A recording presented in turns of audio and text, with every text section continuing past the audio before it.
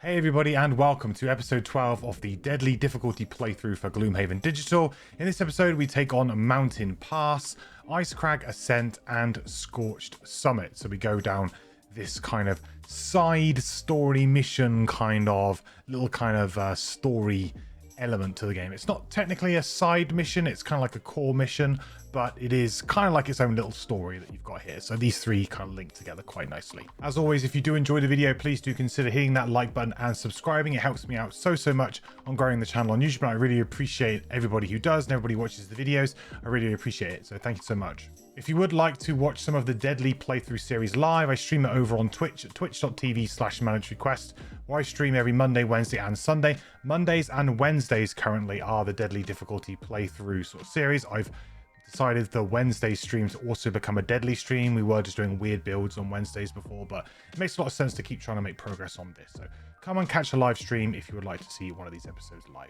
Okay then, let's get into episode 12 of the Deadly playthrough. Okay, so today then, let's go and do, so we have plenty of different quests we can do.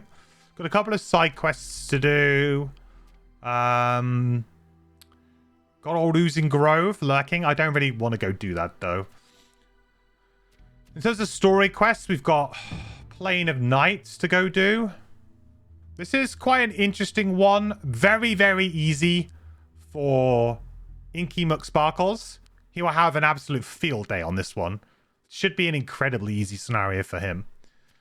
Also just got Deep Ruins, which we can go and do, but this is just like the alternative one to Ancient Cisterns, so we can go do it, but it's not really a needed thing. Chained Isle is pretty hard. Mountain Pass we could do to go and find the dragon. That could be interesting. Maybe we'll go find the dragon. I would like to do the dragon boss, so let's go do this today. Let's go do Mountain Pass, dragon, and then maybe we'll have time to go do the Plane of Night as well. Let's try that. There is a certain shaking of heads that happens along. Hey, Super Mateys. Thank you so much for the resub. 2 months streak, I really appreciate the support, dude. The quest continues, my friend. Thank you so much for the support. I really appreciate it. Welcome back. Dragons don't exist, they say, but some giant winged beast has been sighted to the north. So you set off to see if maybe they do.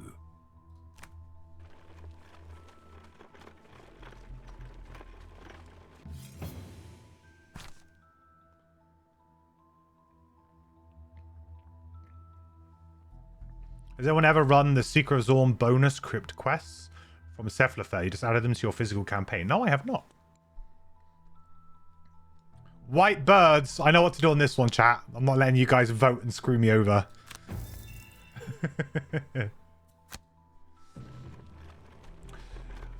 Hey, Anthony. What are my thoughts on the latest Frosthaven update? Your goal is that the one on Friday? The just tallest gone? Mountain in the Coppernecks. To get there, though, you'll need to head through the northern pass, a narrow corridor that is known for frequent avalanches and other dangers. You tread carefully, watching high above you for Don't remember it being particularly memorable. This wariness is what saves you from being crushed by a hail of boulders. I remember there was something in it down the cliffside. that was interesting. For cover as the rocks Oh, envelope hit. X. Yeah. Then look up to see a group of Inox emerging from a concealed cave to one side of the pass. They intended to kill you with the rocks, but your survival has only motivated them to pursue a more conventional option. So basically, they're just reworking it slightly. I think that's only a good thing, right? I'm all for that. I'm all for them going back and revising things, and yeah. I mean, like I said, we can't really talk openly about that because it's very heavy spoiler territory. But I'm all for revisiting and revising and doing stuff like that. It's a major overhaul, really. See, the post doesn't imply that. The post implies that it's just a rework.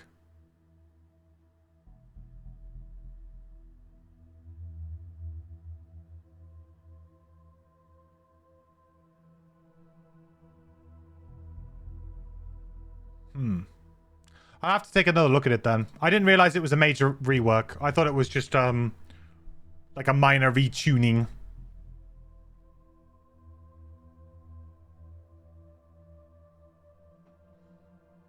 Just join. What are we talking about? The new Frosthaven update, and they have on the new Frosthaven update, basically they said that they're going to be reworking the contents of Envelope X, rebalancing it, and stuff like that.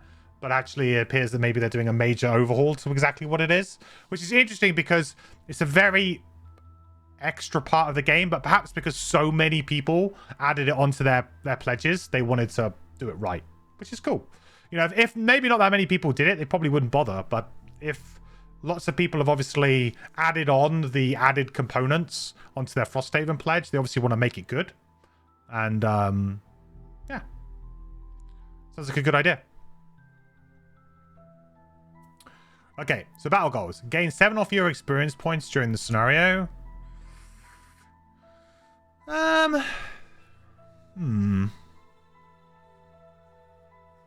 feels pretty possible with this character, to be honest. A lot of what we do doesn't give us XP. Sure. Be the first to kill a monster. That's not going to happen. Have 5 or more total cards in your hand. Yep, we can do that. Kill 3 or fewer monsters. Absolutely not. Loot a chest. 1 treasure chest. You got it. We have another small item. Resonant crystal. Wow. Okay. Well, I mean, I got a slot. Nice.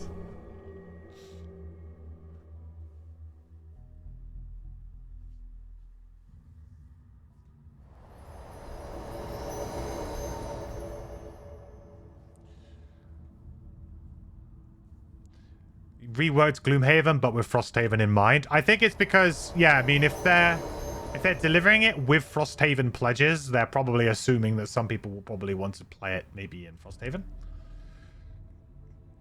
I think you're getting into murky waters there, though. Like, personally, I'm not going to mix any of the characters. Apart from, I think it's okay to mix Jaws into Gloom. I think that works pretty well. And it might even be okay to mix Jaws into Frosthaven. Maybe. But I feel like Frosthaven's going to be a major rebalancing in many ways. And I just don't feel like, you know, throwing random characters into that game could be problematic, like from older games. I'm going to be happy just to play with the new characters, personally.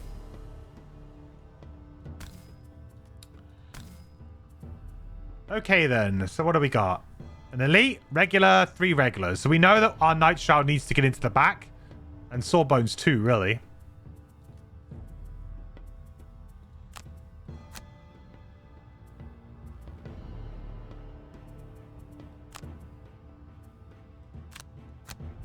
I think they're both move 3 now, right? They are. I should be able to block this guy off. Somewhat.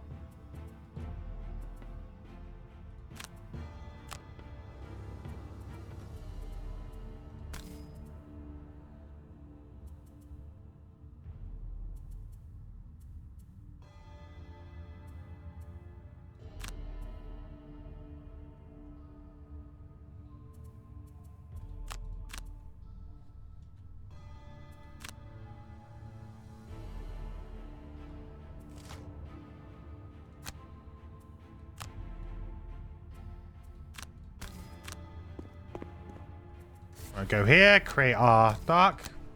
Little attack in there. Little bit of damage. Sword and Sun, one of your favorite combos in the tabletop game. I'm really enjoying the combo too. Obviously works very, very strong with Booster Shot and Research the Cure. I do have Research the Cure, but tend to be holding off playing it immediately. But it is very good.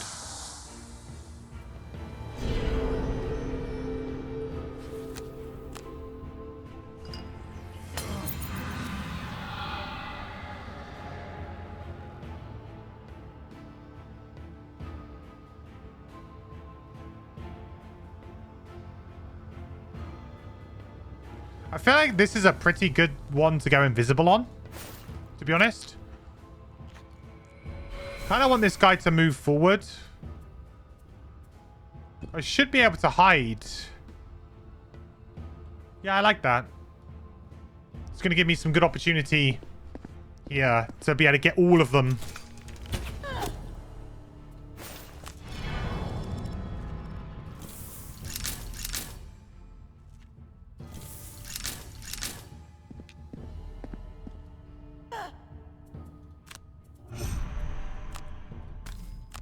Ouchies. We go here because this is should be able to line of sight from some bits. Oh, actually, maybe not. That looked like I might be out of line of sight there, but I can't.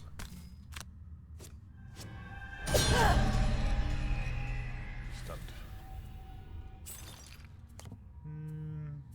We can take a little bit more damage. We'll be okay. Hey, Blackbeard.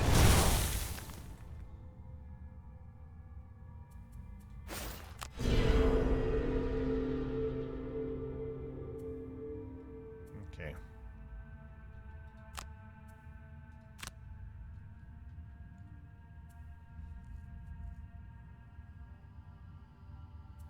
I think I want to just hold these guys off for a little bit longer.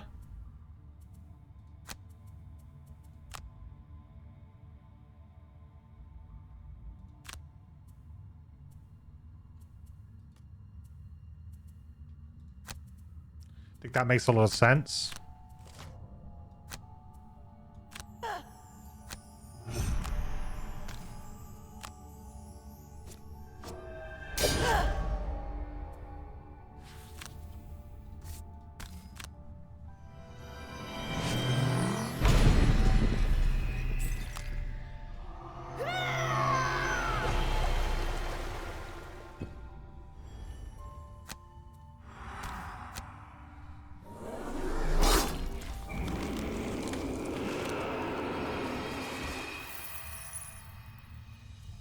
Gonna need a way to get through this guy, aren't I?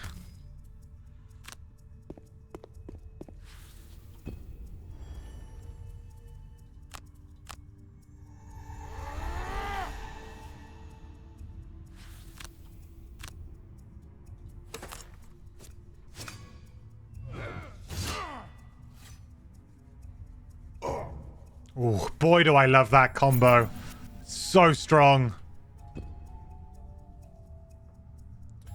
You and your crew are having some trouble with the Dark Rider. Any tips? Yes. Learn the spawns. Learn the spawns. Once you do that, it becomes fairly easy, in my opinion.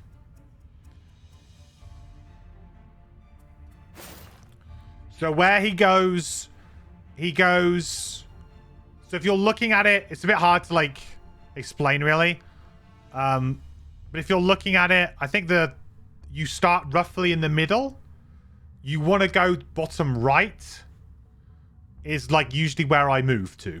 So for that particular scenario, I usually move bottom right first because the first spawn is middle left, then it's top right, then it's bottom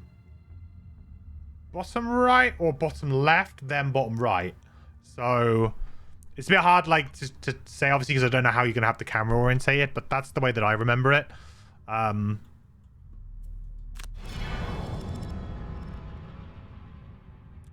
It's like a little corner where I think there's, like, the bears are in that corner and, like, an imp, I think.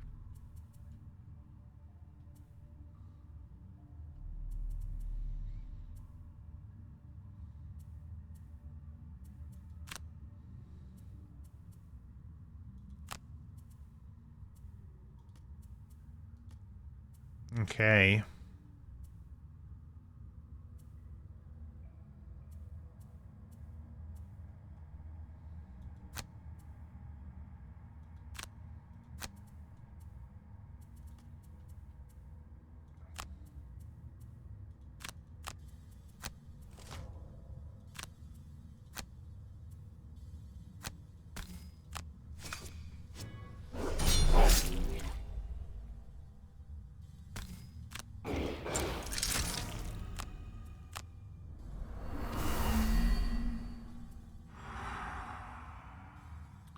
Maybe try to kill this guy.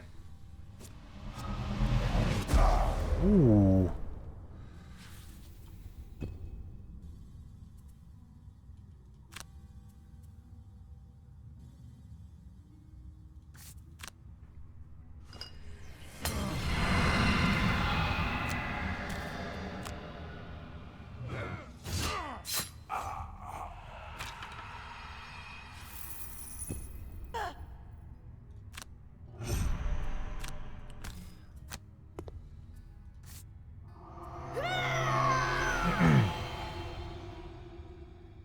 That's awesome. You thought the spawns were random? No, they are definitely not random.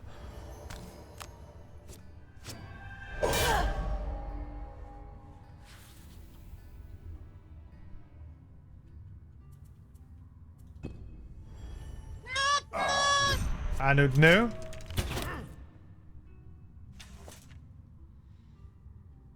Doomstalker. Doomstalker's more of a teal color, is he not? He's like an aquamarine. It's definitely more of a greeny blue.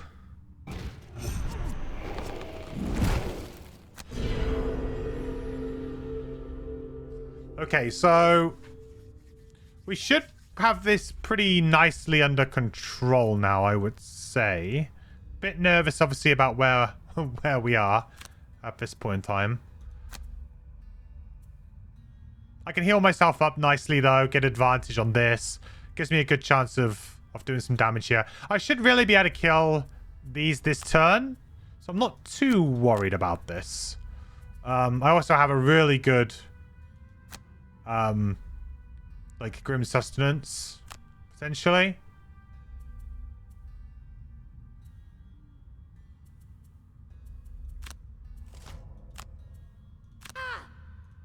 Okay, let's just want to try and make sure that I kill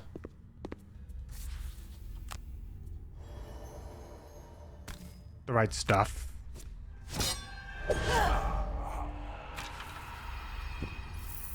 Okay, took damage there.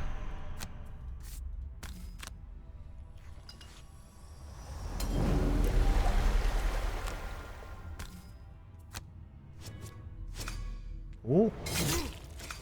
Nice. Oh, that's like an awkward amount. It's like I don't want to bother attacking it, but it will still get a go. Really awkward amount.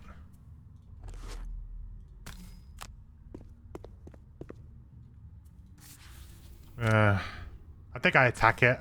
I mean, it's worth me saving this. This is a target too with wound, which is just annoying.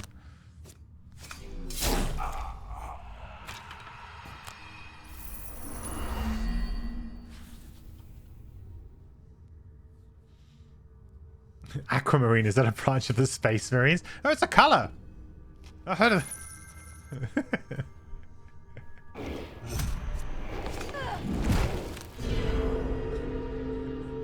Definitely a color, right? It's a color.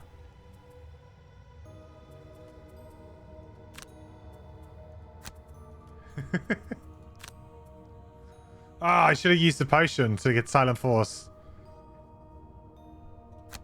My bad.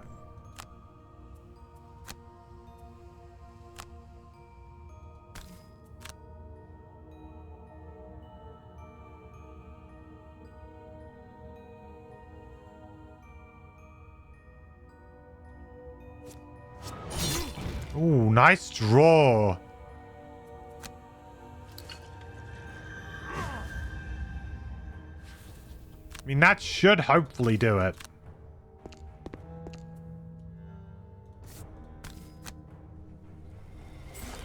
I just really need to get a card here.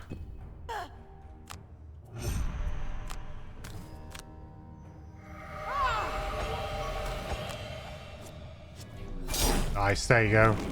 Probably should have did this first, but just in case.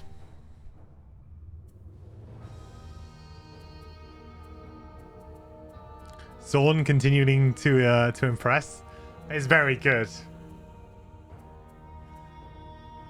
Zorn gets a bad rep, but it's actually a very good character. I think it's just because the medpack ability is kind of underwhelming.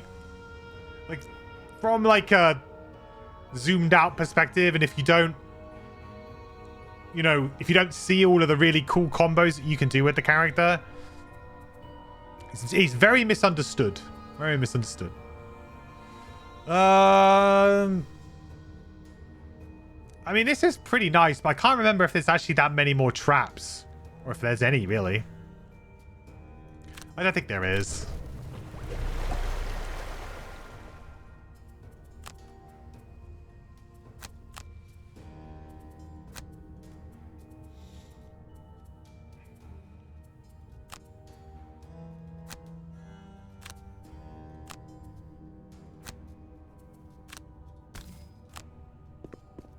Hello?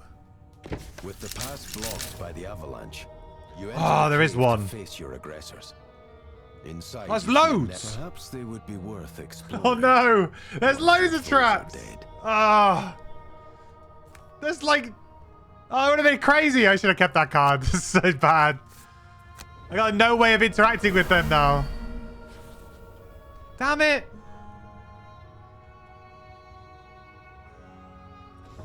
If someone wants to mod the enemies to add levels, how high should they go? 10, 12, 13, 15? I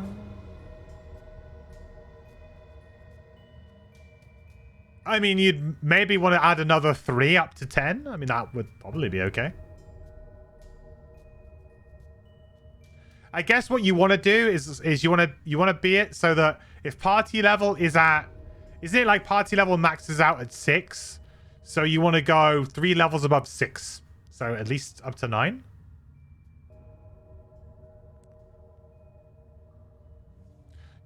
You don't remember? I did this map a few weeks ago. Yeah, we did actually do this fairly recently. You're right. I'm completely blanked. Hey, it's nice. This is nice though. Getting the Wind Demons in front of the Inox guards is actually a really, really nice thing here.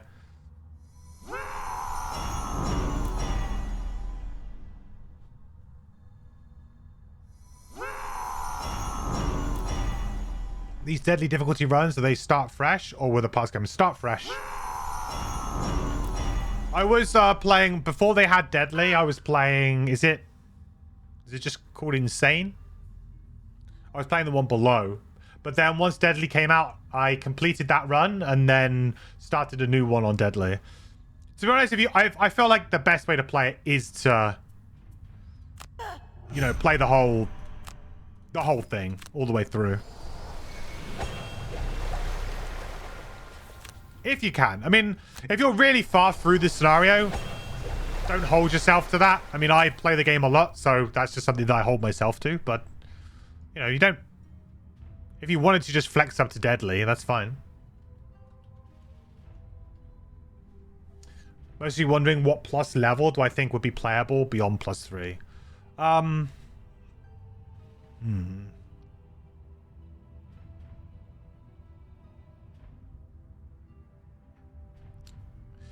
Well, the thing is that for me, Lothar, you would have to make... It would be better to make fundamental changes than just, like, add extra health and attack and stuff, right? I think you could play above +3, maybe like a +4. You could even probably play like a +5, +6 if you had the right party, right? Because there's so many broken combos in the game that if you were to just focus in on those... You could, in theory, play at any level of difficulty because you just play characters that kill things, right? Then you don't care. The game becomes trivial from that respect. So what I would do is really actually just make enemies...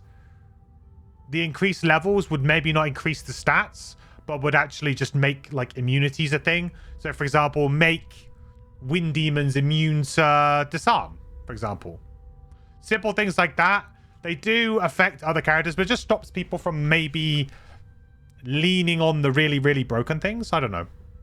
Like, I think you can keep scaling the health up as much as possible, and the items and the characters that are too good are still too good.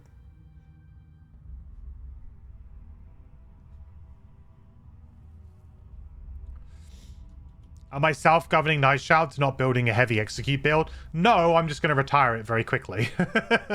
I'll play it pretty aggressively and then I'll retire it. What's my dream team of 3? Music Note, Plague Heralds, Sunkeeper.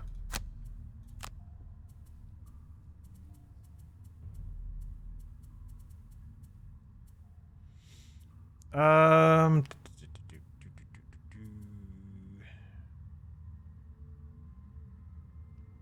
I going to play Research the Cure this scenario?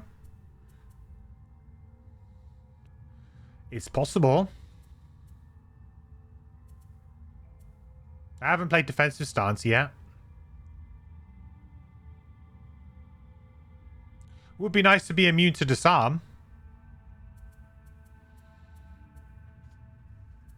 Let's get rid of Blowsaw.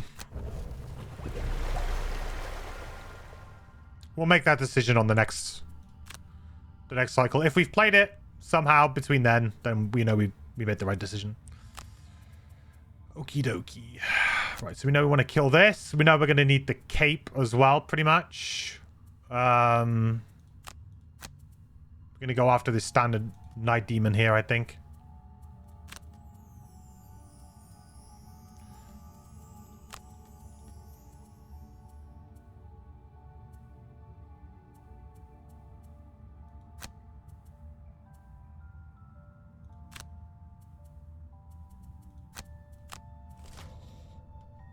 There's that disarm. That works out pretty well, though.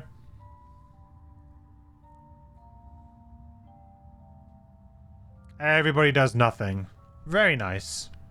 Okay. I'm going to heal you.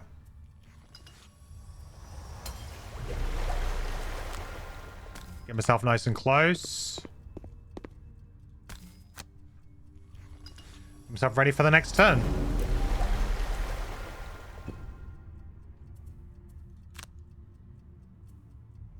I think we'll just go here.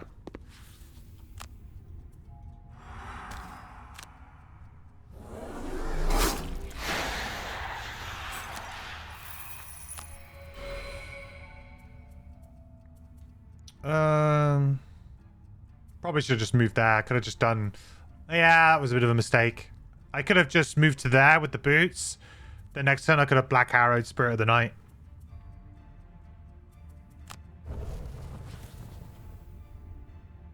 That would have been really good, actually. Yeah, that's a slight misplay. I'll probably end up having to use the Invis Cape now. Bit of a shame.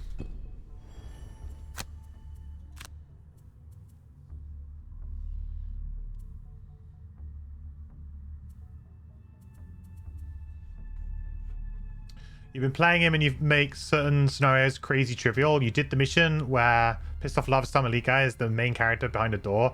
Chose to not just execute Elite him and win. Yeah.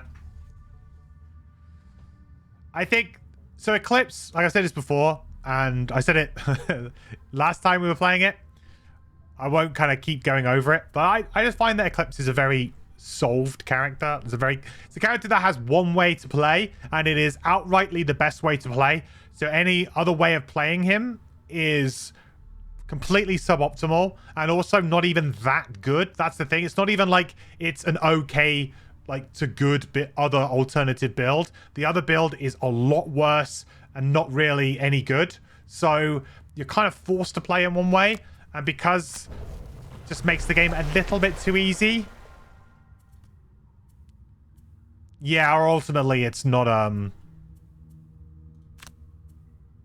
great experience, so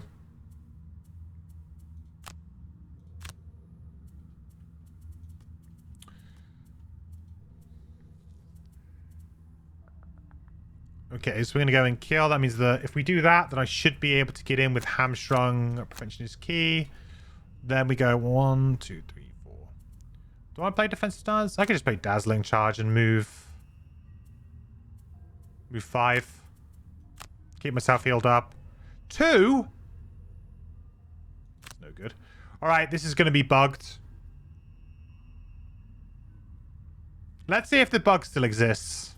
Let's see if I can use Spirit of the Night even though I'm disarmed. Which I should be able to.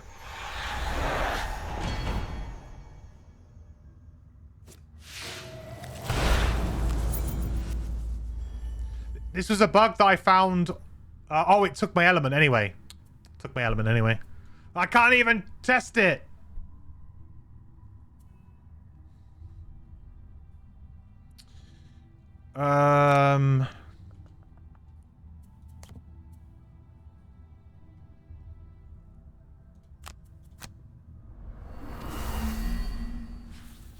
Can't even test it.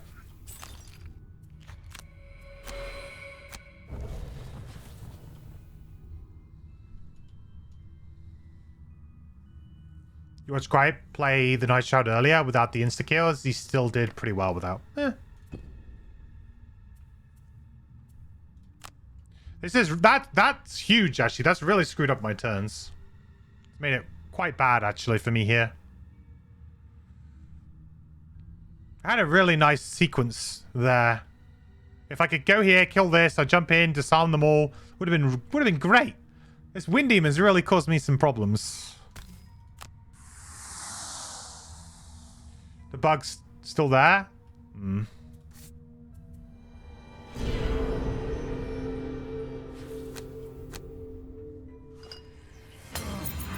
Well, at least we don't have to deal with the old Wind Demon next round, at least.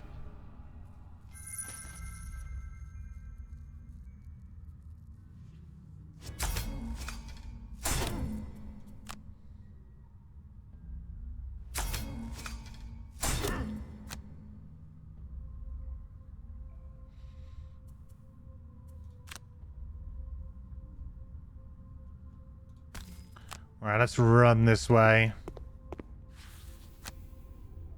We'll heal... Why don't we just heal you? Considering you got beaten up a little bit there. Unfortunately. Yeah, I kind of got... I got kind of screwed by all of that, didn't I? It was not cool.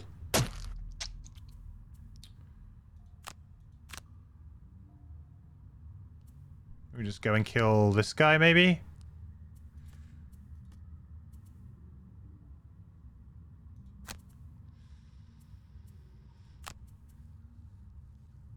Yeah.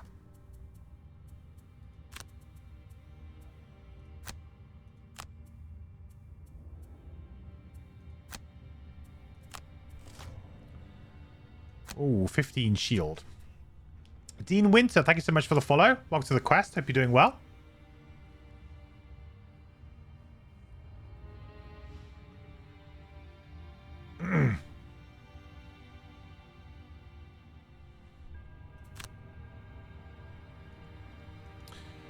Yeah, I don't know about playing, like...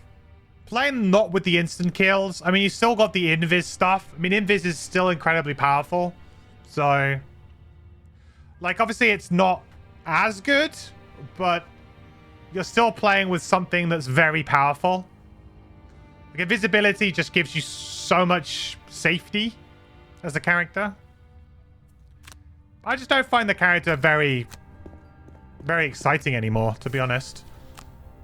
Like, it's a character that I like to have a little flirt with every now and again, you know? We'll go out, we'll have a couple of drinks, we'll have a nice time, but then you wake up in the morning with a hangover and you realize that was a bad idea. That's Night Shroud.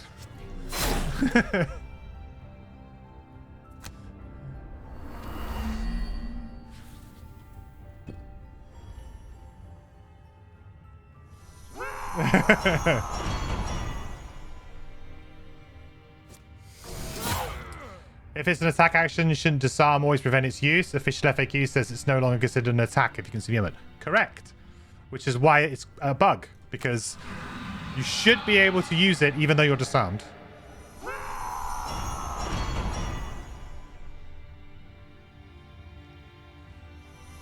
My childhood was a lot of hangovers. I didn't play Gloomhaven, like, until I was, you know, in my, well, I only started playing it, I want to say, like, 4 years ago? 3 years ago?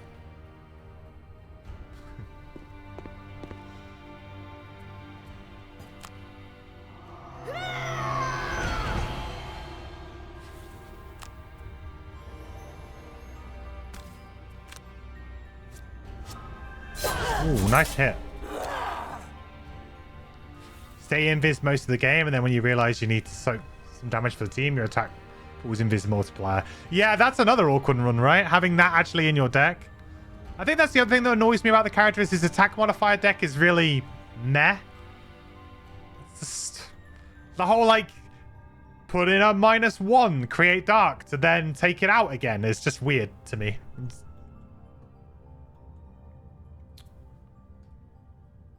Doesn't feel very, like, intuitive.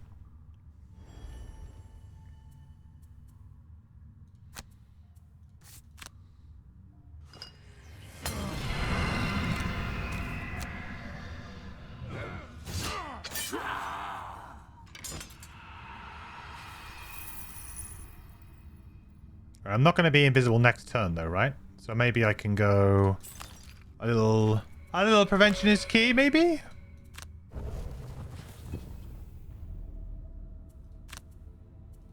A little one of those. We're going to try and do a big...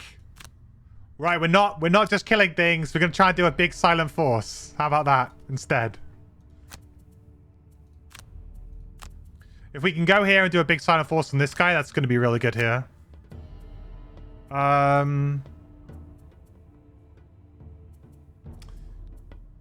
See, Holy Strike's a little bit awkward, so I definitely don't want to do that. I also don't want to take loads and loads of damage here, which I think I'm going to be doing.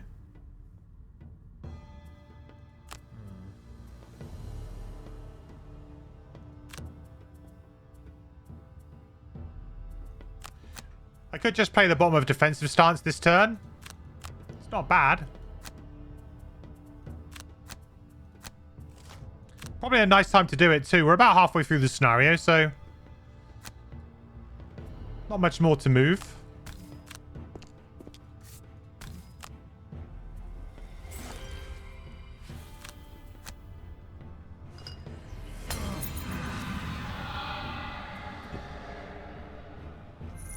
I really need a way to get over these traps, though.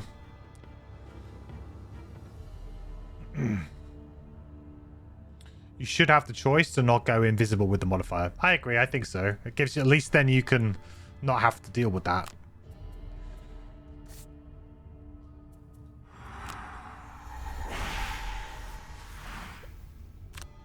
Here comes the miss.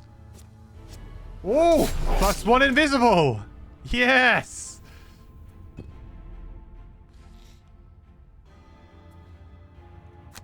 Speak of the devil.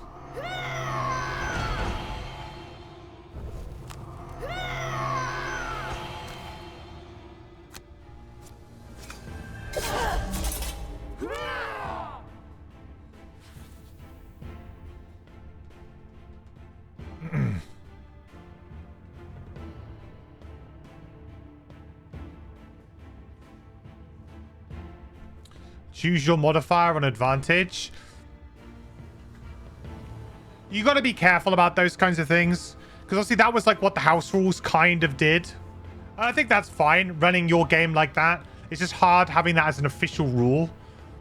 Players like... I was trying to explain this to somebody in like YouTube comments, which is probably never a good idea. But in my opinion, games should give players rules, and easy rules that give you easy resolutions.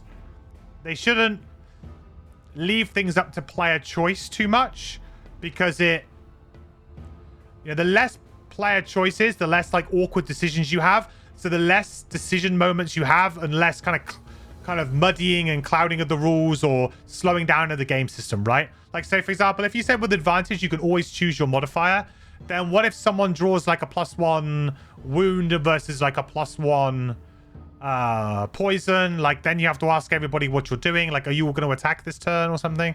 Like, I don't know. It slows the game down for no real benefit. I like it when, you know, clean, simple rules are, in my opinion, much better than just like, you know, adding on rules just for stuff. I agree, though, stuff like invisibility should be optional. Like, if that was just an option for that, that would be fine. Like, anything like generating... I mean, like, you could argue like maybe generating element could be optional, because sometimes you don't want to do that because an enemy's going to use it. Possibly. But then is that not the risk that you run using the cards, you know? Perhaps that's the other way to look at it. You run the risk of drawing it at the wrong time, and that's sort of like a slight downside to it. I know that perks are all meant to feel good, but I mean, that's another way to look at it. Do original rules say you have to choose the biggest attack? Yes. Yes. That would be a house rule if you choose. Advantage is you take the best. Disadvantage is you take the worst. Basically. Like, to completely summarize the rules in a very simple sentence. It's not as simple as that, but, you know.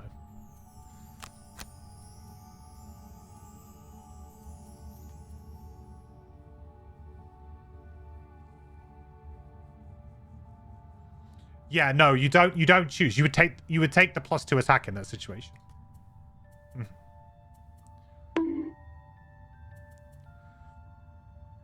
Bonk.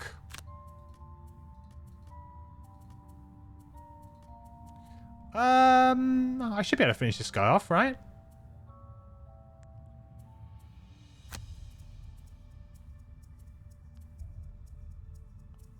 Kind of hope so.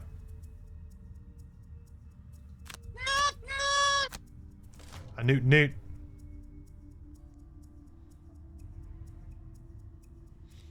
As a house rule, though, I don't mind that necessarily because it kind of gets around the whole missing when you have advantage rule. So, like, as a house rule, I think it's okay. Like, for tabletop. But it isn't the official rule.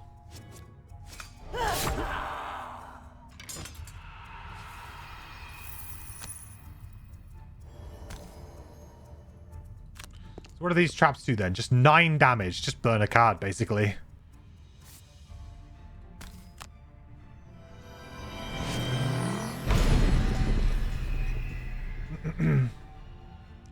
Not in that example, choice is ambiguous. You take the first draw and +1 fire, not +2.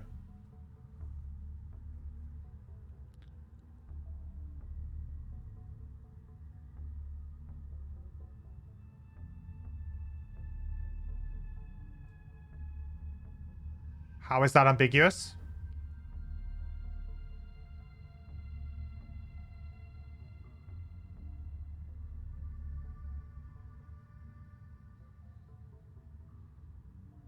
+1 fire is an unknown positive value. Though they... No, because it's a +1 though, right? That has a value. Doesn't the ambiguity only exist for cards that are like, for example, refresh item, which is technically a +0, so you don't attribute a value to it? Or does that work on elements too? I never really thought about it because elements have always been like, most of the element cards are better. Like, they are the best. Like, they're like a +1 fire. Does that exist maybe on Berserker, or are they all like +2s? Don't think I've ever really stumbled into that one before. Where I've had like a +1 fire versus a +2. Like a plus element plus a regular.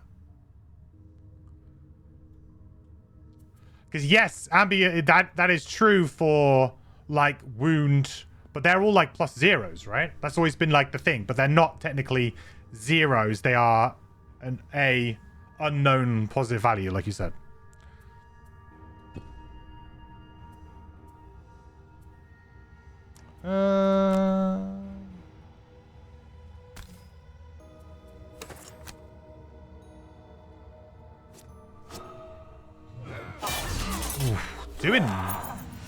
Doing absolute work here. Get that loot.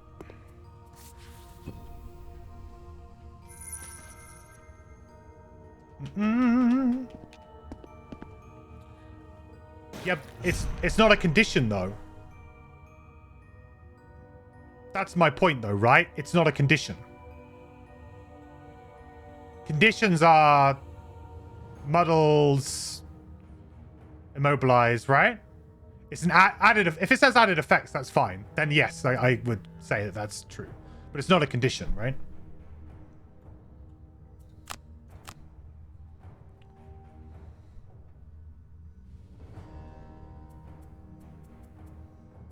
I don't think I've never come in. I've never ever come into a situation where like that's ever happened, because I don't think any of the there's like rolling elements, right? But I don't think there's, I've never seen like a plus. Is there a +1 make fire? If it does, then the only character that might have it is the Berserker, but I think she has like maybe a +2 one of those. Yeah, she has +2 fire, right? But I'm saying, I'm specifically seeing it as a versus a +2, right? Just saying, like, in what situation or what character would a +1 fire lose to a +2? And I don't think a character has +1 fire.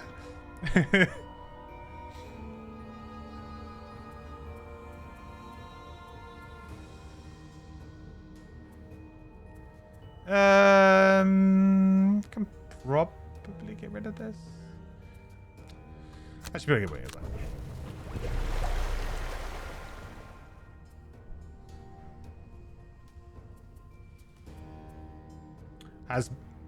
Yeah, Eclipse has the annoying ones, but you don't draw any cards on that character, right? That's the whole point. That's what I'm saying.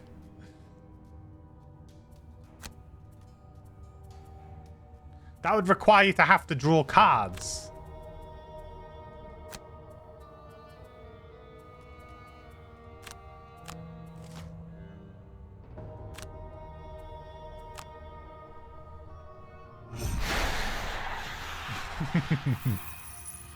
Yeah, Spellweaver I know with the +2s, fires and ices.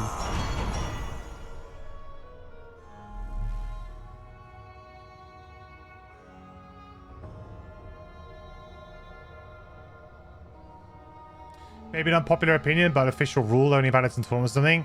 You think a rule is poorly written, or you ignore it or change it. I don't think that's unpopular. Like, one of the great things about board games is that you have the option to just slightly tweak a rule. And the only, like I said, the only time that, like you quite rightly said, that that's a bad thing to do is if it's like a competitive game in some way. Like, Gloomhaven's a cooperative game, so as long as you're having fun, at the end of the day, it really doesn't matter. But, or, you know, obviously you can't, like, if you were to ever play, like, a digital version, for example, you can't really expect them to play to however you've played it. Like, then things get a little bit difficult, obviously. Like, the devs have to make a decision. They have to say it's going to be one way or another. And ultimately, they're going to come down on the official rules. You know, fair play to them, though, for putting the new Frosthaven rules in. Because that's that, I think, is, like, a very good middle ground. I think that solves a lot of the problems and, you know, it works much better.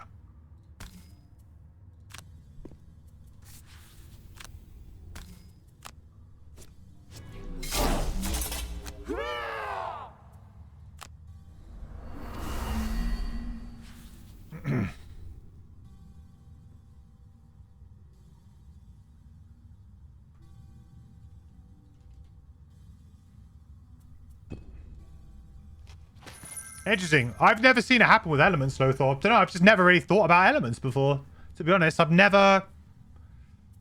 I don't know why, but I've just never come across it in the game. I've never had that happen to me, where I've had like a +1 element versus like a +2, like a better modifier in some way. Like a numerically better modifier.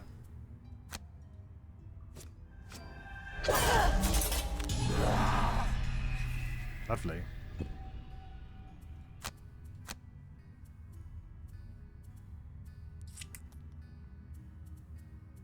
All right, now we get rid of this. Definitely don't need this anymore. Which mercenary is going to sacrifice? I mean, it's probably going to be Sunkeeper, ultimately. Though saying that, we've got a turn right now, so maybe I could just use this.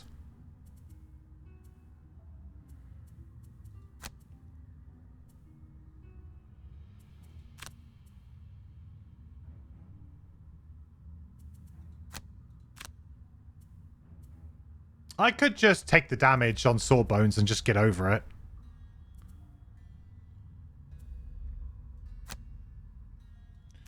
Realistically, I could just heal myself, walk through the trap, and then heal myself again with do no harm. Like, that's a pretty good turn, right? That's pretty good.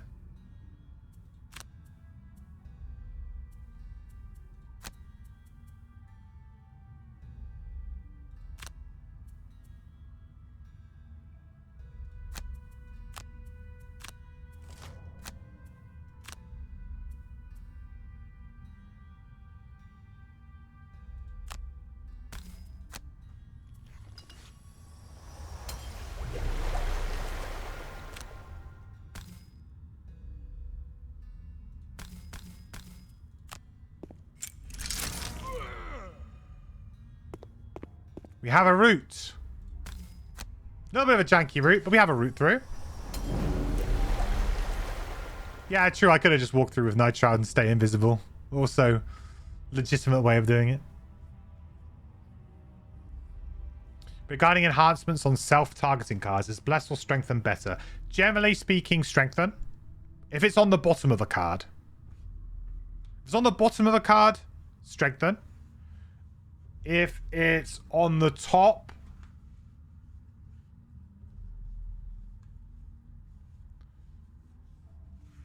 probably still Strengthen, but you might be a bit closer with the math for Bless. However, certain characters do not care about Strengthen.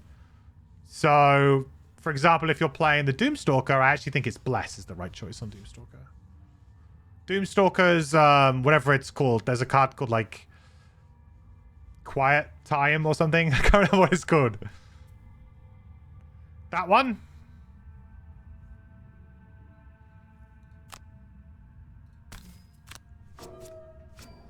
Oh. Of course it is.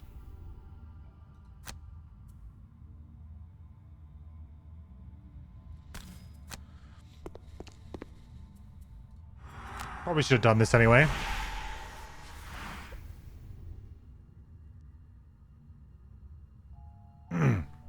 Think Strengthen's better because you may never draw that Bless. Yeah, it's a fair point. It really depends on what you're following it up with the next turn, really.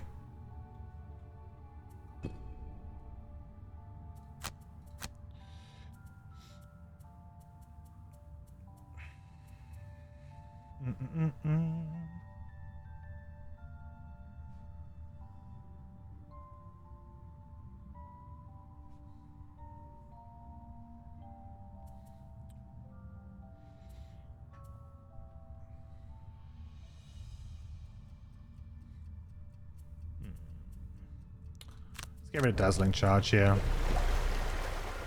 I was really hoping this this Inox Guard would be dead right now. That is a big shame, chat. That's a very big shame. I can just kill it with this, though. Which is quite nice.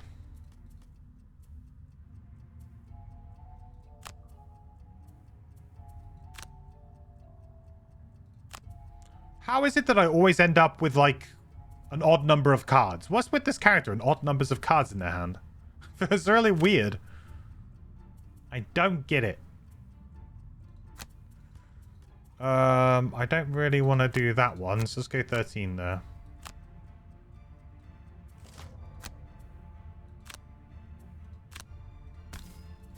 Alright.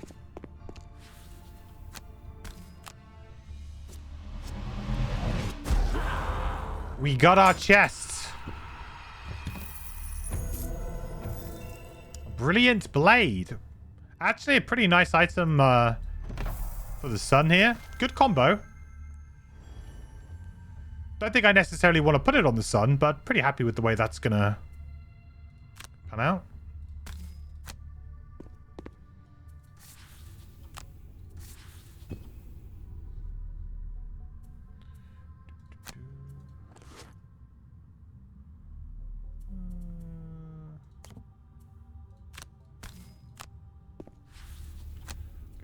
Didn't work this out very well. Probably could have had that in the bank for getting a bless and bless value somewhere here before going into the next room. Yeah, I could have like moved to here, bless, then moved on. Yeah, a little bit off my game right now.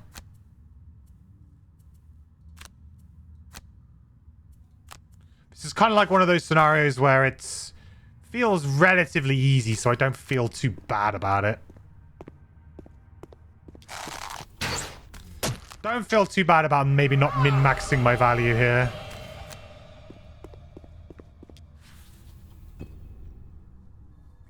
Barber, thank you so much for the follow. Really appreciate it. Welcome to the quest. So Barber, hope you're doing well. Welcome in. All that football talk, guys. Yeah, got me fired up.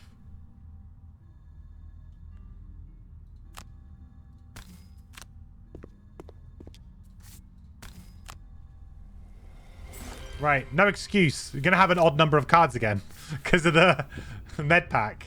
Damn it.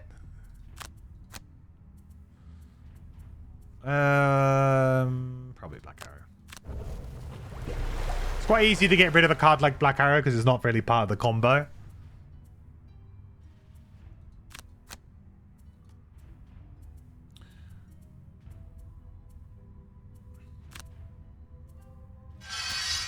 Let's go for Prepare for the Kill and Grim Sustenance. Seems quite nice. We'll move here, go invisible on the door. Potentially move in if we need to. Always got med pack there for a long turn if we want. Hey, Barber. Thank you so much for the Prime Gaming sub. That's very, very kind of you. Thank you so much for using your Bezos bucks here. I really appreciate it. Welcome to the Adventure Empire, my friend. Glad to have you here with us. I really, really appreciate it. Thank you so much.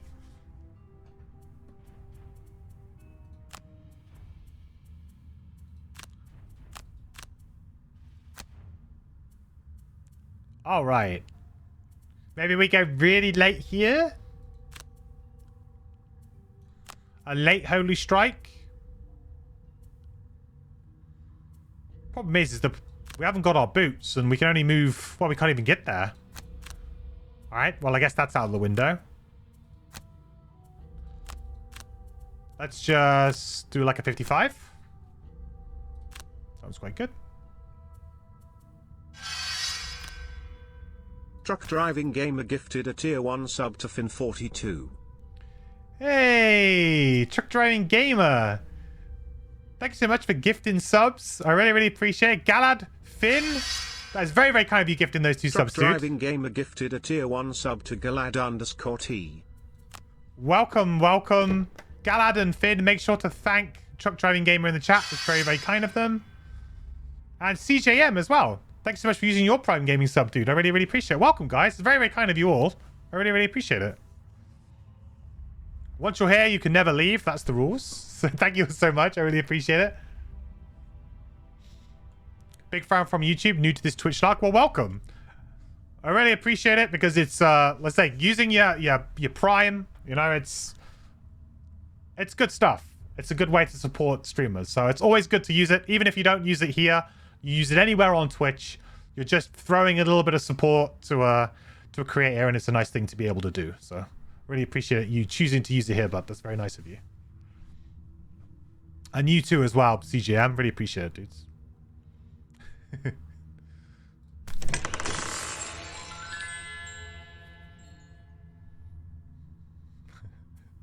Go Bengals. Bengals. Go Bengals. Yeah, I mean, I'm a surrogate Bengals fan for sure for the Super Bowl this year. I've ordered my new Justin Fields jersey though, chat. I ordered that on Saturday, so I should hopefully get that tomorrow or Wednesday. So, because like all my buddies will meet up, we'll have a big party. So Super Bowl Sunday, there won't be a stream, by the way. Spoiler, there will not be a stream because I spend all day cooking chili, drinking beer, and like playing games. We'll play board games, we'll play some video games, and then we'll watch the Super Bowl. Like here it starts at about I think it's like 12:30 at night, 11:30, something like that. I've got the day off work the next day, and yeah, we will like wear our jerseys and have a good time. So I'll probably get like chili all down my brand new Justin Fields jersey. So I'm looking forward to that. How hot is the chili? I like to make my chili pretty hot.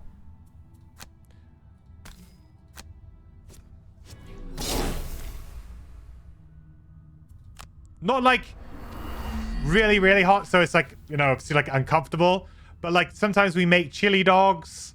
You know, sometimes people make like nachos. Maybe we'll put a little bit on that. Yeah, like, well, a little bit spicy. It's a little bit spicy. A little bit more than just a little bit spicy, you know?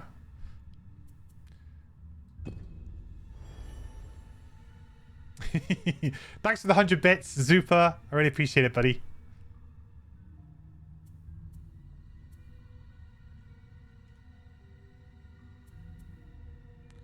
Are these guys gonna act?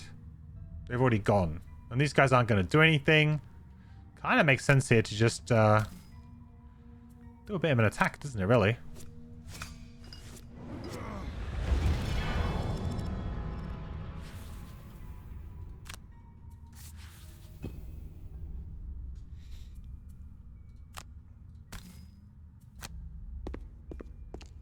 Got to be a bit careful here because these guys are gonna hurt. Definitely need to kill these two quickly so that these guys can do their thing. I should start using these. Really need to start using these. Those are two great cards. We'll get them back.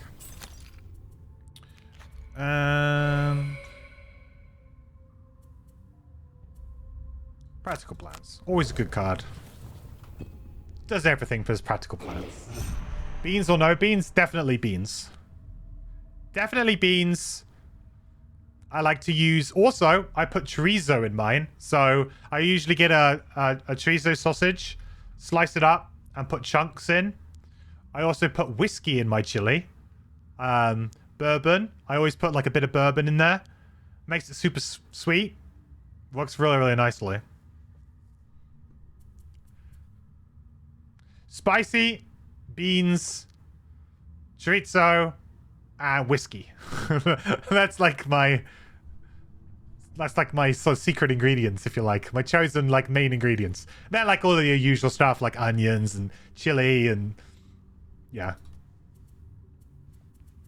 Yeah, I love it. I like chili to be spicy and a bit tipsy, absolutely. I only make it like once a year for Super Bowl. Like that's when I make it.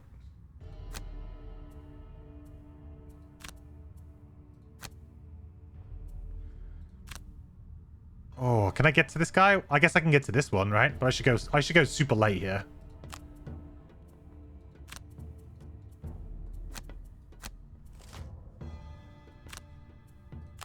I think that works out pretty nicely.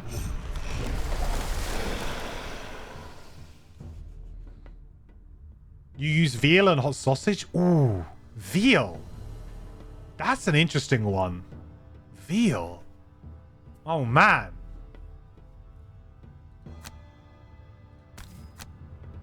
Veal sounds great.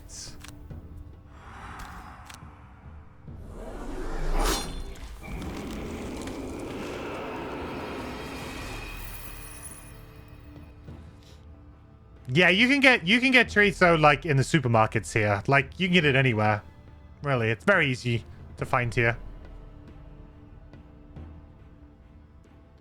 You might not get like loads of different types, but like you go to any like medium-sized supermarket or bigger, there'll be some. And you can usually buy it like I like to buy it in the sausage and then I chop it into chunks, but you can also just buy it like in slices, like if you wanted to have like with with cheese or like with bread.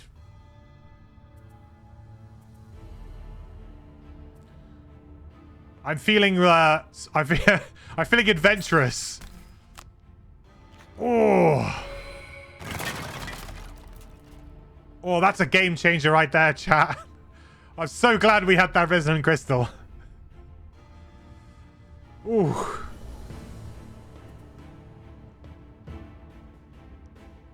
I think we might have just won the game because of that.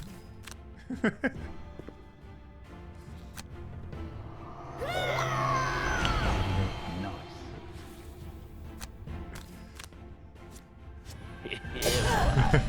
little bit spicy. Wow. Why am I wasting an item slot of Resin Crystal? It's just that we picked it up last scenario and I just equipped it and I haven't had a chance to buy anything new yet. Just a free item in a free slot right now. A little bit spicy. But also because obviously it's the best item in the game, of course, as well. Also that.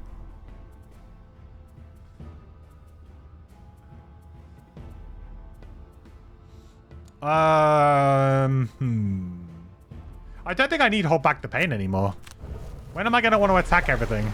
I didn't even use the Warhammer combo this scenario. Not even pressed. Didn't even need it.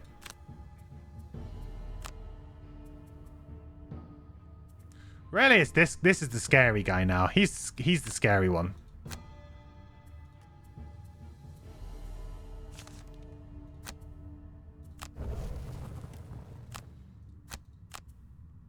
Scary dude.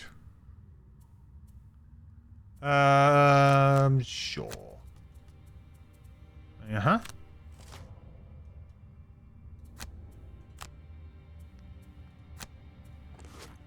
Oh, I don't even need the boots.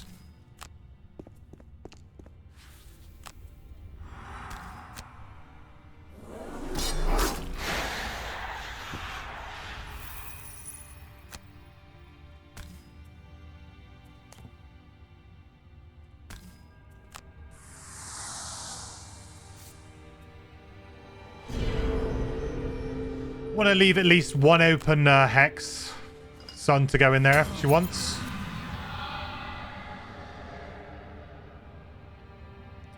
You heard we're having some troubles with certain supermarket goods post-Brexit. Is it average pandemic bad or worse? I think there was like some... Yeah, there was like some shortages of a few things here and there. The thing is that it's hard to tell whether or not it was pandemic or not. And like people in this country were really bad at panic buying when all of that stuff started off. Like toilet roll became like the big meme. Like just, I know it was a lot of places that everyone was just trying to get toilet roll. But when it all first started, like most stuff, so it's hard to tell now what is like Brexit and what isn't. The biggest problem that we've had, I would say, is actually like labor rather than necessarily like goods. So if there's like a shortage of something, it's usually to do with like actually having labor and able to get it in rather than it is necessarily there's a lack of it. Does that make sense?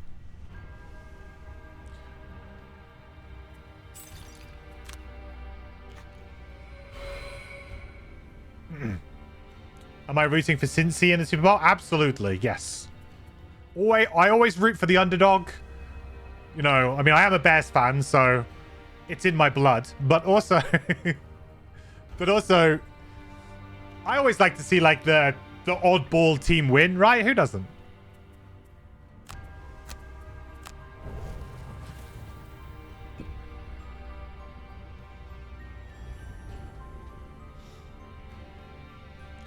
I just destroyed an obstacle without Craig's permission. Well, I won't tell if you don't.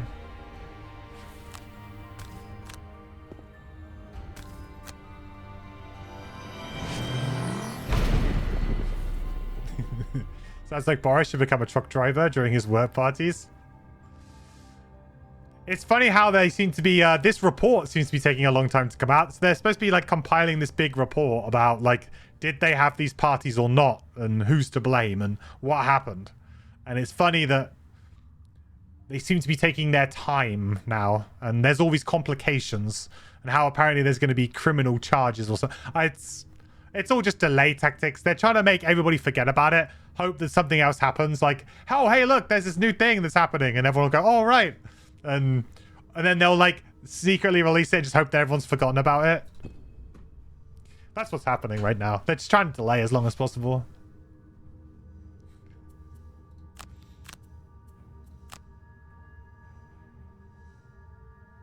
If I'm a real underdog supporter, I'm a fan of the Lions.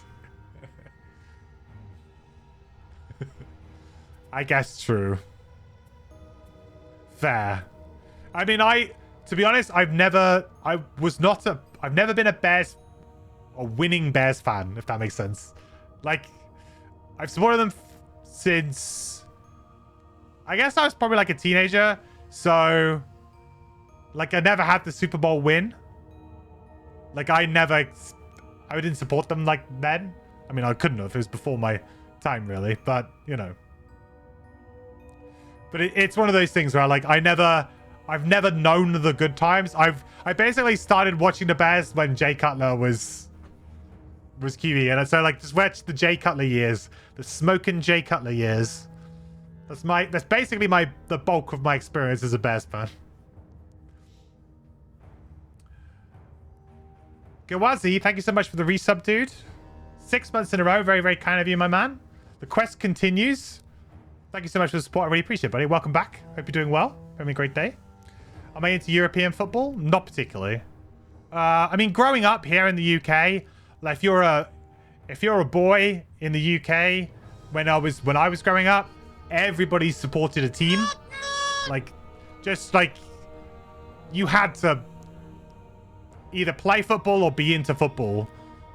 Like now, there's a lot more other sports around, but football was still like the most prevalent sport. So I supported Manchester United. I still kind of do. Like if someone asks me, like, what team do you support? I support Manchester United because I did as a kid. And then when I was very young, I was really into football.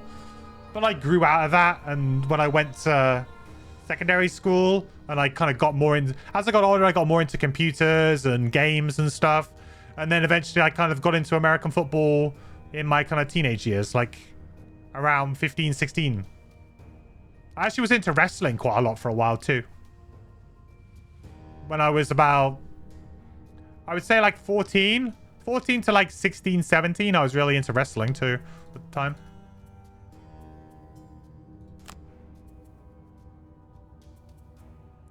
Am I invisible? Why am I not invisible? Unacceptable.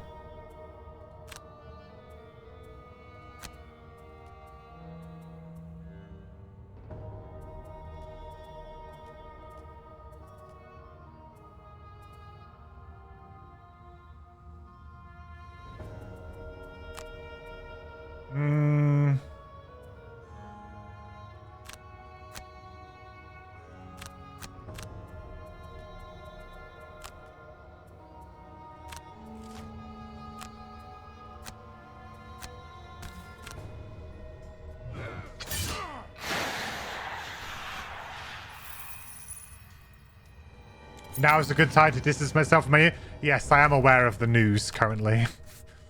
Yeah, you're not wrong. You're not wrong there. The news at the moment, and also just the general team performance, has also not been great.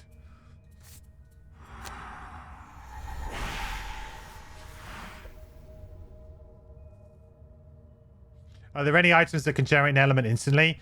Yes, mana potions, but if you're on about an element that you could use on your turn, on the same turn, no. The only character that has any kind of synergy with that would be a character with summons. So Living Avatar on the Spellweaver works really well because it creates fire before your turn. So like if you wanted a way to just create fire and use it immediately, you'd be looking at something like that.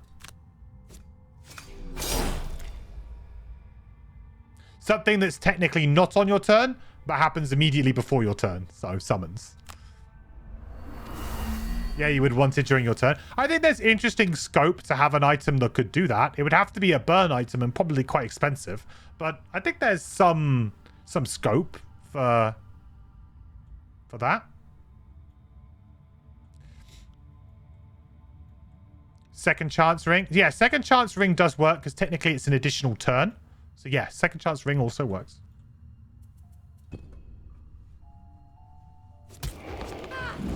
You missed it. What was in the chest? It was Brilliant Blade, which is a one-handed sword where we can consume lights to add +2, I think it is, to the attack. Melee attack. Can the circles put any elements on any of her thingies?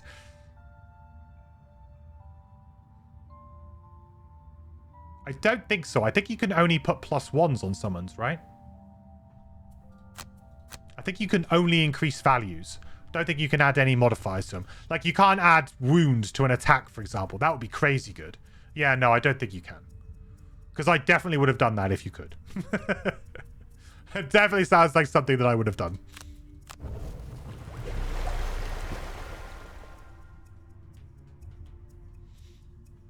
You're thinking if you could ever make a non-execute build that was decent on Night Shroud because his move 2 double attack plus his ranged attack that gains 2 extra targets, make him decent AoE, but both require a Dark Consume. Ah, I see what you mean. Yeah, so in theory you could use Second Chance Ring to like kind of do it a little bit later in the turn, but you're right, you can't. Actually, Empowering Void is for the rest of the turn, right? So Empowering Void does double everything, so yeah, in theory you could do that. It's not for... Oh, no, sorry. It is this turn, not round. Yeah, you want it to be round, not turn. It's turn. So that sucks. Yeah, no, this isn't as good. Sorry. You need it to be the round, not the turn. So the turn is... Yeah, so this is actually not as good.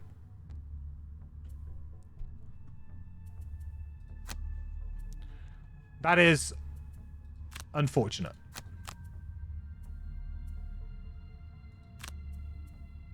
I love the way that Sawbones has just absolutely wrecked this scenario, by the way. Just completely wrecked it.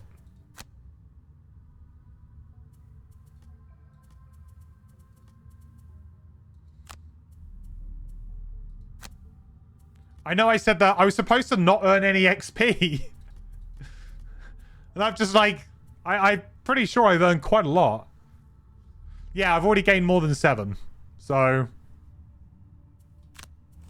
That's good.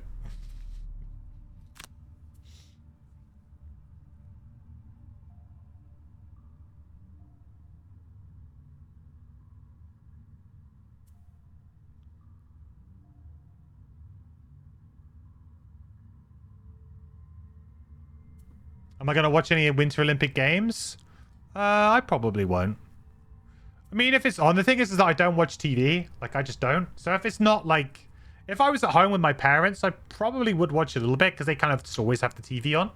But we don't have a TV. So I would have to like watch it on my computer. So it'd be like an active choice for me to watch it over something else. I've actually been watching Snowpiercer this weekend. If you guys have seen that. It's pretty good. I really like the idea of it. And then some episodes have been so-so. Like, there are some patchy bits to it. But the overall idea of the show is fantastic. I think it's a book. I might be wrong. I'm not good with books. But I think it's a book.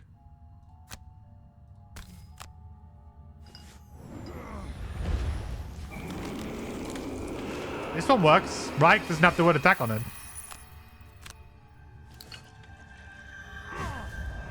It is a book and also a movie. Oh, I didn't know it was a movie.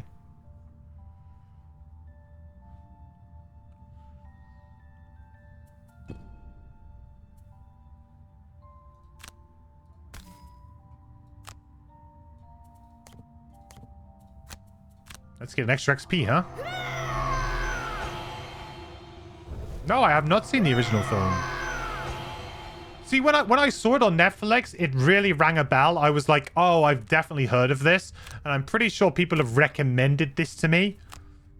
So, like, that's why I started watching it. Because it immediately was like, this is a thing. Like, someone has definitely said to me that this is good. Or something about it is good. So that's kind of what spurred me on to watch it. And I've nearly finished the first season already. Watched it like all weekend. It's good.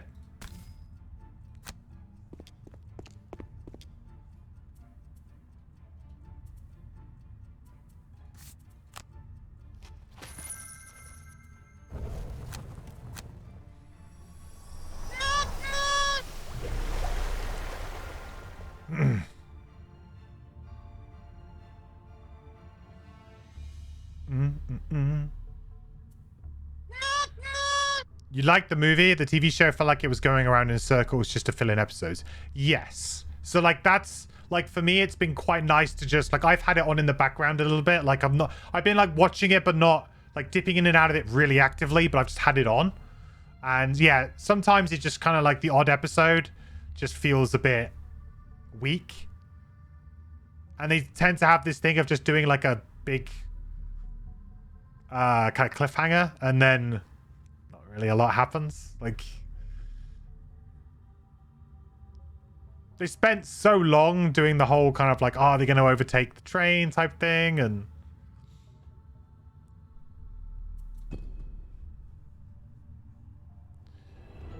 what were Inox and demons doing together? And so far north? You rifle through their belongings, looking for some indication of their motivation.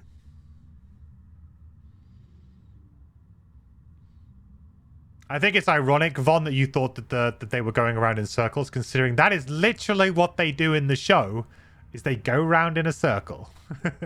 That is literally the show. Hey, we're on a train going round in a circle. Yep. That is the show. The words were chosen carefully. This is a good All you find good is choice. some crude scratchings referencing a voice. You glance toward the cave. There may be some clues farther down the tunnels. I have seen that, Kazar, but as I've said before, I don't like to speculate. If it's true, awesome. But I don't really like to speculate too much on if it's happening or not happening. Partially because I'm under NDA. Not that it's saying that I know anything, but you know, I have a relationship with Asmodee and with the devs. So, you know, part of that is that I try not to speculate on stuff as too much. You know, if it's out there, if that's true, awesome. That'd be so cool. But to the north, Icecrag until we have something looms more large in concrete, the distance. I can't. I don't like to Still, speculate too much. You feel something calling you to explore the cave. Not audibly, but there is a subtle and powerful urge. You look down at the Inox's scribblings. A voice. Yes, somehow that sounds familiar. You can almost hear it yourself. Ooh. Yeah, we just kind of went we just went off with the Sawbones. That scenario is just like Sawbones is just like, I'm off, guys. See you later. MVP. Just destroyed that scenario. I mean, this is, yeah, fine. Nightshard doing Nightshard things, but really, look at this. Most damage taken. It did all of the healing too. Ignore this. This is just med packs. Most XP. Did a great job.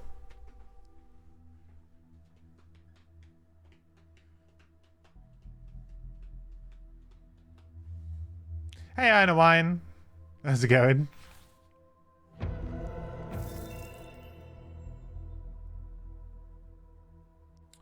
In a PAX video, an employee answered one person's question about Frosthaven, basically saying that Frosthaven will definitely be its own game because all the new stuff and rules changes. Yes. It's also like the campaign is designed in a slightly different way, right? You've got, you know, the crafting elements to the game. You've got the kind of settlement base building elements to the game. You've got seasons. You've got, you know, they've changed the whole loot system to fit the crafting system. Like the characters. Also, think about it this way. The most difficult thing for the guys developing this game are the characters. Right? And potentially the scenario effects sometimes. But the most difficult thing is the characters, because each character in Gloomhaven is unique. So although occasionally you get some characters that have similar abilities, there's always that one or two cards that are just worded slightly differently enough that it matters and that it's a slightly different rule. And then they have to try and make it all work together. And that's why it took a long time to come out, right? Because they were having to work on all of the characters, get all of that right. Once they had all of the characters out, like the campaign came quite quick after that point. Like then it was like, here you go, campaign came quite fast. But it was just that having to add characters and program each individual one. Now, if you think Gloomhaven took a long time, think of how long Frosthaven's going to take when you've got some ridiculously complex characters right off of the bat. You know, you've got the Geminate being a character that has two hands. So you've immediately had to get them to completely rework the code of the game because you've got a character right away who's got two hands and it can only see one hand at one time but needs to see the other hand. Like it's what? Like, so you've immediately got like a big challenge with that character. You've got like the Blink Blade that's using time tokens, which is like their own unique resource that they have. You've got the Deathwalker using their own resource in their shadows that are moving around on the board. When the Bone Shaper gets their Bone Horde summon, how the hell are you going to program that? I don't know. That's going to be so random and weird. Yeah, Banner Spear's like, oh, now we want to do area of effect type abilities, but we now need to know where the allies are in respect to that, right? Like, look at how, like, just more awkward those characters are compared to the Gloomhaven characters. Right from the get-go, they're like, oof.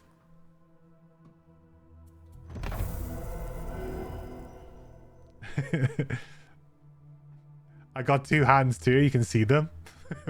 Nice.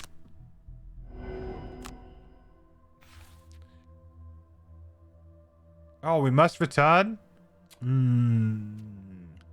All right. Back to Gloomhaven we go then, guys. I mean, I guess we level up, so we should probably go back anyway. Nice. But yeah, that's why I feel like it's very unlikely that we will see it. Like, so unlikely that we will see Frosthaven Digital anytime soon.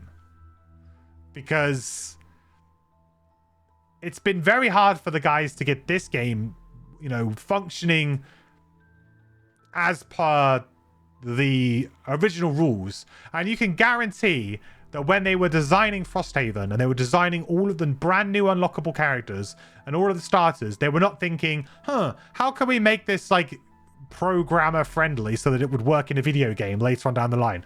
They might have, but I really doubt it, going off of the characters we've seen so far. Really doubt it. They're just trying to make fun board game characters. So feels like a really big challenge. Good thing Isaac did not feel limited by what could be done. Exactly. I mean, it's a good thing. But say in board game terms, you just need to write some words on a card and the mechanic happens, right? It doesn't happen in video games that way, unfortunately.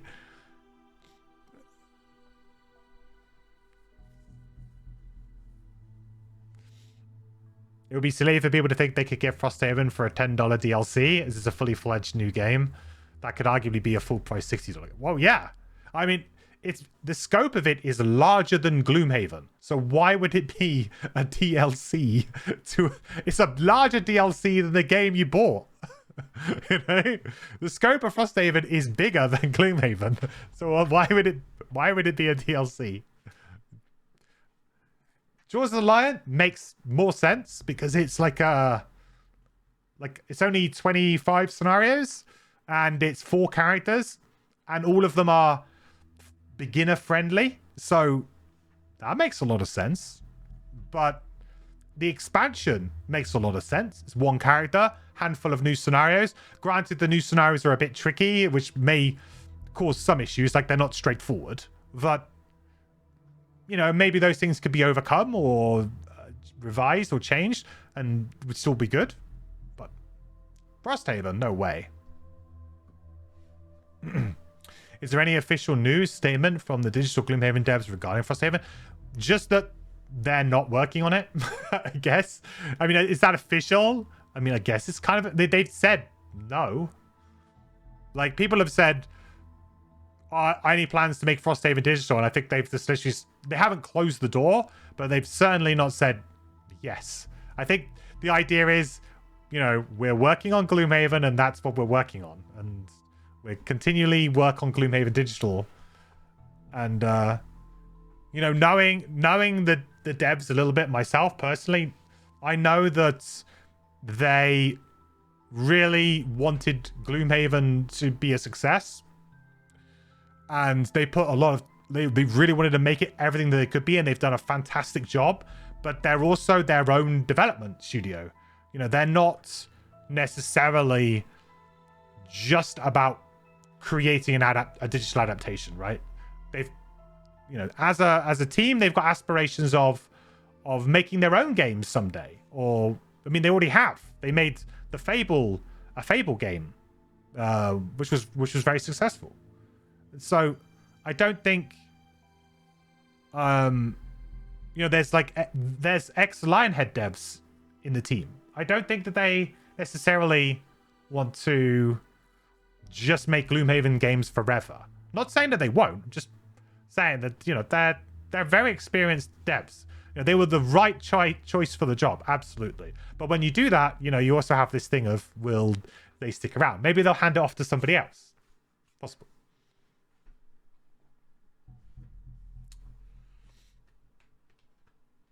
How happy are they with sales? Have they said anything? I don't think they've said anything official, but do game devs really ever do that? I presume that you could probably find out that information somewhere. Does Steam have like public sales records? I mean, obviously they sell it on GOG and maybe some other places too, so you wouldn't maybe get everything. But like, if you imagine that probably Steam is 70 to 80% of sales, and I'm sure that there's like an average breakdown, and then maybe some GOG sales. I don't know, but I mean, I think they are. Yeah, I think they're pretty happy. That's my general impression, that they're pretty happy. They haven't complained. They haven't stopped working on the game. So, you know, that's a good sign. At least.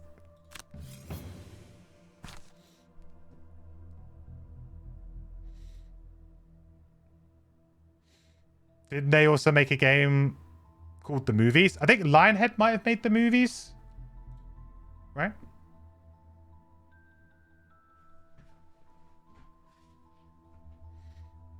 Yeah, they created like I think was it like a card game, a Fable card game? I can't remember exactly what it was.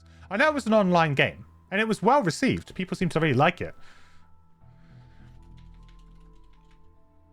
I don't know too much about it, but I remember reading up on them a little bit, and it sounded like they had, you know, at the time I was really happy because when I sort of found out about the game, read into it a little bit more, and like they obviously like knew what they were doing, and they were like really active with the community, and just like, yeah, they look like really good people to handle.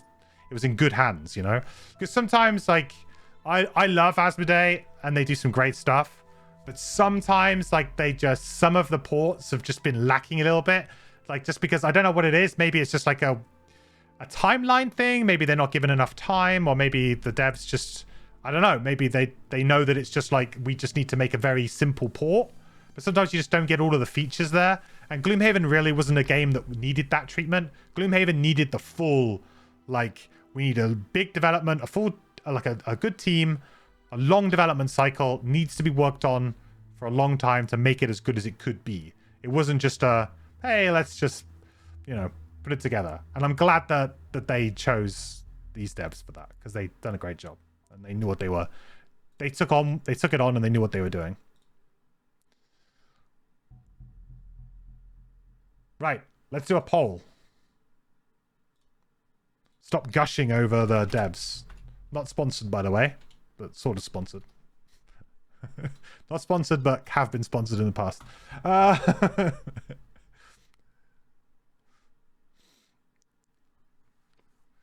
Right, what option do we go for? Option 1 or option 2, chat? As the daylight fades, you find yourselves wandering through a half-crowded market street, browsing wares. Hey, over here! You turn in the direction of the voices here, filthy vermling gesturing from a dark alley. Yeah, you grim-looking chaps. I have something you might be interested in. Ugh. Yeah? Oh, really? I've never seen you before. The vermling holds out a piece of metal covered in sludge. Found this in the sewer, writing on it. I don't understand, but I know it's valuable. You can have it for 10 gold. Option 1, pay for the thing. You never know. Option 2, refuse to pay. Never trust a vermling.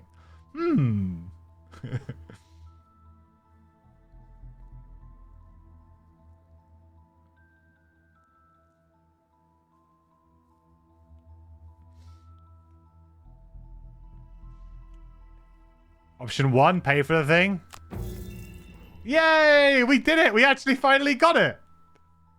We've been so unlucky with this one. Yes! Curious gear! Nice!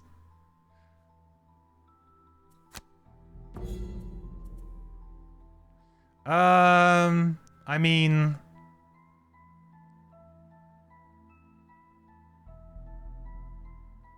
Seems pretty fair. Bind item maybe to Inky Muck Sparkles? Sure. There we go. Oh! Strict upgrade.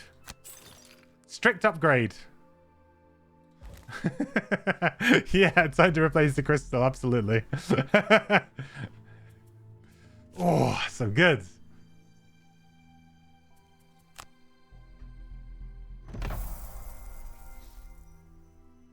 Is there a way to tell which one of these is good versus bad? Wow. No, unfortunately, that event is worded exactly the same for both cards.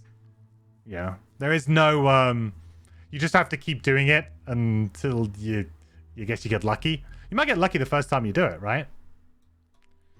But we've been quite unlucky with that one. Okay, so level 6, we've got supportive chant or illuminate target. This is like an awkward one because, to be honest, supportive chant in this party, it would usually be my pick because I like the 11 initiative and I like the buff. And it's typically this is the card that I would take But the problem is that we have a character that doesn't attack anything.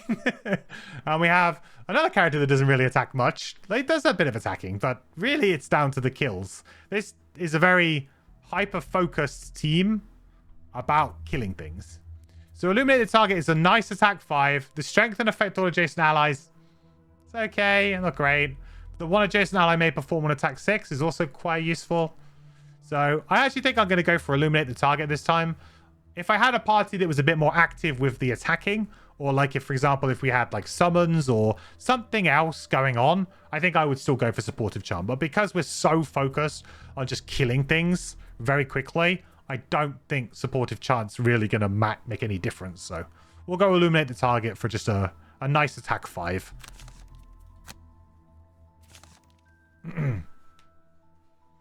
So on these city encounters and road events, digital doesn't destroy cards. Yes, it does. If it should be a burn, it does. The thing that with digital that it doesn't do, so I'm being very critical about this element of the game, is that I wish that they gave you more tactile feedback for those kinds of things. Like, just more feedback. Like, just, like, if an event gets added to the deck, have a little pop-up come up in the top right-hand corner or something. Just be like, event added. If you burn a card, event burned, gone. You don't get to see it again, right? If you had a certain character in your party that affected the event, which meant that you got the better resolution or a different resolution because you had that character in your party, give the player that feedback. I just think it's really nice in the tabletop version to flip over the card and see that symbol on there and be like, yay, we made the right choice, guys. And although sometimes it kind of writes into the text, you get that feeling that you did, like it kind of implies in the text the way that it's written. It doesn't always overtly just say it, which it does in the board game, in the physical version. You would see the symbol, you would know, hey, we made the choice that was affected by our party. That's cool. And you don't get that feedback, you know? So... Hey, Professor, what seems to be the problem? No problem, but I'm just saying that, like, my usual rant on the fact that because they hide things in digital, that would be a nice thing to know is happening. Just to give you a bit more understanding of how the game is working in the background. You know, how the event decks are working, how the scenario mechanics are working by giving you a bit more information on the scenario screen. That kind of stuff. Stuff that when you're playing in the tabletop version, you would get.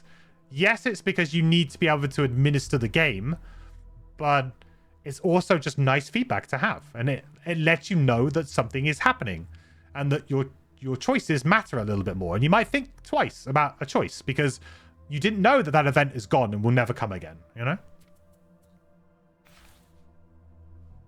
Hop on and see me ranting. Well, that's most streams, let's be honest. I usually have at least one. Okay. Titan. Very nice. And... rolling heal, rolling stun, rolling shield. I'll take the rolling heal.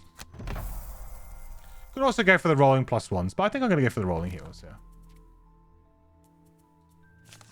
Right. I think I will take out Empowering Command for Illuminating the Target, because they're a very similar card. Okay. So, next up. So we could go for... I want to go towards the dragon. So let's go for Icecrag Ascent, actually. Let's go towards the dragon.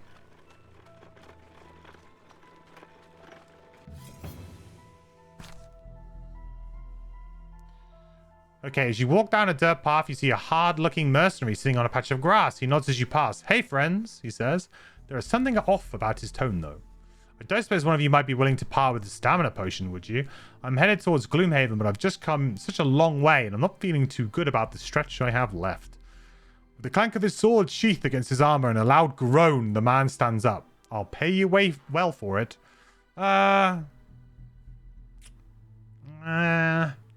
I really don't like giving up my potions. I like them to help me win scenarios. Leave me alone, man. Might try and steal it from me. The Copperneck Mountains are not accommodating. Beyond the pass, the weather gets progressively worse the farther north you travel. Your packs are unbearably heavy. The cold is in your bones. And then you start climbing the Icecrag. Without yet having seen any signs of a giant winged beast, you begin to wonder whether all this trouble is even worth it. Multiple times you contemplate turning back, dreaming of the warm glow of the sleeping lion's hearth. But you begin to hear something strange. Your ears pick up a screeching sound in the wind. It is not large, possibly even just the wind flowing through a small space, but still it's something. You move forward, and then you see the wolves. They're right upon you, white fur among the flurries of snow. Why did it have to be wolves? Why did it have to be wolves? Kill 3 or fewer monsters during the scenario. That's kind of hard for this character. Loot no gold piles or chests. We can try that. I usually forget that one though. Like halfway through the scenario, I'll just forget that battle goal and just fail it.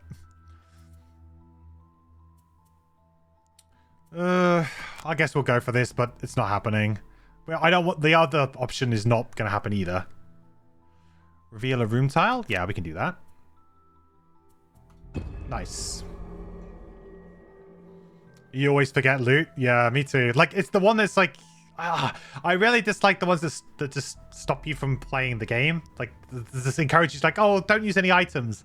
Don't earn that much XP. Don't do this. It's like, no, I want to do that. That's fun. I want to get loot. This is a really tough scenario, actually. This room is horrible. This could actually be a really, really tough one, chat. Really, really tough. We played this one recently on the community save, and we failed it. It's one where I feel like the first couple of turns are kind of important here.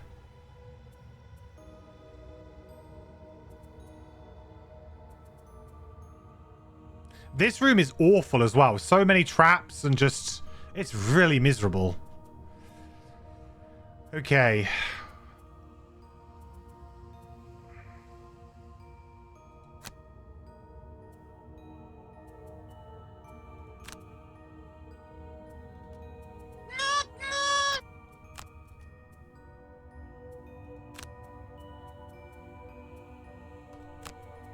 Let's do it like this. So let's shield up with our Sunkeeper. I'm going to let them come towards me. We'll go invis on our Night Shroud. And we'll just try and play a Euthanize. Maybe we can get a really quick Euthanize. Just like off of an enemy here. Because this guy's going to go to here. What's their move? Move 5. 1, 2, 3, 4, 5. Yeah, we should be able to get a quick... We should be able to get a quick Euthanize off.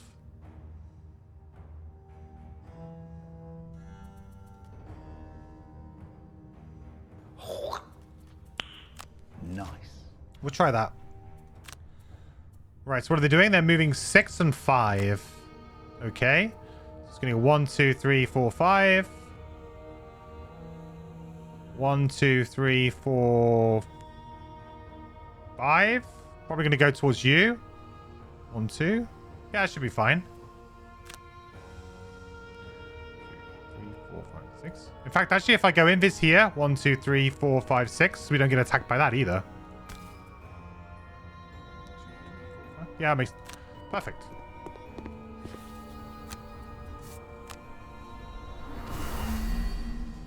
That's a lot of retaliate. It's a good job we don't care about attacking, huh? How do I switch my preferred initiative when you've got 2 cards selected? If you just click on the number, it works. Oh, did I mess up? I shouldn't have gone invis there. Oh, no, I'm okay. I'm good. Whew. I was thinking, like, there must be 1 space free here. Surely there's 1 space.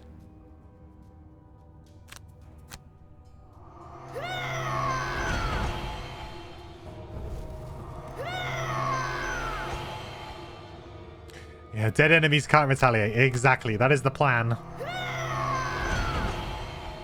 Also, we don't really care about attack modifiers either.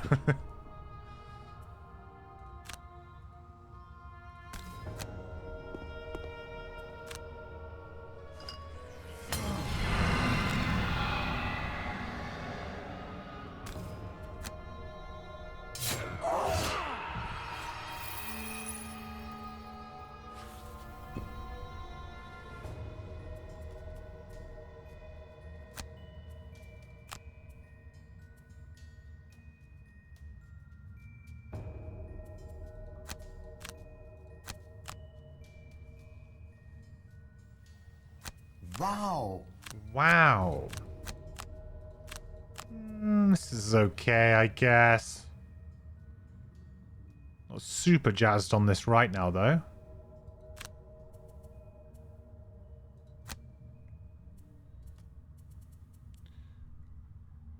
If I kill this, maybe I jump in and do prevention is key on that one.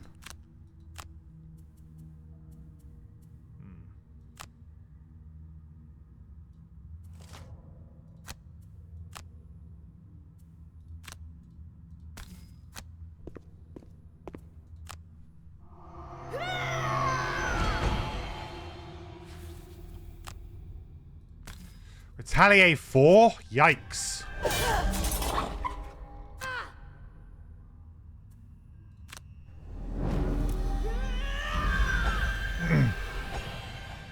Haven't unlocked the Sawbones. Looks promising. It's a fantastic character. Very underrated, in my opinion.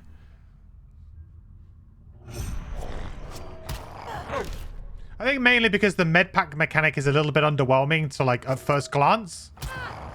But actually, his other cards are just fantastic. The med packs are like... are actually kind of good in some ways. And that didn't quite work out exactly as I was planning there. But I guess it kind of works out.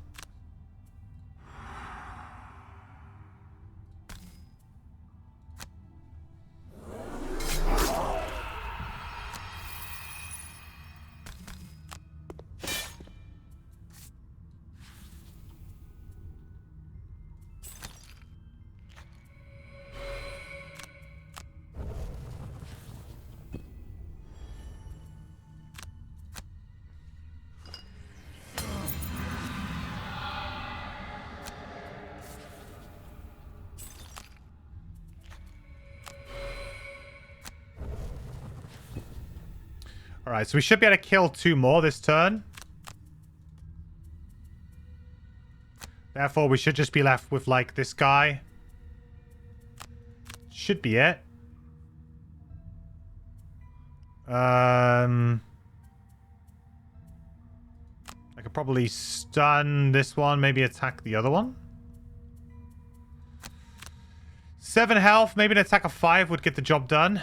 5, that would be 6 with the poison, and then the wound would be a tick of damage. That might get the job done.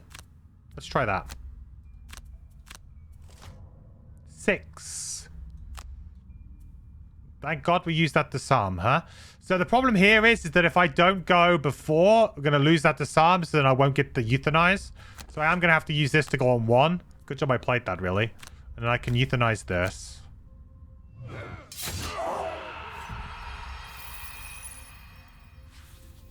And now I have the option to just skip that. We'll give him a pack over here.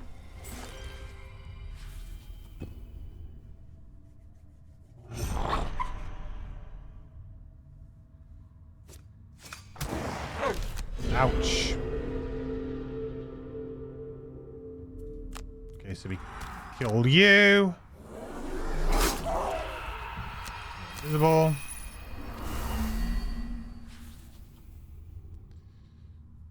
Think it would be a cool mechanic if Retaliate cancelled each other out, like 2 versus 3 Retaliate would end up just 1. Interesting.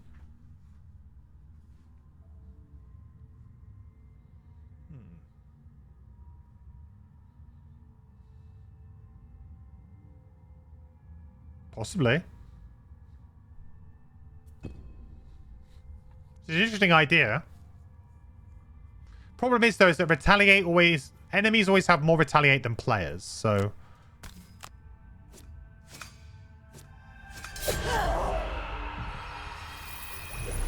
unless you specifically go, like, for an all-in Retaliate build, right?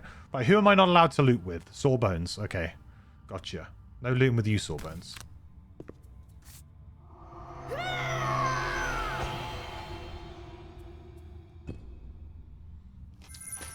Retaliate's your least favorite mechanic in the game?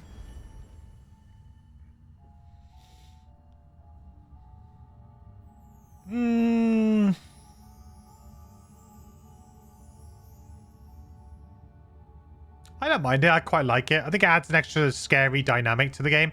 My problem with Retaliate is that not enough characters have ways around it. So I think maybe players should have some more tools to deal with it. Because usually they just stack Retaliate on enemies and it becomes just annoying. Like, especially if you're a melee character and that's how you want to play your character, Retaliate just gets in the way of that. It makes it less fun. So if players had more ways to deal with it, like if there were more items or cards that allowed you to mitigate Retaliate damage in some way, like ignore it entirely or to reduce it or something. Like you can get items. So for example, Halberd is a great item for dealing with that, but you don't get that until max level prosperity. So, you know, Long Spear can kind of do that, but it's a, you know, one use. I wish there was more items that could get around it. That, I don't dislike the mechanic. I just wish there were more ways for players to be able to deal with it. Yeah, that's fair.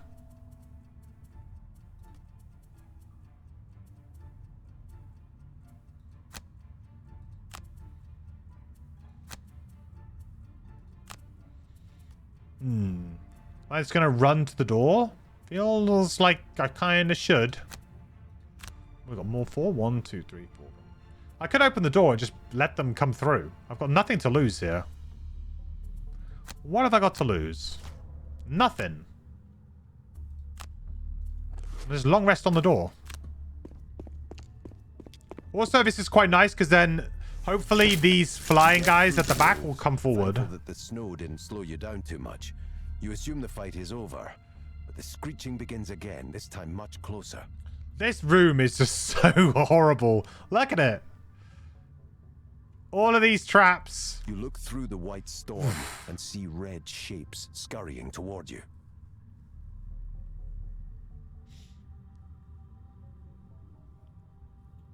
You were playing Retaliate wrong for the first 5 levels until you started playing digital. You said disarm and stun would avoid Retaliate. I think that's a natural conclusion to come to, though.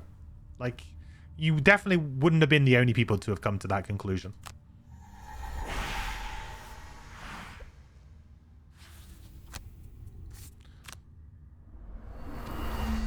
I see it depends on how you like perceive Retaliate, right? I guess I perceive Retaliate, it's used in different ways. So on some enemies, you could say, like, for example, Retaliate on this guy, you could be like, oh, it's because he's got like a spiky like exterior, right? So when you hit it, it hurts because you're hitting something that's like spiky and dangerous, right? Like spiked armor and stuff like that. Like, so the game often like has references to that, like spiked armor on Lightning Bolt, for example, gives Retaliate. You know, there's references to it kind of meaning that. But Retaliate is also kind of like attacks of opportunity, like you would get saying like D&D. It's like you go in, you attack, but the enemy's like really nimble, so it's able to like get you back. There's weird ways to kind of see it. Like, so like Retaliate on like a Flame Demon, for example, I would say is more like they're really hot. So when you hit them, it hurts because they are. But then it doesn't really explain the ranged Retaliate that they get. It's like, oh, they just throw a fireball back at you. I don't know. You know, there's sometimes it thematically fits really nicely, and other times it's like a bit odd. Like, what? I don't really get it.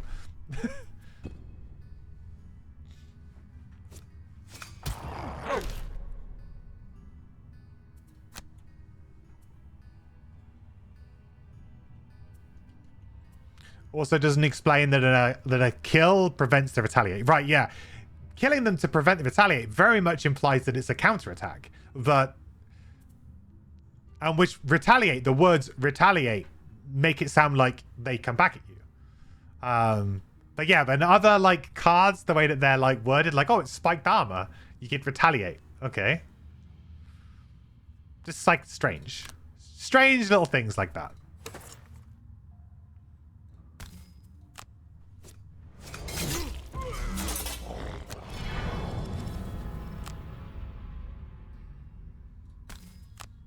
Got to use my strength here to not take that loot.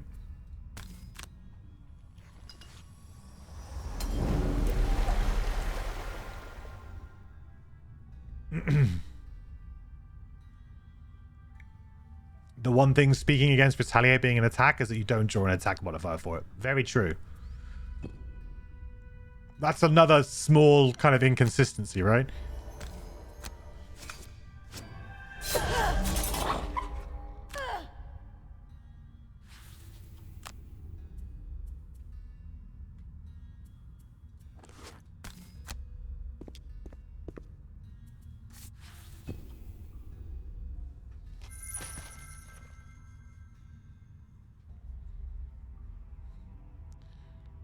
Lightning Bolt, spell with all in retaliate, Weird Bit Wednesday was so satisfying when it killed all enemies.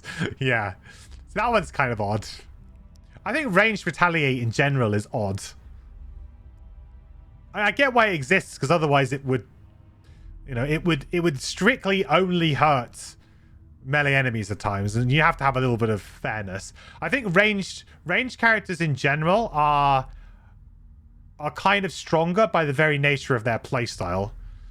Because you're playing a ranged character, you can just hide and run away, hit something, run away. Whereas the melee character is always going to end up being in a position where they may need to, like, just stay there, right? They're going to get hit. So that's why melee characters tend to have early initiatives. And that's why they tend to be, you know, have things like invisibility or abilities like that are very powerful and useful on them. Because they know they're going to get themselves in trouble.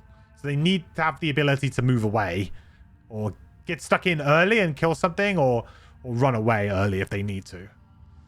And also their attacks are generally a little bit more powerful, right?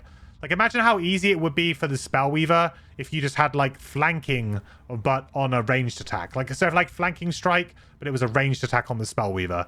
Like, attack for 3, if it was adjacent to an ally, you would get +2. Wouldn't make any sense, but also would, you know, be way too powerful. Because you would have none of the risk to the reward. But Retaliate does feel like a mechanic that's mainly geared around hurting, or preventing at least, melee characters from, you know, having a great scenario. It's also the one thing that makes the Scoundrel pretty much unplayable, in my opinion, on increased difficulty, on deadly difficulty, because you immediately go into a room full of enemies that have Retaliate or Shield. She has, like, basically isn't able to do anything. You know, she has no control cards, so she can't just kind of lock an enemy down for a period of time to be able to whittle them down, or any kind of ability to be able to get through those hard cards. It makes it very difficult to play. Also, melee attackers have more HP in most cases. Yeah, also true. Yeah. Just seen Sony have acquired Bungie. Yeah, we were talking about earlier in the stream, but it's very interesting. Microsoft must have been given... You'd assume that Microsoft were given the chance, but perhaps they were just like, nah, you're okay. We're not that bothered. It just seems strange.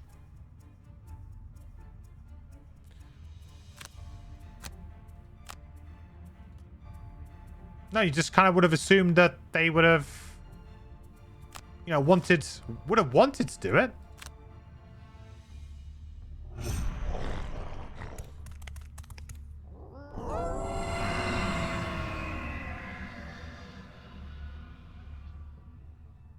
It would be nice if they added in the Frosthaven invisible doesn't block a door new rule into digital so you can repair. Yeah, I'd be down for that. I think that would be a good idea.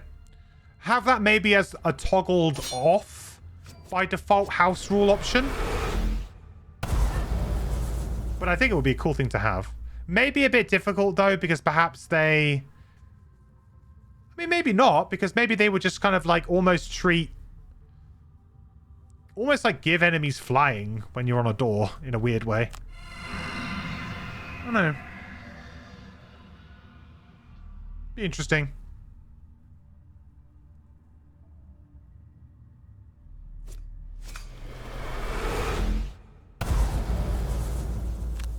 This is an all mercenaries must escape one, isn't it? I may have miscalculated. Oh, he can get in too. Oh, Jesus.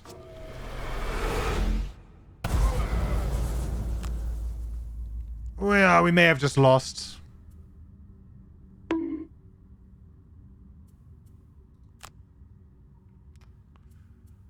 May have just lost. Yeah, I should have taken that far more aggressively.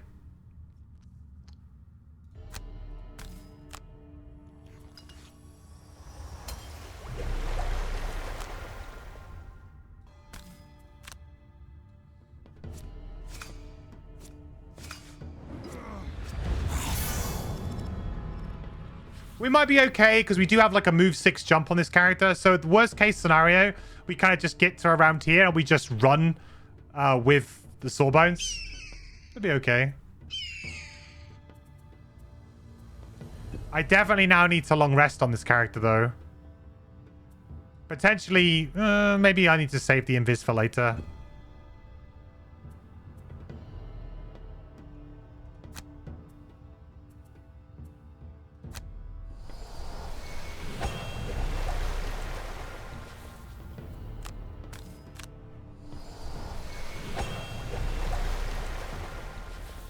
Next turn, I need a big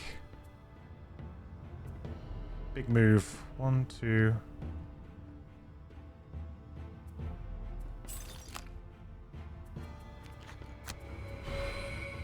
$18 should do it.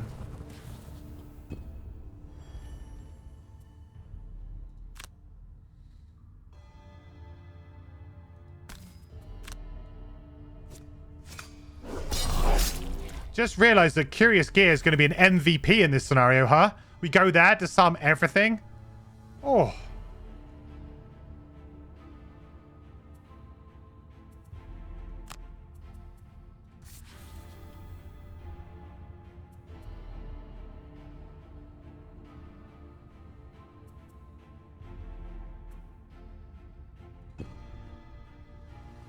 I think we short rest here.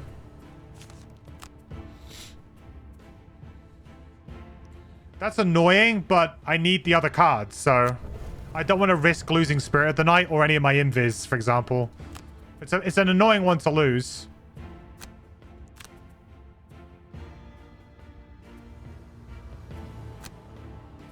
Now I have to go on 24, which is risky against these guys. Unless I have another way of making dark.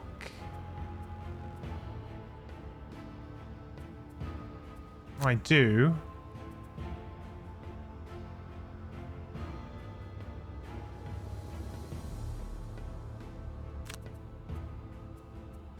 Don't I have a mana potion on somebody? On Sawbones. I'm going to just use the mana potion end of this turn. Yeah, that's fine. Actually, this works out just great. Yeah, this works out quite nice, actually. We'll just go invisible with Black Arrow and use Grim Sustenance. It's fine.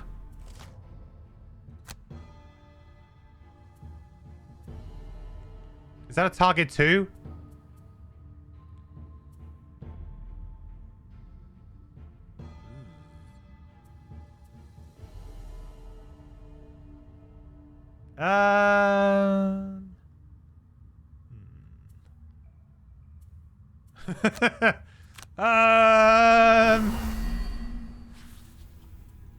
Don't really like that. Oh, we made the dark anyway. There you go.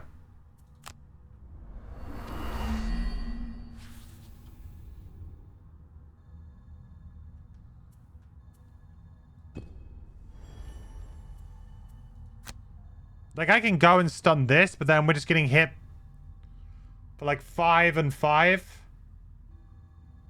Oh boy.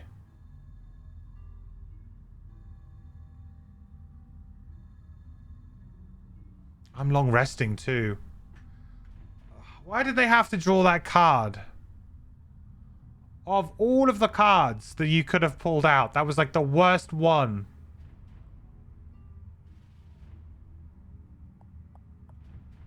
I don't think I have any way of like not taking it. All right, well, if we lose another 2 cards here, I'm just going to restart the scenario, I think. I think it's over at that point. That's a really costly... We made a couple of costly mistakes. I actually really like the way that I set this scenario up. Like, just bringing these guys in, I think was a really good move. But, I don't know, just Slightly out of sync on my Night Shroud. We've paid the ultimate price. And I should have just short rested. I got greedy.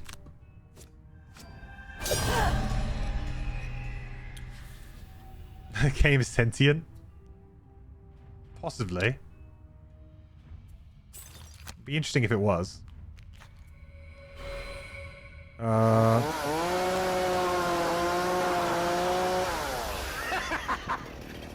No, that's a lot of damage. That's a lot of damage.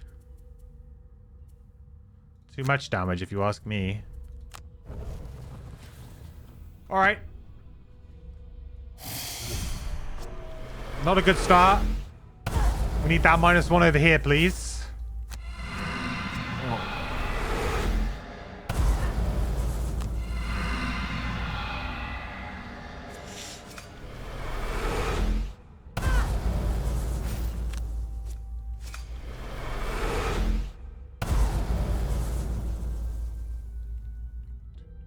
Yeah, that's it, I think. Honestly, you can lose the scenario that quick. Because I don't think I can get him to the end now. There's loads of enemies in here too. And I'm also going to burn another one. So that's 3 cards. So I'm going to be down to 1, 2... I'm going to be down to 4 cards. Yeah, there's just no point. I'll take the exhaustion because of the personal goal. But we'll just restart. Brutal. Just... That's how quickly this difficulty can get you. Made one minor mistake to begin with, and then I compounded it with a long rest when I should have just taken a short rest there. Because the only pressure that I was on was from those drakes. I was under no other pressure. And they drew like a great card. And that was that. Alright, we'll just jump straight back in again. We won't bother doing another city event. I never like doing a city event after I failed. It feels like I didn't earn it.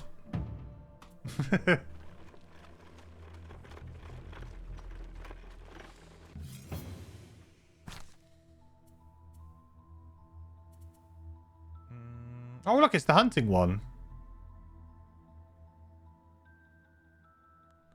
I'm just gonna watch the deer for a little bit. Oh.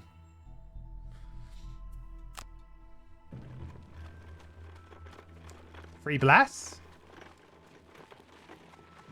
The Copperneck Mountains are not accommodating. Beyond the pass, the weather gets progressively worse the farther north you travel. Yeah, Lothal. So it's basically the new... the new rule is that...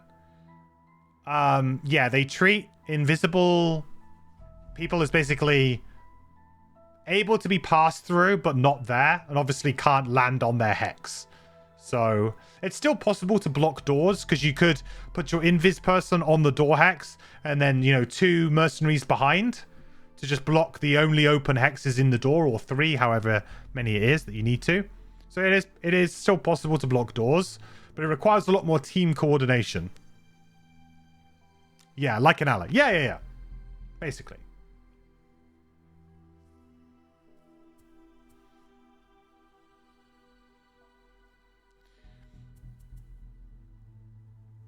I do think that if you could implement that one, like I say, I think it would be really interesting to play with. But I also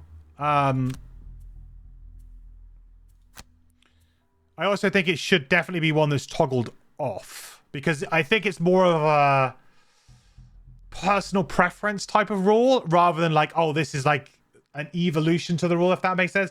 I guess, well, it's a nerf, and therefore I think like big nerfs should almost be optional in a way, because some people are going to be like, no, I want to play with the original invis rules because that's how I remember the game and how I enjoy playing the game. So I think it should be like, if it was introduced, it should be an optional one, and it should be toggled off to begin with. I'd probably play with it because it'd be, like I said, it'd be good to get the practice, but I don't think every player's going to want that, though.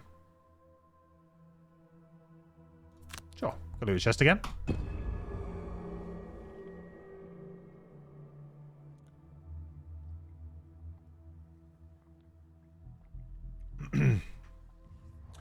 Are city events generally favorable? Yes. Yes, they are.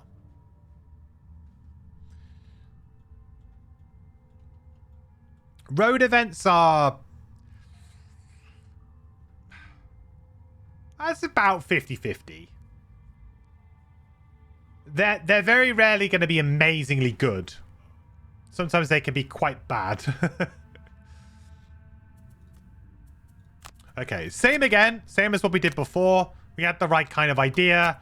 We just didn't quite get the execution completely right. So...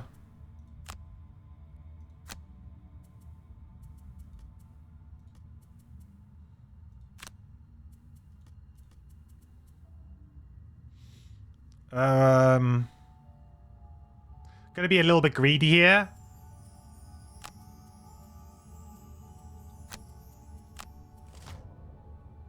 Full greed.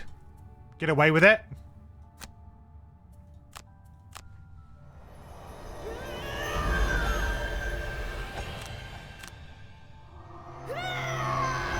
Could have gone very bad if they drew their 7.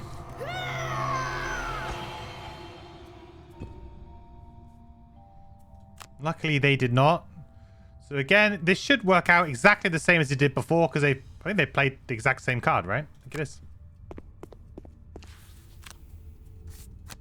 Should be able to play it exactly as we did before.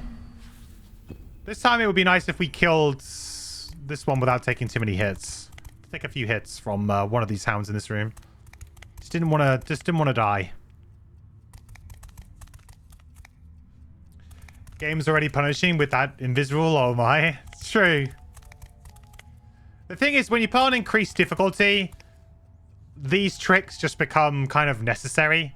And it would be quite nice to play at a difficulty level where you don't have any of them. Yes, you could self-regulate, but that's hard to do. It just means you have to coordinate a little bit more. So I think it rewards more careful play rather than just being like, hey, I can just run off and open this door and go invisible. That's fine. Now we still have to kind of do it as a team. We can still do it, but I need the invisible person in the door and 2 people in these 2 hexes, right? It's still ways to do it. Also, it's much less likely that you can get flying enemies, right? Because that's the thing, is sometimes you can use this tactic like I was doing there to pull the flying enemies away from the melee, get the flying enemies in front of the melee enemies, because then the melee enemies can't attack anyway, because the hexes are all full up of flying enemies, so they can't physically get to you to be able to do their damage anyway. So even when you go off the invis route, all of the hexes are blocked. Especially if you're using control, like disarm and stun. You just do all of that around here, and they won't be able to get to us. So it's super powerful.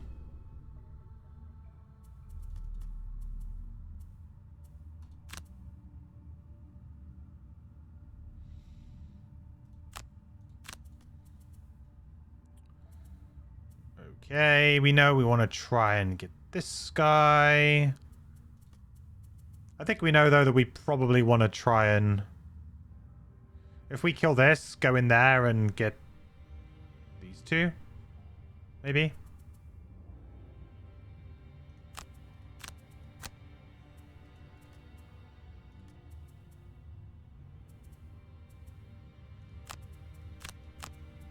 Something like this.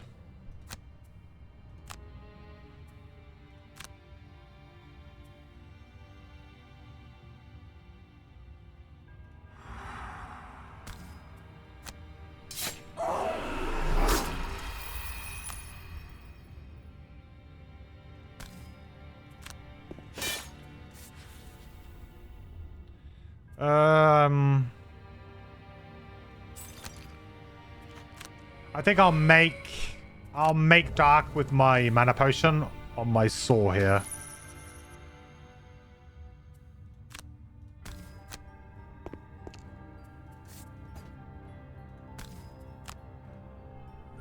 We'll strengthen ourselves.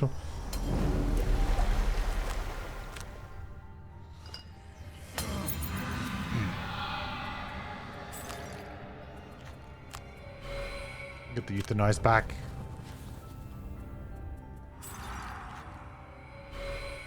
Make dark. We're all good.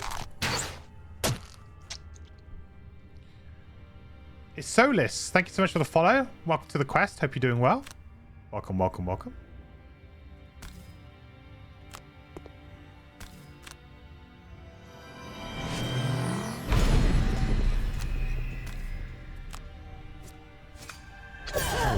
Nice big hit, though.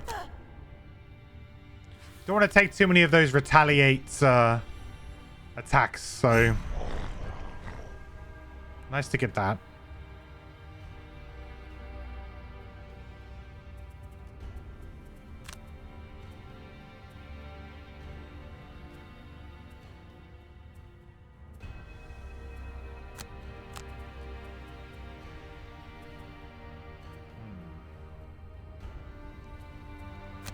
Well, advantage on this should give me a good chance of killing it. So that's what I'm going to go for here, I think.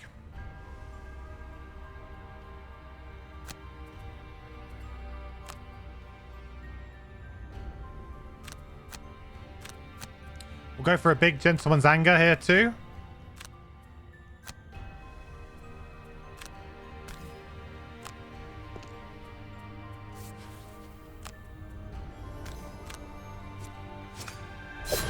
Yes. Quickly dispatched.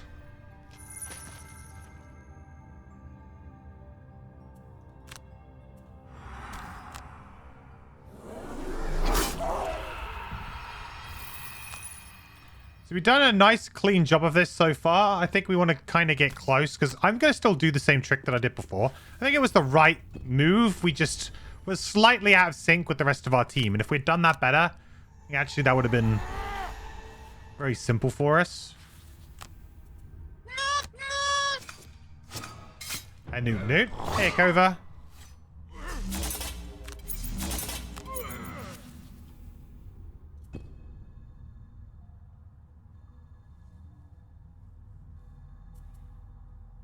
Right, nice. Okay.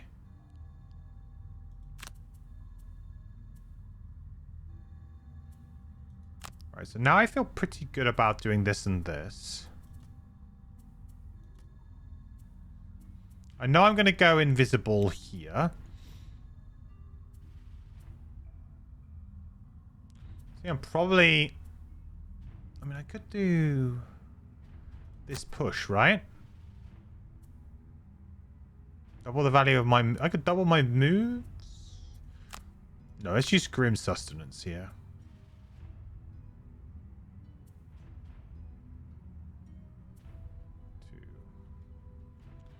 Yeah, I still think I want to go invis on the door here. Might as well get the XP though. Alright, so for Sunkeeper... I mean, hopefully we can just kill this. That's the hope. Muddle's a little bit awkward. I think I'll go under. I don't want to miss this. I'm probably going to long rest anyway. So let's just use this to go under.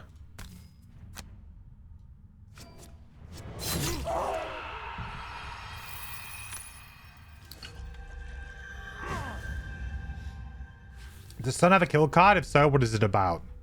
No, she doesn't have a kill card. Is she the only one without a kill card?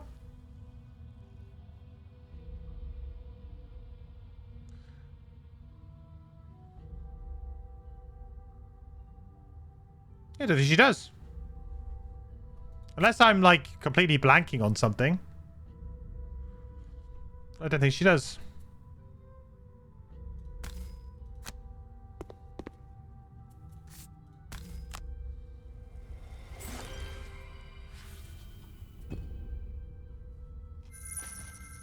Make sure to pick up that loot. I can loot again, chat. You don't have to worry about it.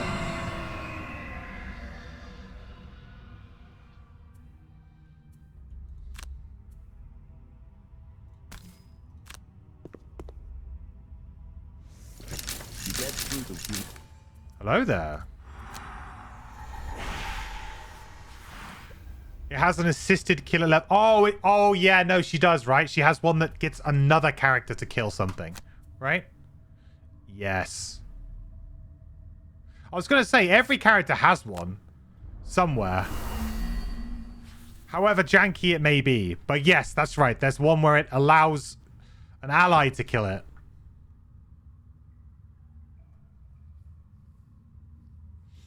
You see, this has been asked, do I like playing on the slow animations, or is it just doing that for the stream? A bit of both. Like, I think it's nicer extreme experience. And also, it gives me downtime to talk to you guys and check chat. Whereas like, I already take my turns pretty quick, so...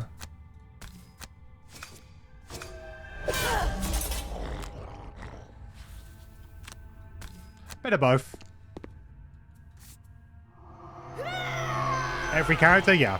Every character has some kind of card that will allow you to just kill an enemy outright. In Gloomhaven. Frosthaven's not going to be a thing. Frosthaven, they brought in Bane. Which is, the enemy takes 10 damage at the end of their next turn.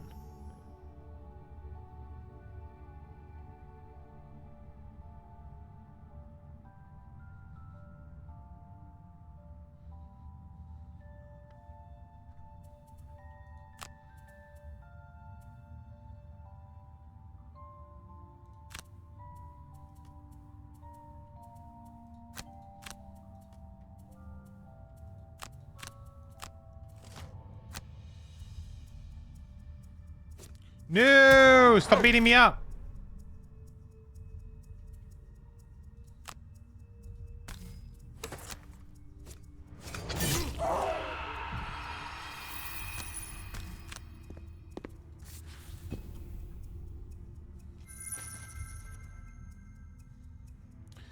What's my favorite card that isn't meta or good? That's a great question. My favorite card that isn't meta or good.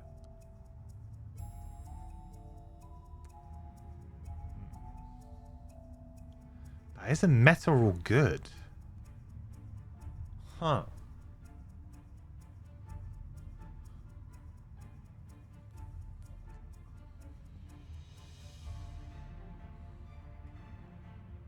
I mean, I've got to give us some sort of special mention to Dig Pit, right? I mean, Dig Pit is like the card that I always wail on, but actually is not bad if you use it in the like right kind of circumstances. Maybe Dig Pit for the memes? I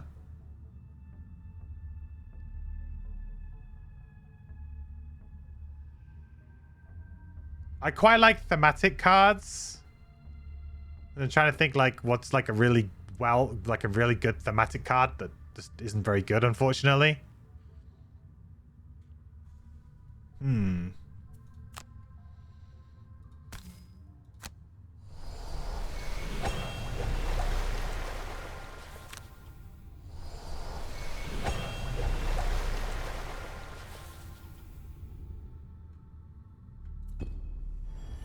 Pilfer? I don't really like Pilfer. Yeah, Pilfer's a good answer, though. I'm not a huge Pilfer guy, but yeah.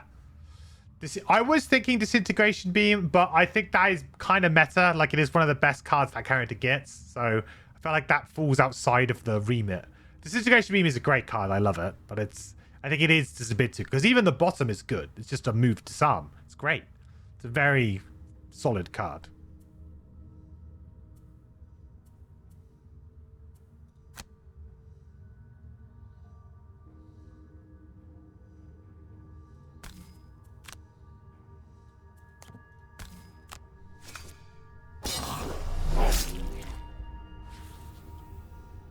Note doesn't. Ooh. Actually, yeah. Shadow Puppets. Shadow Puppets. If it's all about notes, Shadow Puppets is a great card. I really like the way that works. It's kind of cool. You can set up some weird situations. Weird board situations. And it can actually be kind of fun. I like Shadow Puppets.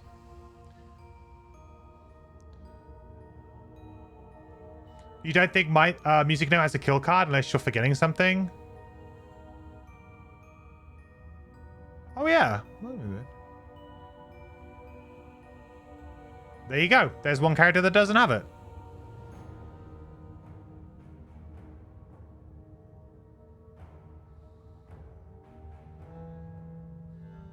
Yeah, I don't think so.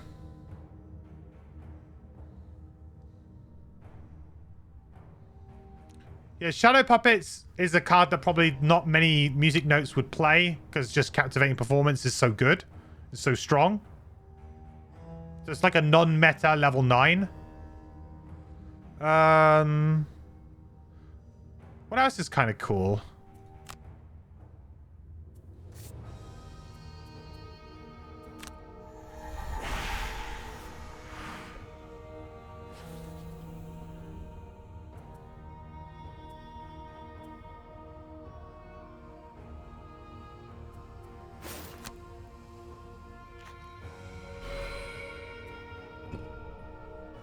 What else is kind of cool?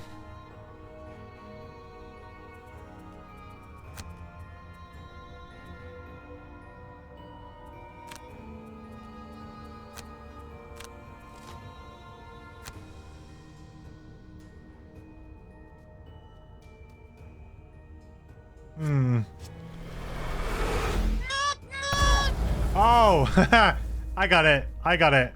Spirit of Doom. There you go. That's a terrible card. But actually, like, if you manage to like heal a level 9 Sunkeeper all of their health back with Spirit of Doom, fair play. Fair play. Chain Lightning? Chain Lightning's another good one, because that's not necessarily that good.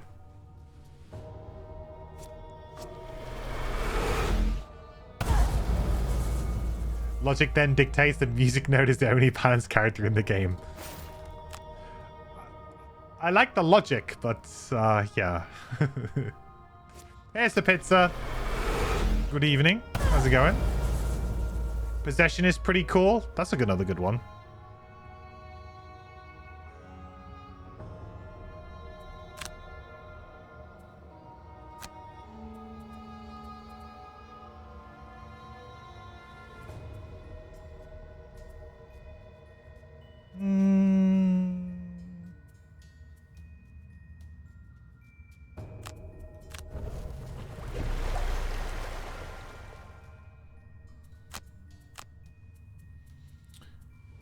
Right, okay. I think we can probably get rid of...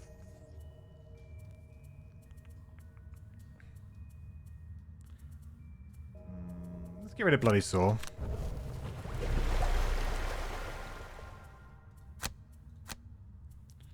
And for you, Cautious Advance. Pretty simple. I feel like the Doomstalker's got some... Oh, Doomstalker's got some quite nice things that are kind of interesting, but don't necessarily always get used. Yeah,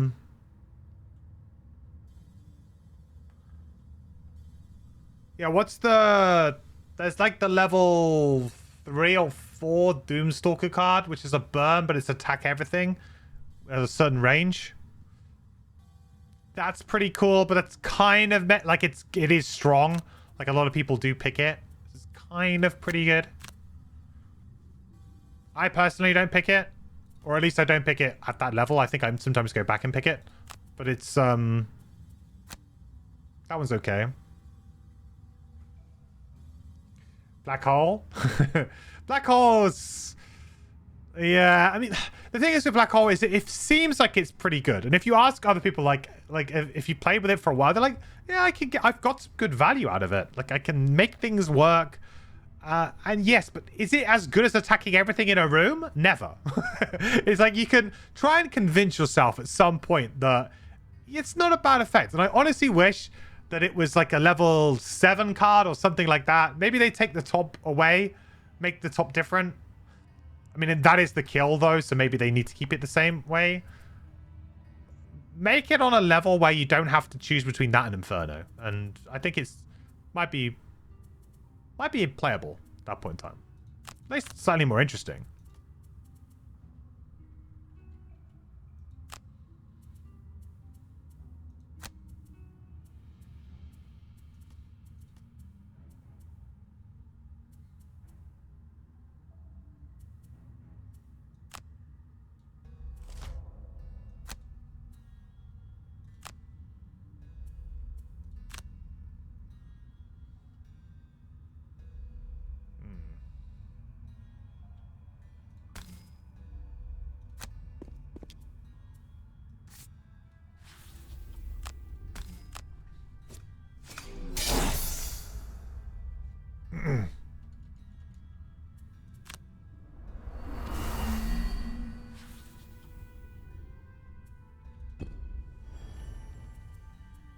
Right, moving in here. I think unfortunately we're going to be taking some hits here, though, from these guys at the back. I had to control these three, though. Honestly. So we only need to control them for like a round. And then we're good.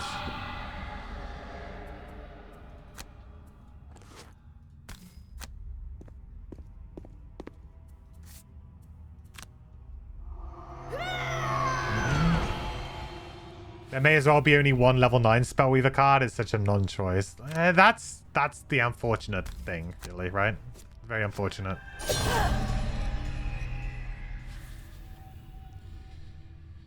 I do hope that in Frosthaven they do a bit of a better job of that.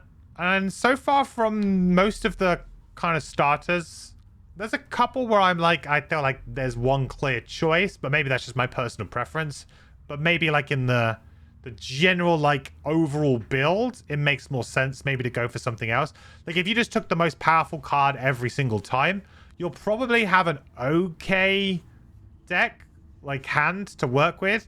But the chances are you're probably going to be missing out on some kind of like, you know, key component that allows your engine somehow to function with any character. You can't always just take like the, oh, I'm just going to take the card that does the biggest attack every time. Like it's not always going to work out that way.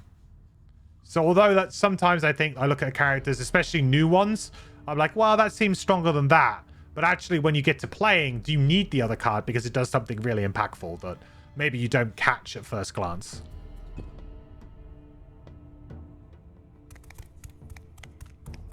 Doomstalker has Hypnotoad.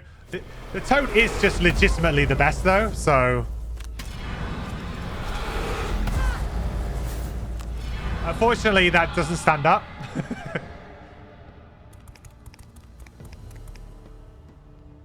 It is just legitimately the best, which is why he's like, he's the only summon who gets an emote here. Only summon who gets an emote.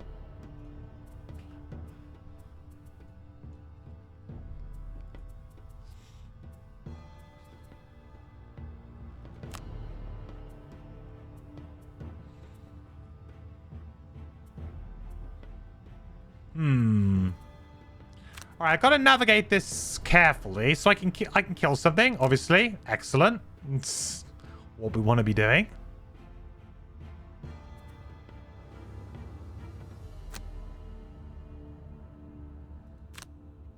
But also, I have no invisibility now, so if I kill something, I better be ready to sort of defend it.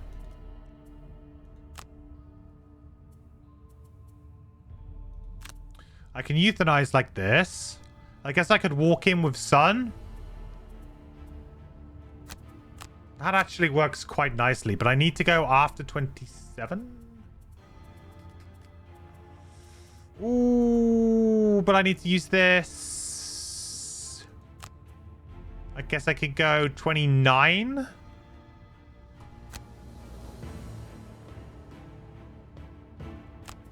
Ooh.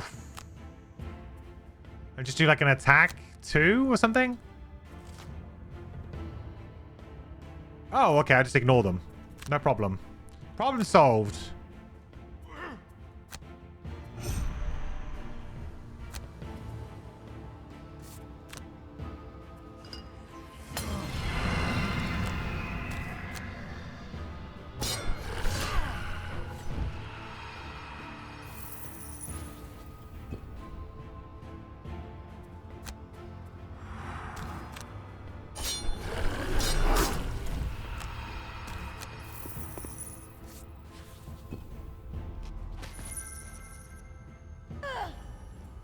That is a really rough attack if you somehow end up after 72. Imagine long resting into that. That is game over right there.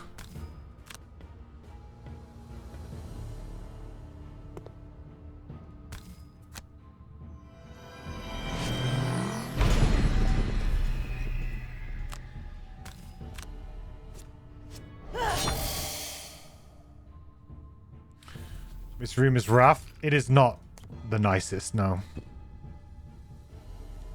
Should I use something here? Feels like I should. This guy's pretty nasty, huh? Because if it isn't her, then it's got to be somebody else. Scales of Justice. Thing is, they can go so early. It's really hard to kind of deal with them. You could get some very unlucky draws out of the Rending Drakes and have a miserable time. Like a miserable time.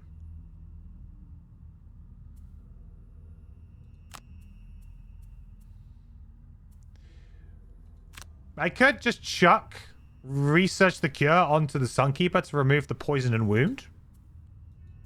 It's kind of cool. That's pretty cool.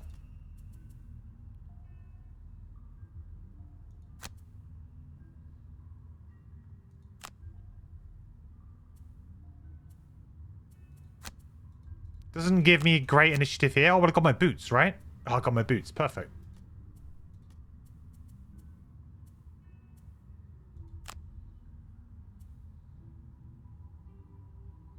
Push 3.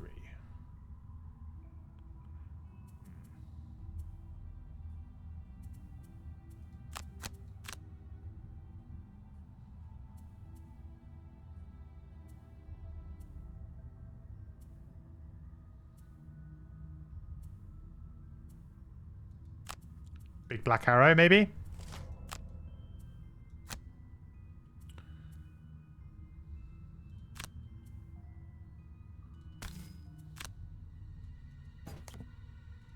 Let's make sure we do this first. We'll fall back a little bit. What are you doing? Target 2? Yeah, you're going to be able to get anyone you want, really. He's going to be stunned, though.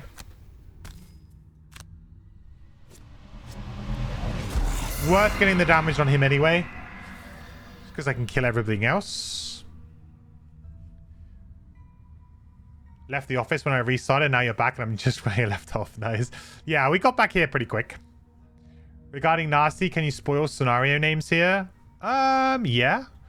As long as there's not like a major like story spoiler, I guess. Kind of okay.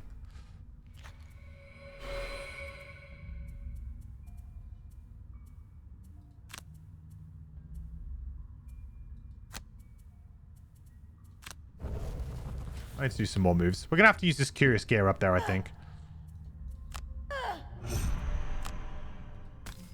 Oh, I didn't use the boots. That was what I had to do. Dang it.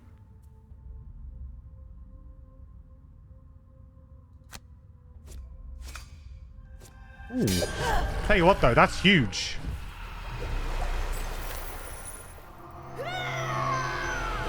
To be honest, that actually just solves the problem, so... No problem. Take it. That actually just solved all of our problems.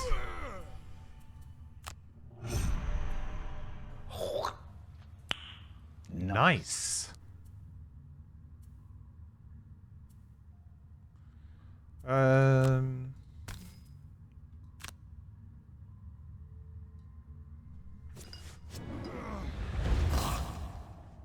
This regular's gonna move in a little bit, unfortunately.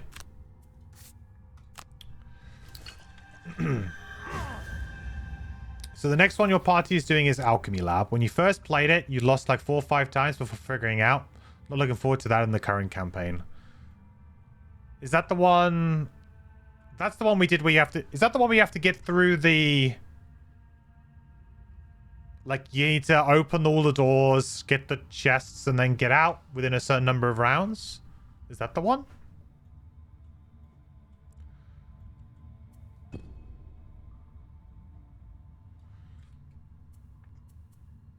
I get so confused between that one and Arcane Library. They feel like similar names to me.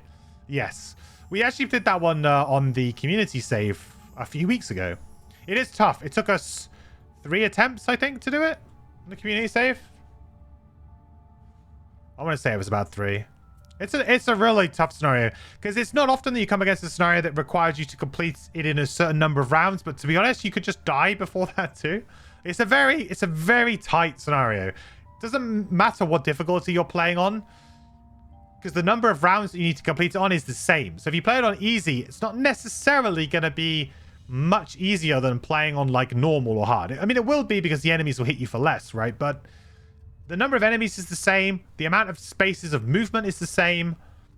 It really is a movement-based and stamina-based scenario. So it is one of those ones that it's kind of flatly quite difficult, right? Yeah, I think we completed it, I want to say 2 weeks ago, maybe 3 weeks ago. The VOD's probably still on Twitch because they keep them up for, I think it's like 30 days or something. Am I going to do long rest next turn? Short rest? Like, what am I planning on doing? I think I might just Surge and Satchel and heal myself. Seems reasonable.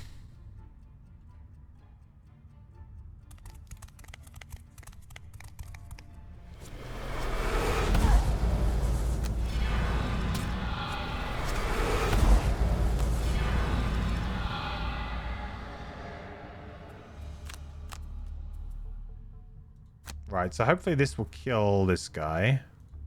Late initiative, though. Do not like this initiative. Maybe I Black Arrow this instead, then.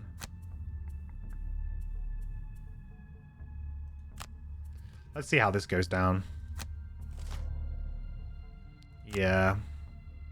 That's attack 8 versus an attack 6.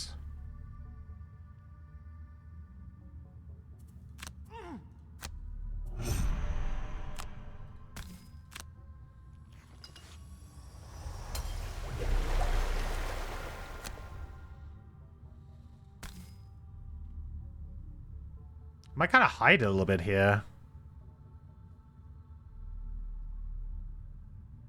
Yeah.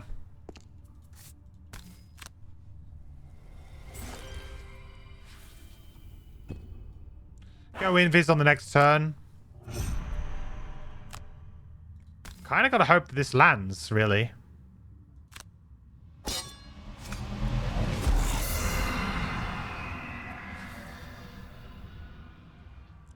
Ouch.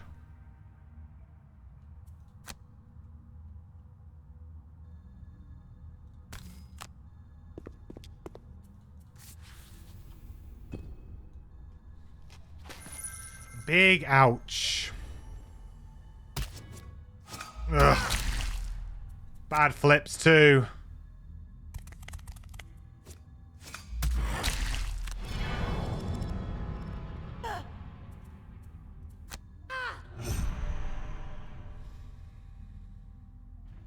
Do I actually have any cards in my Night Shroud? I do. Okay. It's probably worth getting the strengthen off then.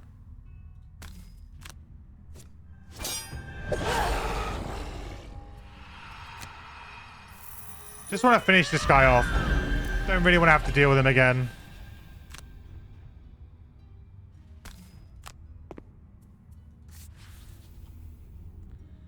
I need another early initiative to deal with him. Ugh, I hate having to take turns like this.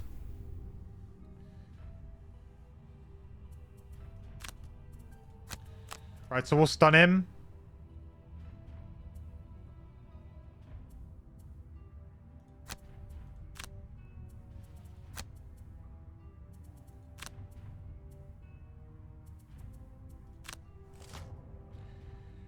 The routine.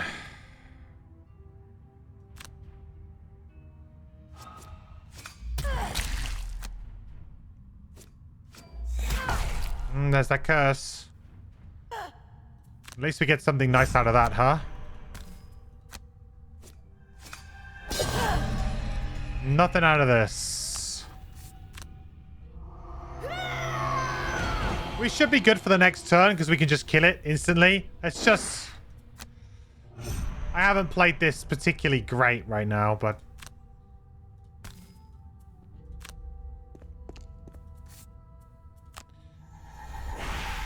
Could easily have just executed it with a short rest or something. Ooh, that was a nice flourish. A heal up here.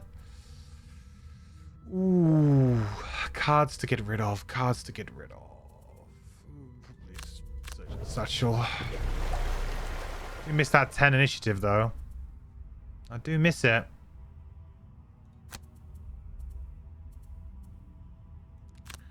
Right, it's probably down then to just kill it now. We'll go for a big move and heal. Long rest here. 59. That's all good. How much health has it got? 14. So it's missing 7, right? Not enough. This top is really awkward at times.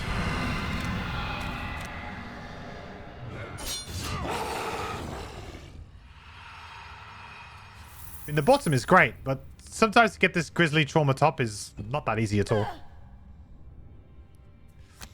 It's fine, it's all fine.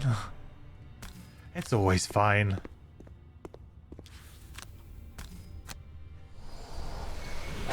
It's okay, we've only got all of these traps to deal with and another room full of enemies. It's fine. Probably don't need to push. I'm just going to disarm all these traps myself now.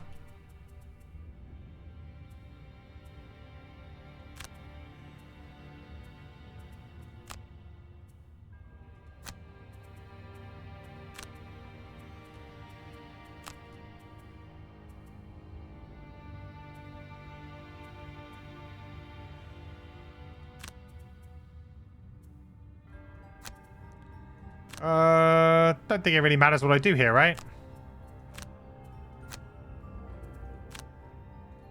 Zip.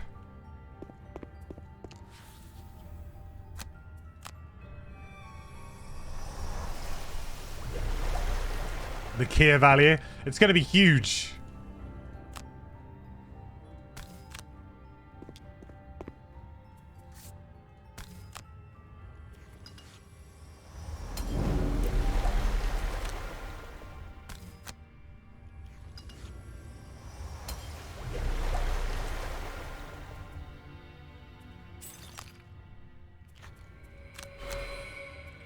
We'll do a little bit of that again. Heal up the Sunkeeper a bit more. It's a bit beaten up. She needs some heals.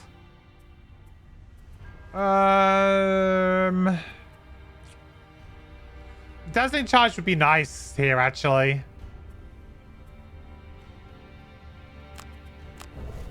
I think we can bank on the... I think we can bank on the sword to do all of the control that we need in the next room. I don't think I need Holy Strike, potentially. We'll just put all of our eggs in our saw basket. Our saw-shaped basket.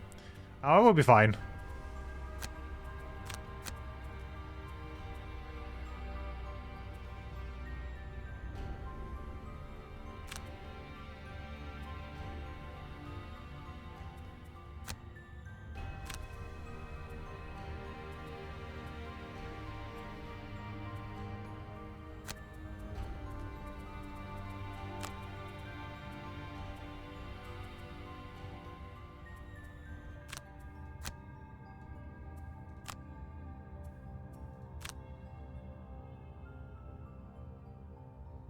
It's within range 2, right?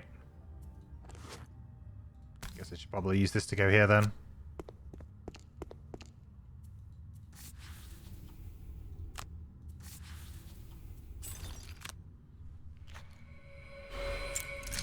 Beautiful. That's probably the best curious gear you're ever going to see, chat.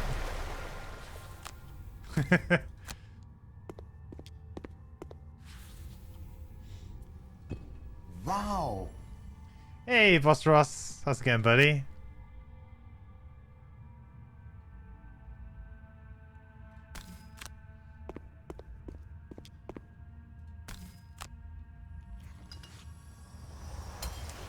Miscalculated my move there. These heals were meant for her, not for me, but I guess I'll have to take them.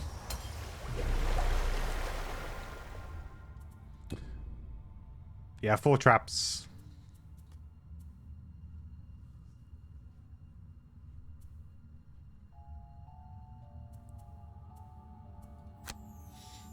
Shouldn't it be that the curious gear sees you?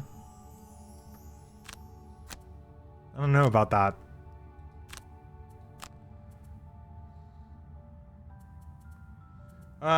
loot a chest. I actually do need to go get this chest. That's awkward.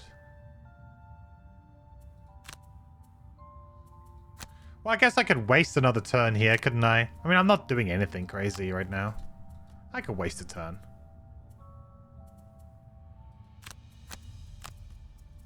Or I guess I could use Tactical Order to move him there, get him to do a loot this turn. And then just move away myself. So if we do the loot one on this.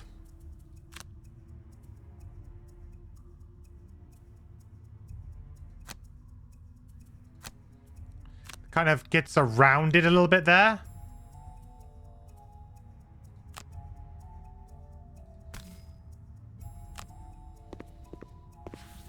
Waste a few turns here.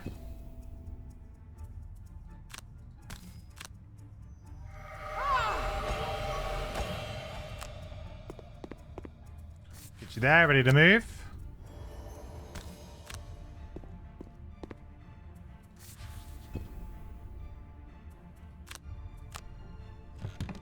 Ta-da!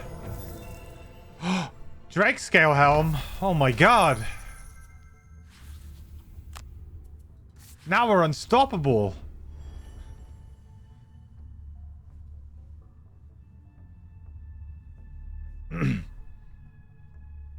Resident Crystal could have cleared a path. Also true.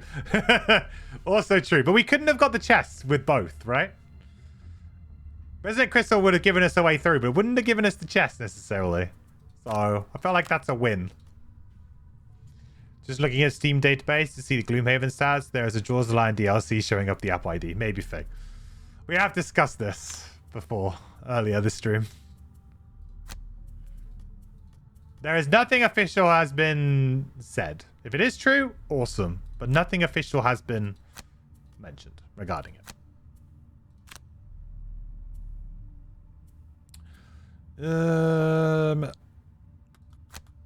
I keep messing this up. I could have just gone late here and just done this. Why did I go on 91 initiative? I'm really just not thinking at the moment today. Sloppy play. I could have just gone late and let these guys come towards me and then just bless them. It would have been a pretty nice turn.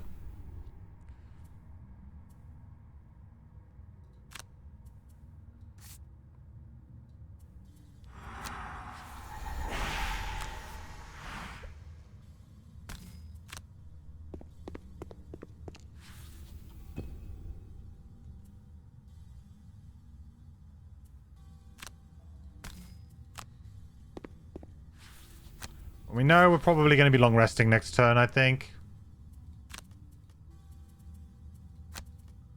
Makes sense to long rest out on everybody here. Let's make sure everybody's on the same page going into the next room. Getting a little bit dicey on this guy, though. Maybe it's time to get rid of Empowering Void.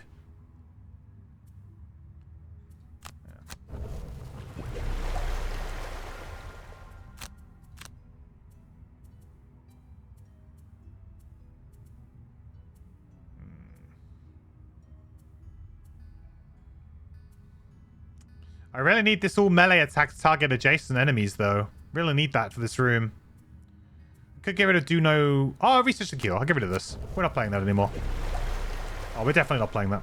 Easy. And now we can get rid of Dazzling Charge. Don't really like the 12 health we're on at the moment, to be honest. But hopefully that's not going to make too much of a difference. We can get somewhere pretty decent with this into this, I think.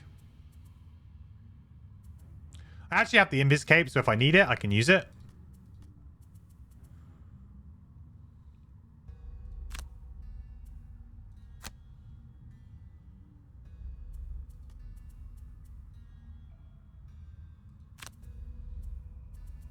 I think we want to go for a late one of these. With the boots, maybe?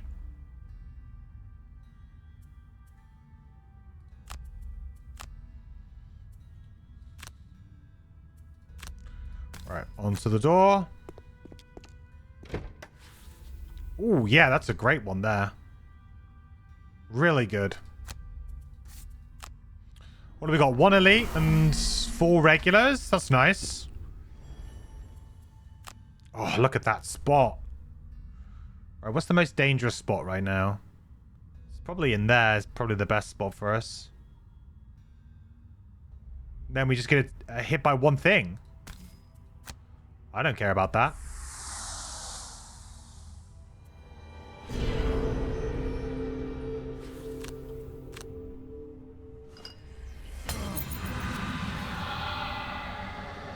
I don't care about that. Do your worst, Rending Drake. A little bit annoying that we can't really get very far into the room with our Sunkeeper here, though.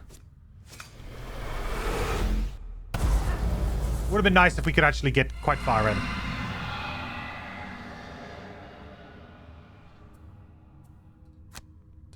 Yeah. Little bit limited here.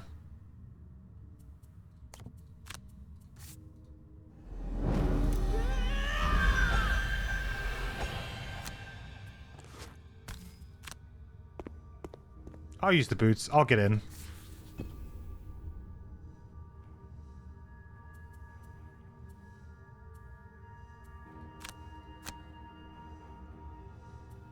Alright, so here we go. We're going to go... We'll do this and this, I think.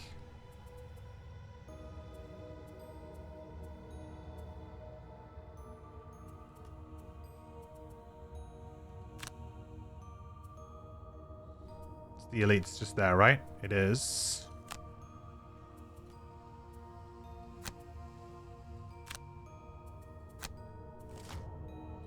Ooh, that's some good initiative draws right there. That's what I'm talking about. Is there a minimum level for Night Shadow to be playable decently? I mean, you can play from level 1 pretty well. But I feel like you just need gold. So level 2, it becomes really easy because you get prepared for the kill. So the most important cards for this character, really, to get you kind of going, is prepare for the kill, which you get at level 2, and smoke step. Because it's all about just making your element, and then you're away. It's fairly strong from level 1 onwards. Enhancements is what makes this character good, because you can just increase this movement, and then it becomes more usable. Because it can be a little bit difficult with your positioning, with hardly any gold, and you're going to need a pair of boots, definitely. I say pretty good character, like very good character straight from level 1. All that you do with this character is it just gets easier. Like, you can do pretty much everything from level 1 in some capacity. The invis stuff, the kill stuff. But all that your levels do is get you better at those things and make it easier for you. That's just what levels do on this character.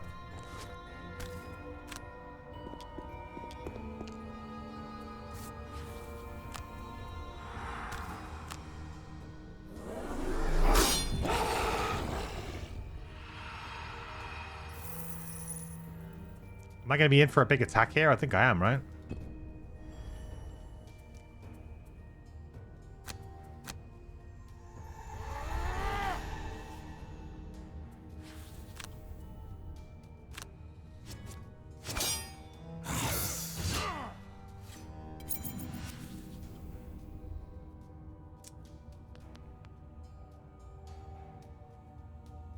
It's kind of nasty.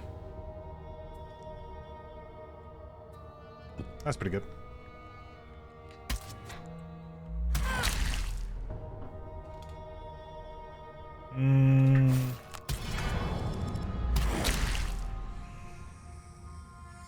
That might be a burn. Just because I'll get the wound damage, and I won't really have, like, anything to do, so... We're very near the end anyway. I think that makes sense. Just burn a card there. Safer.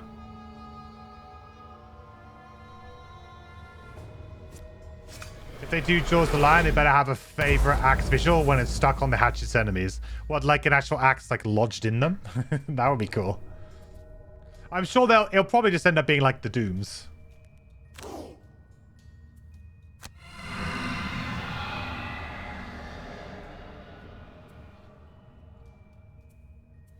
I mean, it actually functions very similar to that, right?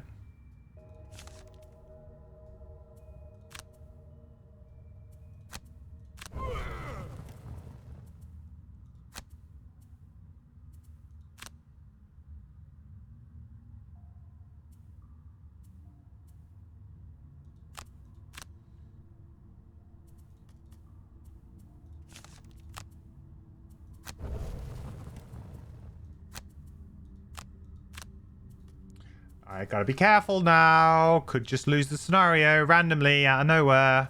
Because my clips will die because I've only got 2 cards.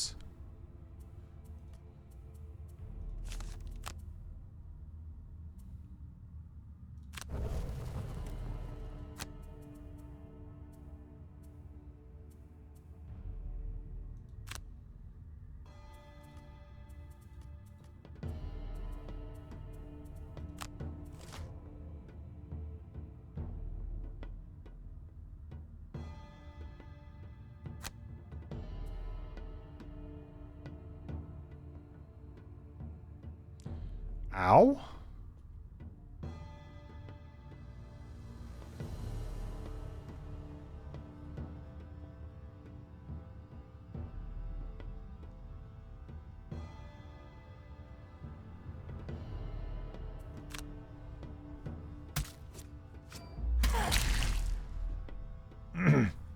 Why did that Drake target Sawbones and Nice Challenge instead of Sawbones and Sunkeeper? Sunkeeper was closer to it than Nice Challenge. It's because it would have focused the Sawbones because that was its focus. Because that was its closest character. And then it would have maximized its attack around that. So basically, it had to attack the Sawbones. And then this was the only one that fit within the AoE and Sawbones, I guess. I didn't really look at it very in depth there. But I presume that was probably it.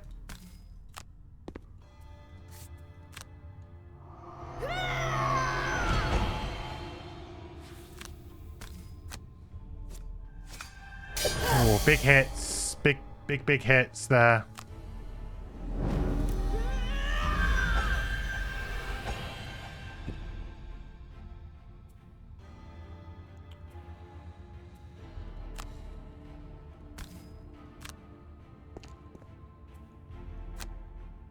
No, that wasn't... Oh, that wasn't the plan. I guess it doesn't really matter.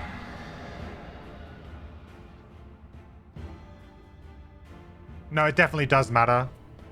Because what are these guys doing? Oh, it's just only an attack of 5. I should be okay, as long as it's not a ×2.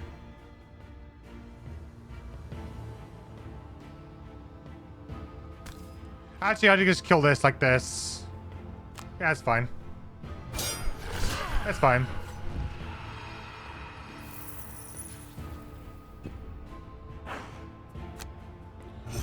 It's not a problem, actually.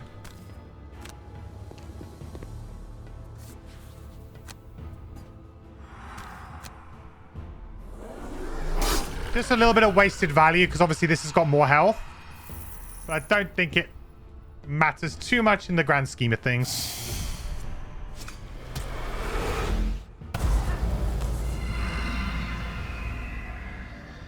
I think we should be good, but this is really tight. We get like really bad initiative somewhere, we could just lose here.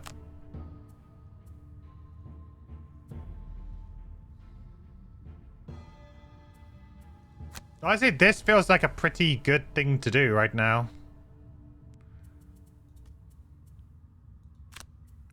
And then if things go like horribly wrong, I've got an out. There you go. I needed an out if something went horribly wrong.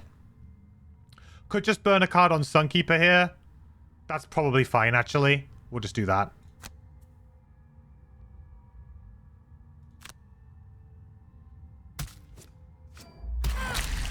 Not even needed.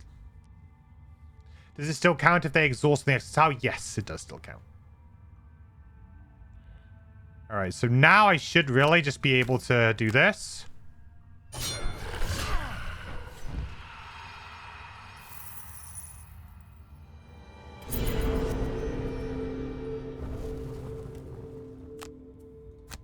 And just hang out.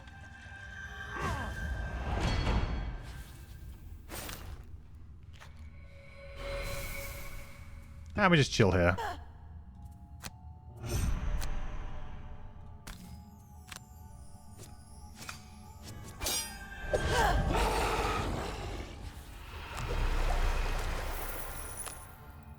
All right. Yeah, boy. A little bit. Little bit close at the end there, chat. Little bit close. Could have gone wrong, but we did okay. We got there in the end.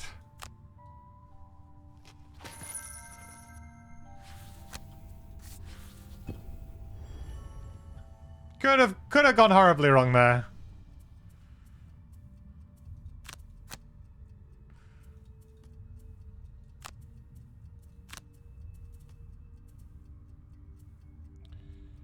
Do I have another loot somewhere? Like I move 6, loot 1. I can just go to there, I guess. Loot that. I can take all the time I want here. I got plenty of time. Nice.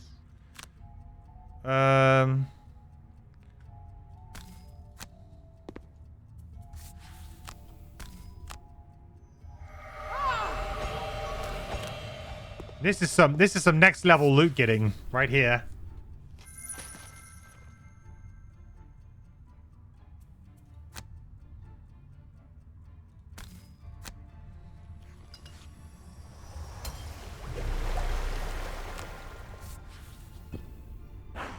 Getting loot on a long rest. Very spicy.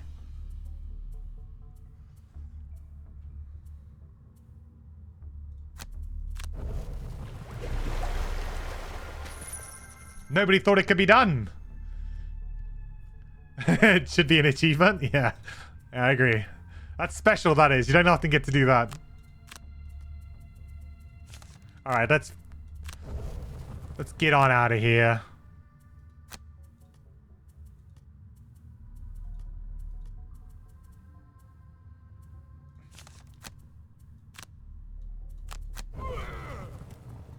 At least this gives me some XP, so I'll take that. We'll rumble in.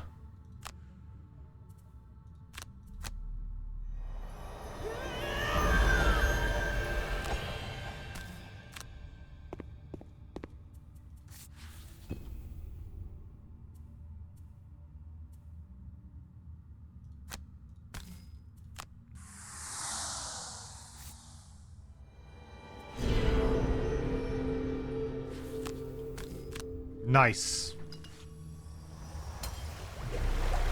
You see more gold at the back? Oh, we lost all of this gold. What a shame.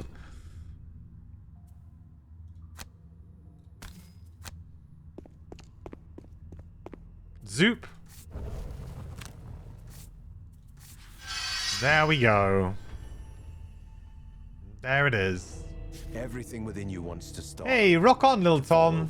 Thank you so much, dude, for the resub. Really appreciate it. You wouldn't get up. A 2-month streak. That's very kind of you. The quest continues, my friend. Thank you so much for the support. Welcome back. So you press forward beyond all reason, until finally the drakes stop pursuing and the mountain summit is in sight. Time for dragon. The wind calms as you approach the peak. It's a nice change from the torrent of biting pain that came before. The air is thin, but you're above the clouds now, so the weather is relatively peaceful. It makes it very easy to see the giant, winged lizard perched atop a jagged boulder. Welcome to my mountain, intrepid adventurers. A gravelly voice booms forth from the creature, surprising you with its eloquence. I hate to back you into a corner, but now that you have come to me, face to face, your options are, unfortunately, limited. I am not particularly hungry at the moment, so I could be convinced to let you live if you agree to help me in a small matter. A group of Savas subdued me in my sleep and removed one of my flame glands, presumably to study. I cannot let this insult go unpunished, and would greatly appreciate you taking it back from their city, killing as many of them as you can in the process. The drake clacks its claws against its stone perch in anger. Or if you wish to be cliché, the creature says with a sigh, you could simply attack me, slay the dragon, save the princess, and all that. I'm feeling rather cliche today, chat. Rather cliche. Except I have no princess, and I'm not a dragon, just a drake, who has lived a long time and does not wish to end his life today. So, if you do attack me, I will fight back. and you will most assuredly die. Bring it on, dragon. Finally, your schedule meets with mine again. Seems it will be going well this eve. We did actually fail this one the first time we played it because I made a silly mistake that cost us basically the entire scenario in one round. So that was fun. Oh, Sawbones, Night Shroud, take a seat. The real MVP again.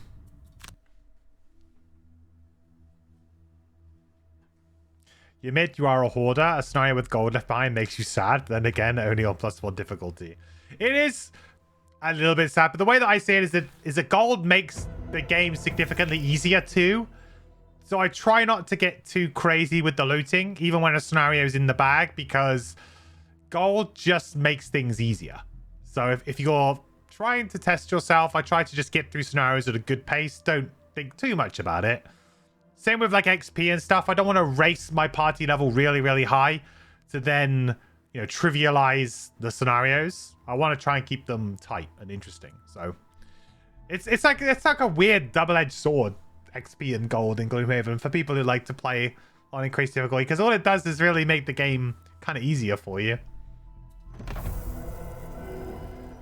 The thing with Gloomhaven, as we always say, is that it's at its most hardest the first scenario that you play. Like, if you set it on increased difficulty or any difficulty, the hardest Gloomhaven ever is the first scenario that you play. And then from that point onwards, it's all downhill.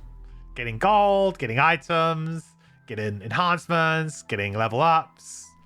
It's all downhill.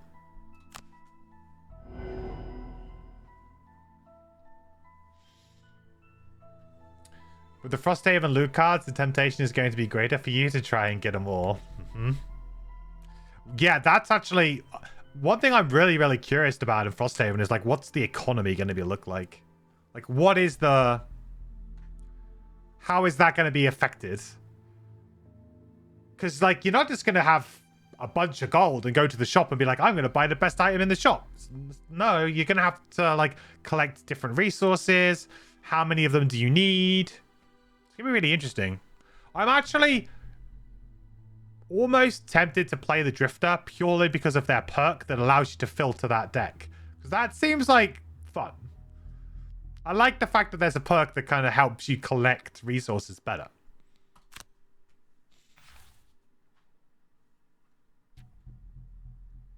Right, so we can either go straight on or we'll go back. Seeing as we've got a level up, we'll go back. I generally like to go back to Gloomhaven every time anyway.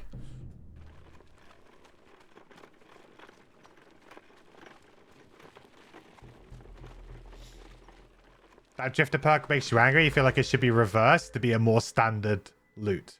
Draw 2 loot cards and discard 2. Hey?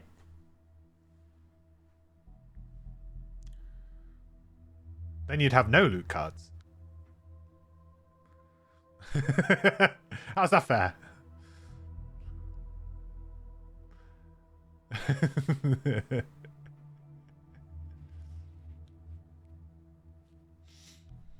Up until Oozing Grove? True. Oozing Grove is... Well, Oozing Grove is like the final boss, really. This is the real final boss in the game. None of the actual bosses. This is the real boss. Okay, let's do our level ups and our perks first. What do we got? Rolling stun. I mean, I'll take a rolling heal 3. We actually have been healing ourselves quite a lot, so seems reasonable to me. Inky McSparkles. We have Unseen Dread. Attack 3, move 6, jump, 5 initiative. This card just solves all of your movement issues. And if you have enough gold to enhance, like basically dark on this, it's just a no-brainer. Like, it's just such a no-brainer card. And we've got 119 gold. I'm not quite sure how much it's going to be. It's a level 6 card. It's going to be expensive, but we might have enough because it's like 60 gold is the base cost now. And is it like 10 for every level? Maybe it's about 100. Maybe it's like 120. It's gonna be like 1 gold short. We can sell Resident Crystal, maybe. But then, hello. Or you could get the card called Swallowed by Fear, which is attack 2 or consume dark and any other element to kill one normal or elite enemy instead.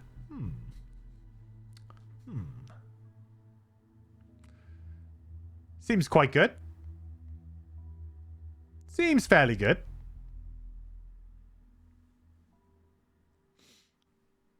Soloed Oozing Grove with Doomstalker. Beast Tyrant just died in the second or third round. How did you solo it with Doomstalker?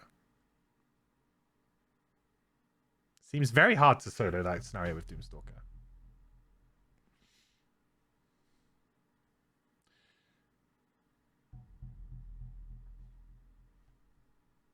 Seems like a really tough for him.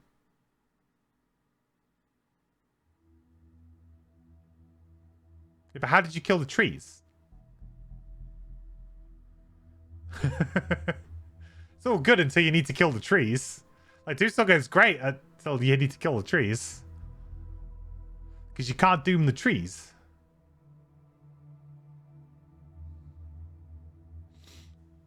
That's the trick. Swallowed by Fear equals difficulty, go bye-bye. Yeah, I mean, this card's just way too good.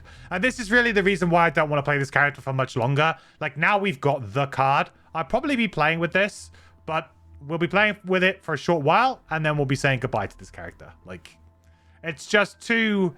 It's too good, really. And in the hands of, like, an experienced player, and, like, we can easily make light. So now it becomes, like... Right, you need to make light for us to do this, rather than it being, oh, like Sunny D, she can have her own turns. It's like, nope, we're all in on this. There's actually nothing better that you can do with your light than contribute to this. Nothing.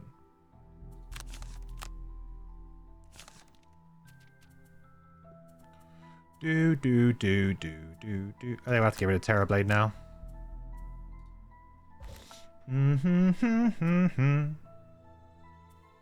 Alright. Perk.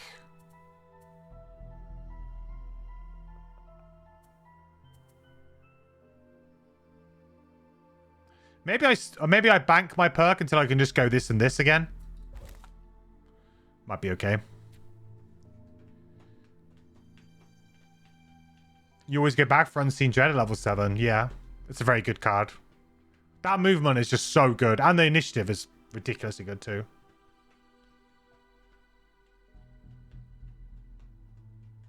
Are you confusing the 3 trees ooze map with the giant ooze map? Quite possibly.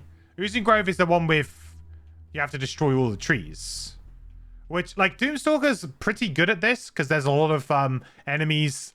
Like, you can just doom and jump the dooms around. Like, Doomstalker is good at this scenario in general, but it's not, like, soloable as that character, in my opinion, because they struggle to kill the trees. Because the trees they can't doom. So then they have to kind of play, like... just attack 2s against the trees, which sucks. So I just don't feel like they could solo it. They'd really struggle. Because the trees will just keep spitting out oozes for a while, and I don't know, I just feel like it would be hard. Not undoable, but just difficult. Like if you were to say, like, oh, I soloed it with Lightning Bolt, I'd absolutely believe you. I had just dumped a load of blesses in and then just wiped the room. Or Inferno, right? With Spellweaver. Yeah, I get it.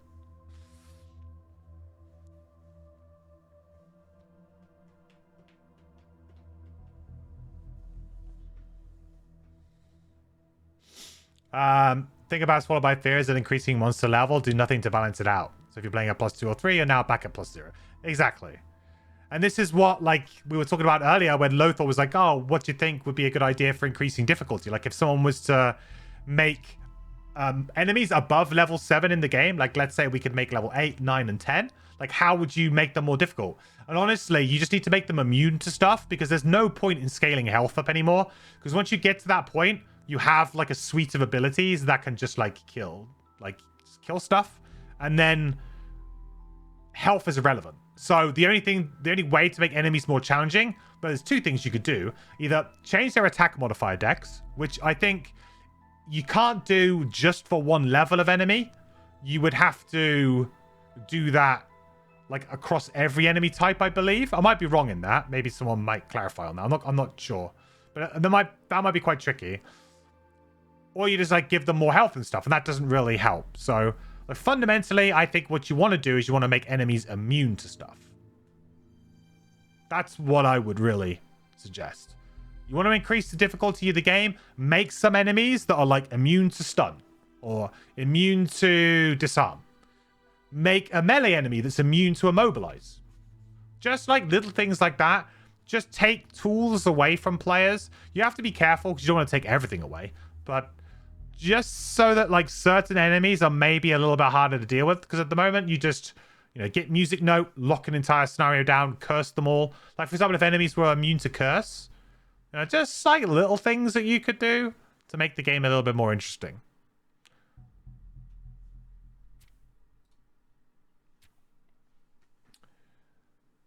Hey, buddy, dude, man guy. You found me on YouTube. You made me feel like, how dare I fail on normal difficulty? Hey, man, it's all a learning process. Welcome. Hope you're doing well. Glad you like the YouTube vids, dude. Would make the enemies like mini bosses. Yeah, well, that's like how I envision it. You'd probably do it to elites. You wouldn't do it to regulars. But if you just make elites like mini bosses, that could make it kind of interesting. Because then you can't lock them down. You kind of have to deal with them quite quickly. And they're very dangerous. Yes, that does make certain characters good. But you can make a mod that just removes some of these cards. You know? Right, I'm going to hold the perk for that. Then we're going to go do Dragon. Dragon! Okay. All right, I'll let you guys vote on this one. I always like this one. Let you guys vote on the bar brawls. All right, which option are we going for? Option 1 or option 2? So you decide to unwind at the sleeping lion, but just as you are starting to relax, a bear of a man crashes into your table, scattering your drinks across the floor. Towering over him is a massive inox. What did you say about my horns? The inox shouts. The man stands up and brushes shards of glass from his tunic. I said the sight of them makes me want to vomit. The inox roars and charges headlong into the man, crashing through more tables in the process. At this, the entire tavern erupts into violence. After all, when a man is deep into his drink, the last thing you want to do is knock that drink over. Option 1, join the fray. Option 2, do your best to stop the fighting.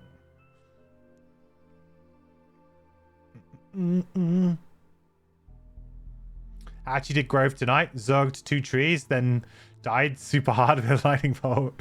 Your eclipse friend went ninja on the last enemies in the tree. Super lucky with oozes though. Yeah, you do need a little bit of luck in that scenario. Even if you have like a really good party and a good strategy, if that scenario doesn't want to, you know, play ball, then you're still going to have a hard time. Definitely. Right, option 2. Do your best to stop the fighting. +1 reputation. After restraining the enraged inox and offering to replace the drink so a few of the more belligerent patrons, you calm the place down a bit. Some of the non-human patrons are understandably on edge, but the proprietor thanks you for your efforts and reimburses you for the drinks.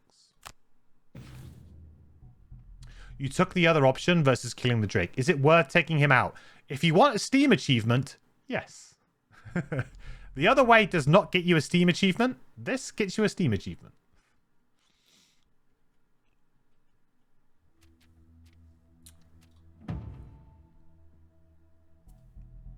Onwards. Actually, do we want to buy anything? No, I'm feeling pretty good. Like, I feel like my party's in a good place right now. I don't really need to mess with it too much. I could donate, I guess.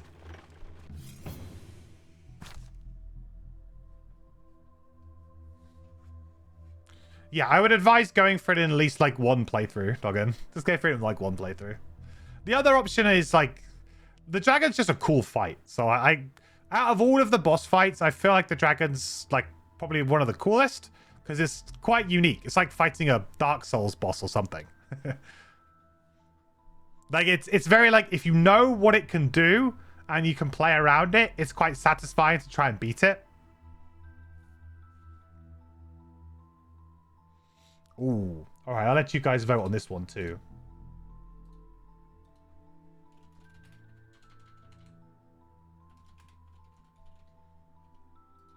The thing is that like the way that the Drake talks to you is kind of like, oh, don't fight me. But actually, I think it is probably the funner option to fight him. Okay, walking among the foothills, you see a steep ridge in front of you, and on top of it, a very odd rock formation.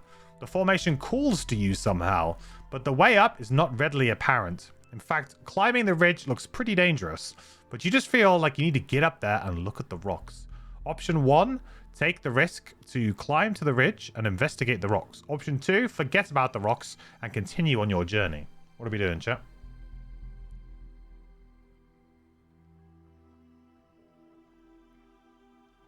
And the armory is unlocked by other quest chains too. Yeah, it's not massively. I didn't do the dragon in my physical playthrough because I was like, yeah, let's help the dragon for fun. And I was actually kind of slightly disappointed. You do get, am I right in thinking that you get different events though? It changes your event deck slightly, I believe.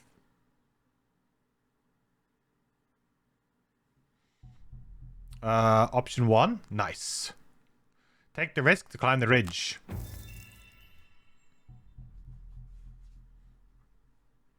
Yeah, you add events. Yeah, there's some events that you get if you do help the dragon. Fearing the possibility of falling from a great height, you choose your steps carefully. Still, the climb to the top takes a long time and is exhausting. Reaching the top, you approach the unnatural rock formation, a giant mound of stones stacked one on top of each other. At the base of the bottom stone, you see some strange runes and a small pile of gold. Nice. Free gold. Good job, chat.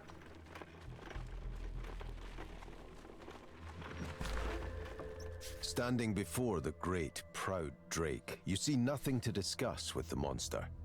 If it wants your help, it's certainly for a nefarious purpose. The Drakes you've met previously certainly haven't been very kind. You ready your weapons with determination. So, it's to be that way, is it? The Drake sighs. Well, I suppose I could eat, If you insist. It takes in a deep breath. Okay. Well, there is definitely only one tile in this scenario, so nope.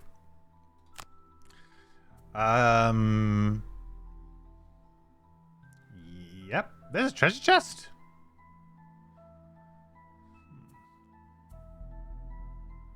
I feel like I won't have the opportunity to grab it, so I'll just do the streamliner. Or like I don't want to have to bound myself to it being you. I'd rather anybody go get it. Kill one or more elite monsters during the scenario.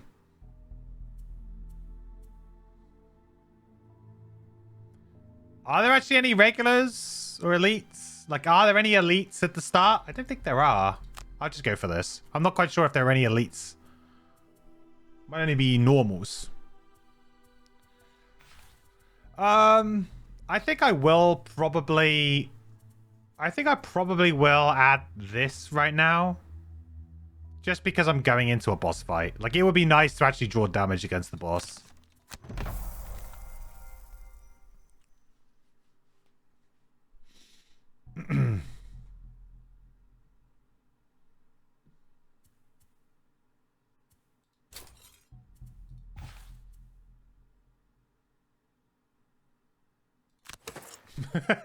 Sure. This is a weird... a weird party, but okay. I'm thinking like maybe I should change a few cards here because honestly, like I need some more damage against the boss.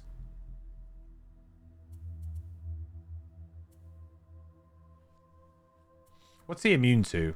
Everything. Not immune to curse, funnily enough. Kind of weird.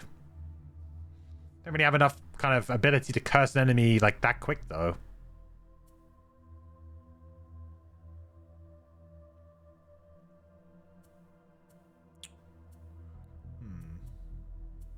I mean, it would be like adding Terrorblade or something instead of like Swallowed by Fear, but it's only like an additional 1 attack.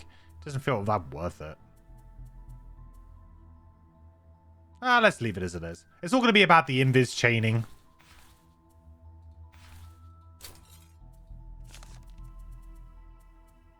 I think I've got all of my good attacks here too anyway. I think we're good. We won't make any changes. I think we're pretty good.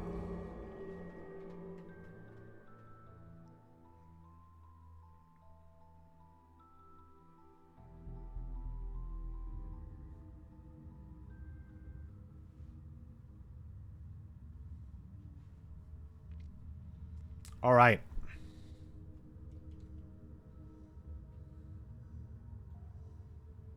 Ooh. Big dragon.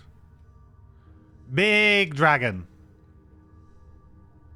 Okay. So, the Elder Dragon. Whenever the Elder Dragon summons, which is ability it can play, it flies to the next start pit hex in clockwise order. So these are like the pits where it can go. So basically it can go to here, here, here, and it'll just go around. In terms of like what it can do, it can summon Zephyrs. The Zephyrs are really annoying because they are unkillable and they just move around, just chase you around doing damage. Getting in the way, chasing you, doing damage, and you can't kill them. They don't take any damage. So just really annoying. The Elder Dragon himself has like some really big attacks, but they're like AoE cone attacks, like melee attacks, and doesn't move from his hexes. So you can kind of dodge what he does a lot of the time.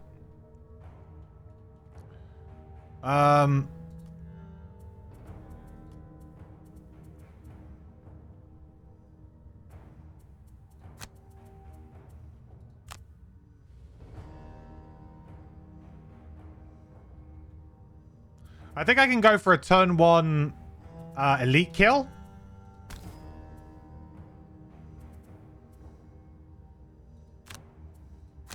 I think that's what I'm going to go for.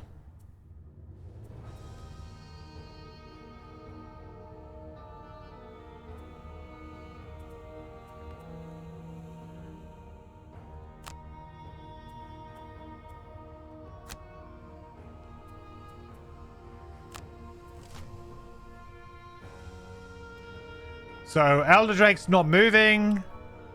Attack 6, range 3, target 2. So only range 3. I'll probably stay away from that. Not over here. We're going to have to take it.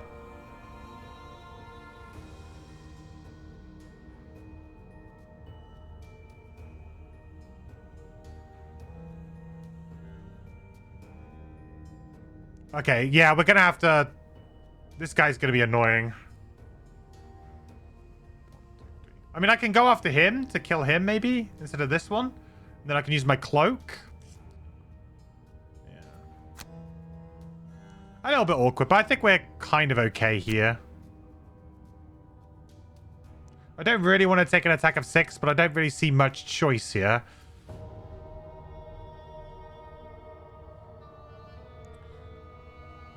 It's either that or I take attack of 6 from this guy anyway, with the wound.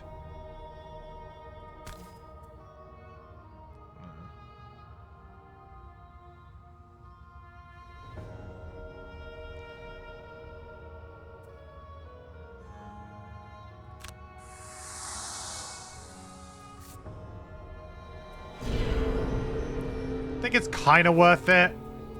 It's close, though. Definitely want to clear out all the little minions before you start on the Elder Drake.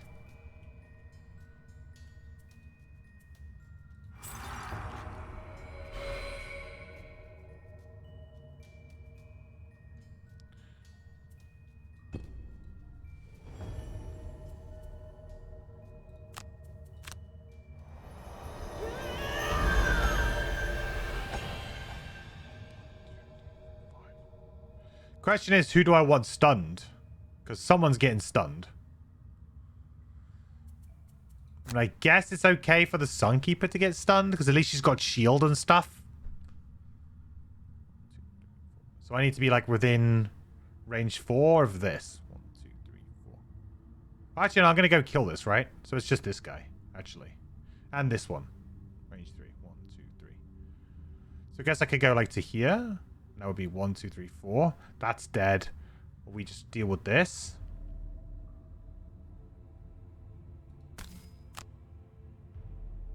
Seems pretty reasonable.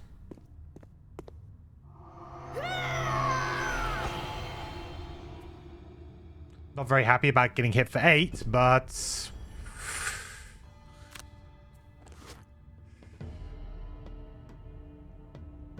The life of a Sunkeeper, am I right?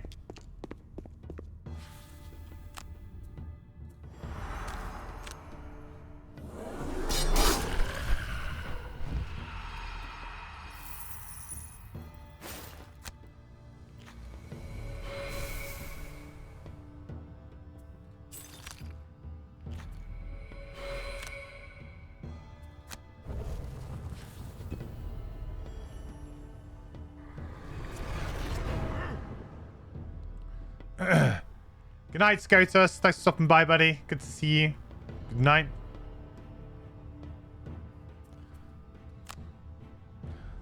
Watch out, there's dragons. Oh, really? I hadn't noticed. I hadn't noticed, Sanders. Holy moly.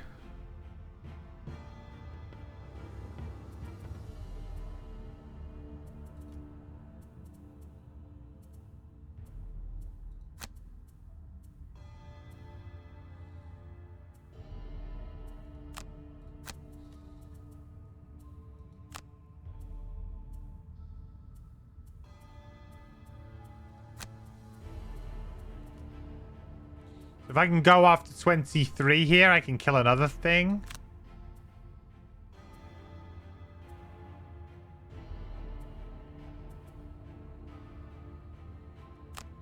Or maybe? Oof. Don't like any of this, really. I think I'm just going to euthanize one of these bad things. I know it's not great, but... I think it's just better to try and kill something here. Okay, Summon Zephyrs is annoying, but not much we can really do about that. I'm okay with that.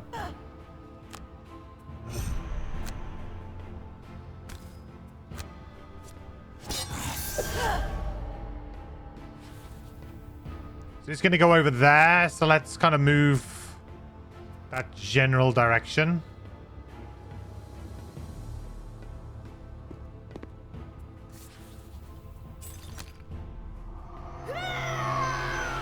I should be able to kind of get rid of potential wounds completely in a minute, so that's good.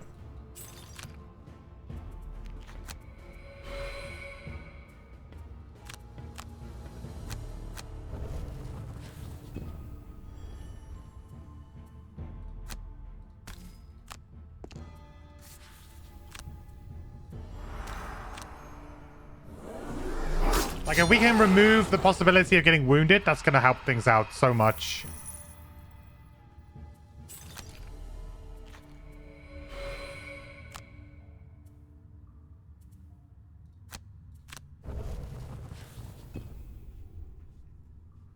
Maybe I should just try to kill the Drake. Nice. Yeah. Yeah. That would also be a good idea.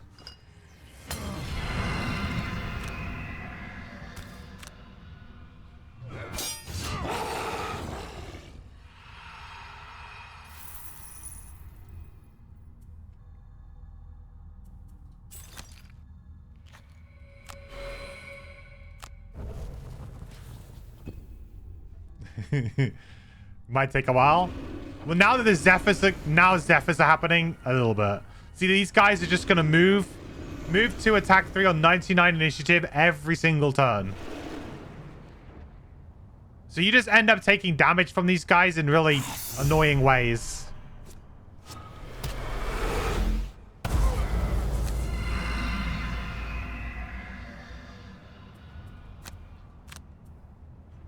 The slow impending death of Zephyrs.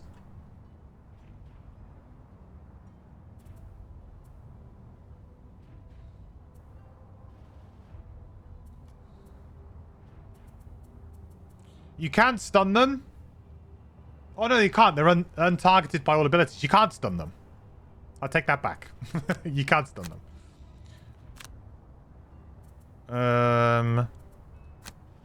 Defensive stance is an interesting one in this scenario. I don't think like we can really afford to play it.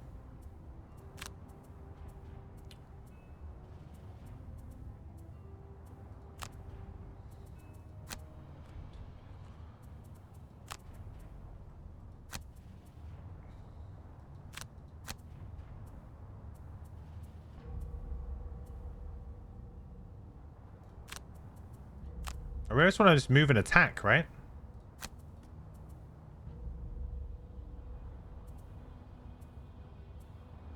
I just need to start. I need to start getting invisible here.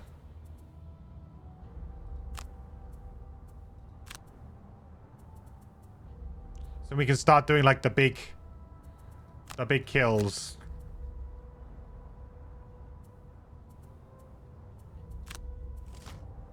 Yeah, there you go. So this is like the big attack. You have to be very careful about like sort of ending your turn close to it. Makes it quite scary.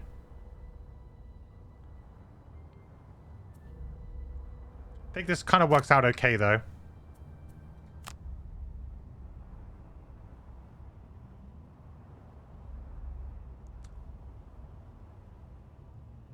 So it's the first two in front. So it's basically like a range 3, really. It's like a range 3. So it could go here, but then I'm going to take hits from the Zephyrs.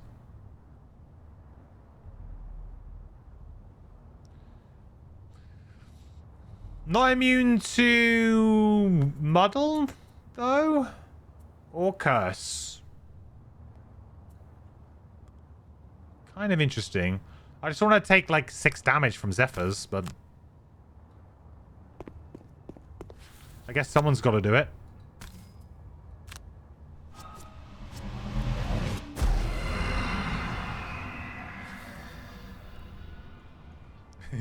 Be Cracker and have him fill in those dark pits. The ultimate strategy.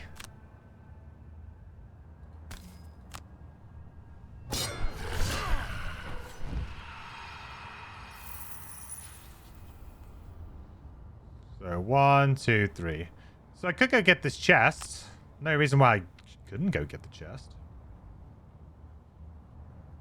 Feels a bit greedy.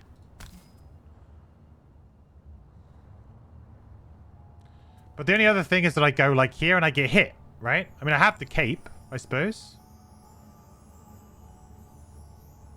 I'm going to have downturns. I'm definitely going to have downturns to heal. So the med packs are useful. Let's get the chest.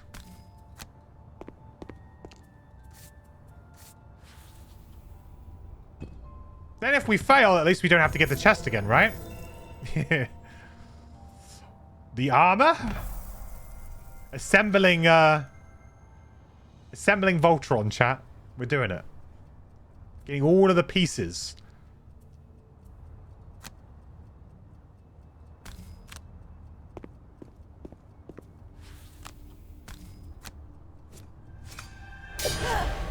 There we go. Only 77 now. Easy.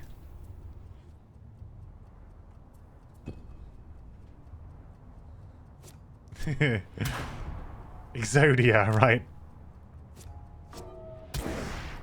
We've got the head. We got the chests. I don't know if we have the shoes or not.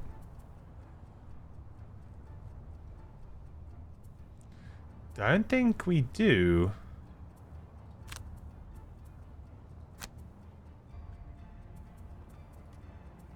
Right, this is like the awkward one, right? Because he could just run away here. Be really annoying.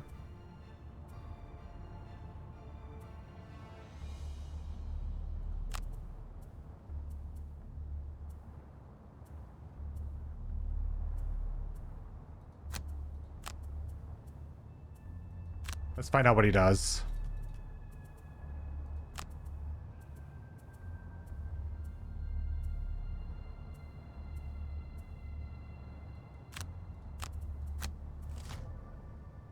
Alright, 36, move 0, attack 7. That's alright. Sunkeeper's going to take the brunt of that.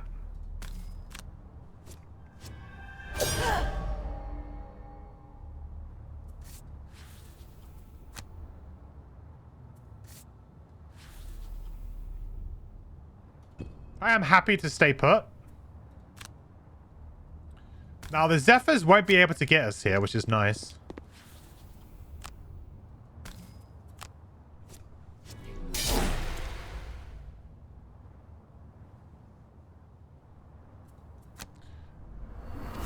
bought a Legend of Blue Eyes pack last week and got Shoes of the Forbidden One. I would like to say I know what that means, but honestly, I think I watched a little bit of Yu-Gi-Oh! On TV, and that's it.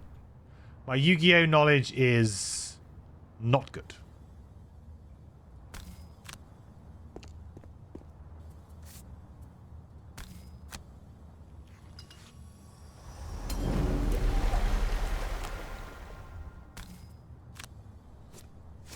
Ooh, hello.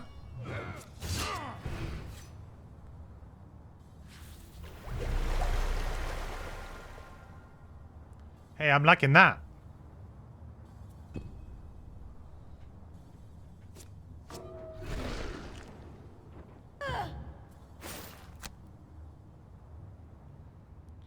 So ideally, we want to summon Zephyr's Draw next turn. If we can get a summon Zephyr's Draw, that's perfect for us.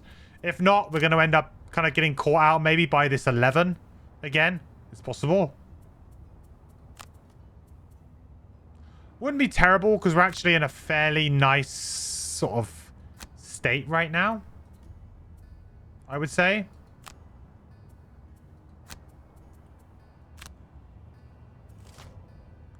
Perfect. There you go. That is some nice draws. Okay.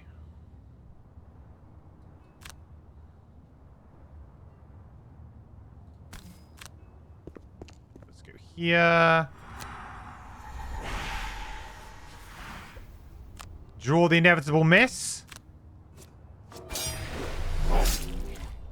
Could have been better. Could have been worse.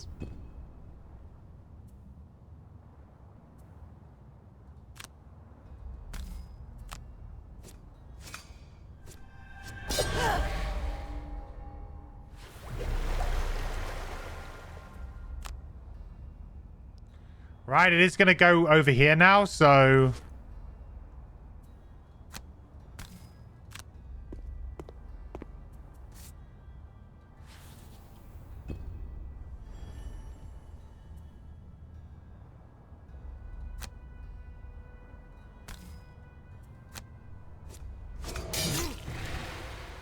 Alright, down to half health. Doing pretty good. Could loot or try and make a move here. Let's make a move.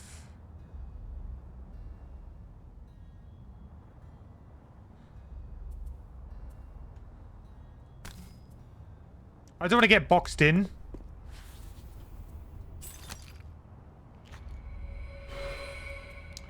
So now we know I want to like a big... The thing is with hamstring is I could get over there. Like really comfortably. But then I'm stuck there. And is that what I want?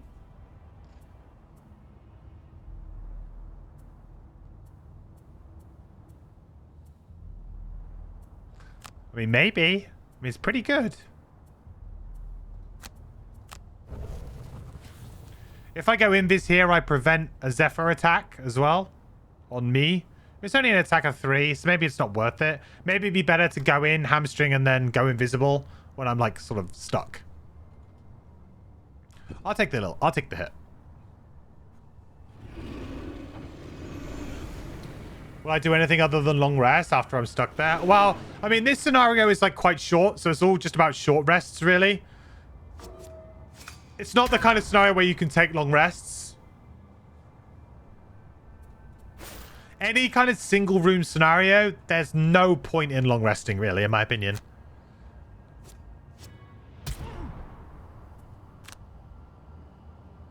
The only time you might do it is to get, like, I don't know, a very specific item back on a character. Or if maybe all of you could go invisible. Because it's so dangerous just to let one character. You'd have to make sure everyone's safe. Then you'd go for it.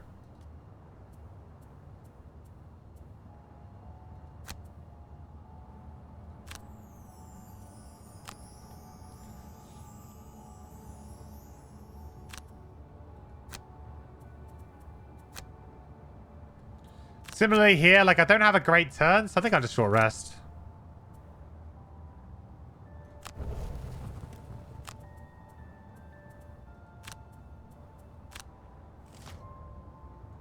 And there's that 14. That's okay though. We're gonna move around that.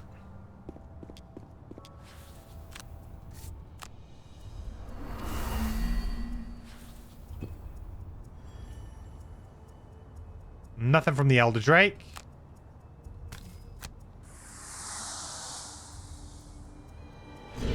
Saw might just be MVP at this scenario too, you know?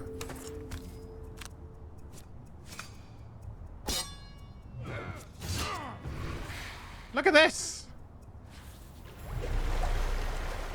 It's just the best.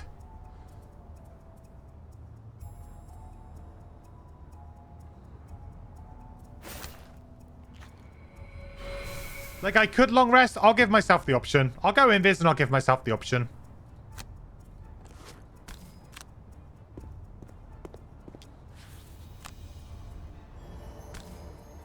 Hit him.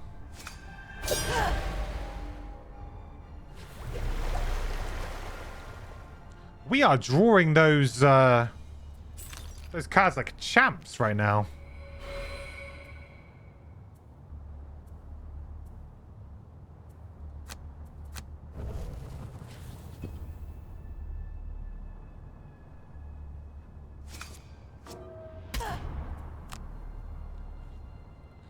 It's so weird seeing some without defensive studs. It's just not a great scenario for it, I don't think. I mean, if the Zephyrs became a big problem, you've got the option of dropping it down and just tanking the Zephyrs with it. Because, I mean, they only do attack 3, right? And defensive studs is shield 2, so chances are you'll be absolutely fine. Chuck a little bit of heal in there and you'll be fine. But yeah, it is a little bit odd. We can do attack 8 with Black Arrow. Don't think I can get over there otherwise. I'd have to use like Spirit of the Night, which is not bad use of it, to be honest. Move 6. I just go like 5 with double. But muddling him might be okay here. But I guess the thing is I'm wasting the invis, aren't I? Really? Because then I'm not going to be invisible. Yeah, it makes more sense maybe to use this and this together. That seems good. Go super late.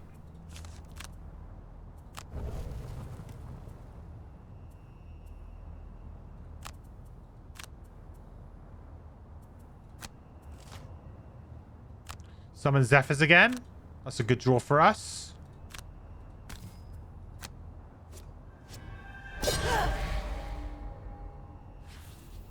I smell blood in the water, chat. We're going all in.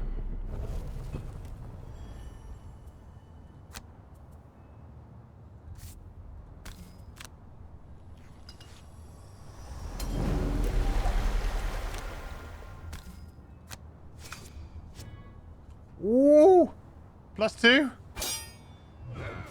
Rolling. +2. +2. Wound. ×2.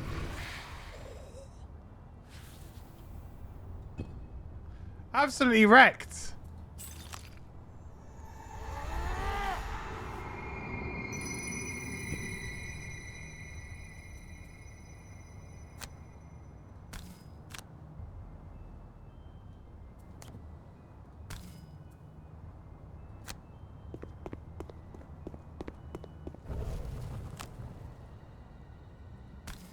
×2 draw here. No, it doesn't quite do it.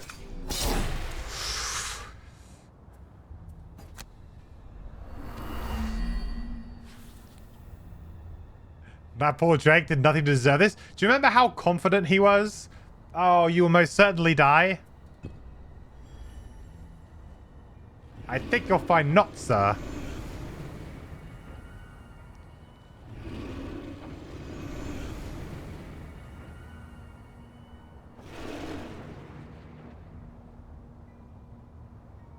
The smug voice.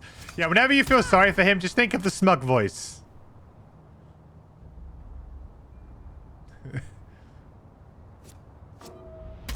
See, this is though when the scenario can get a bit hairy, right? Because if you get yourself into a situation where you can get boxed out by the Zephyrs, can be a problem. Luckily, we're just doing so much damage that it's not going to matter, and we've got invisible and all that good stuff going on.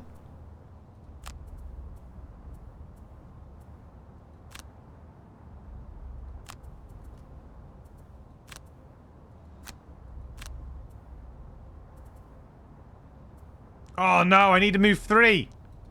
Boo.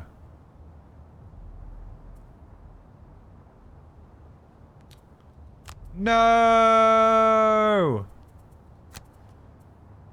Wait a minute.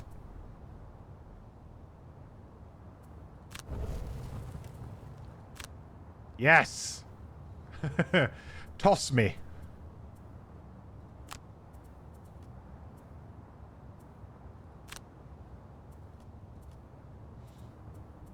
Although saying that, this might just kill it anyway.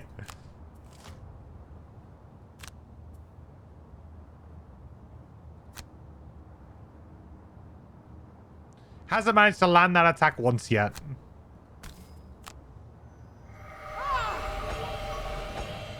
Sneak attack.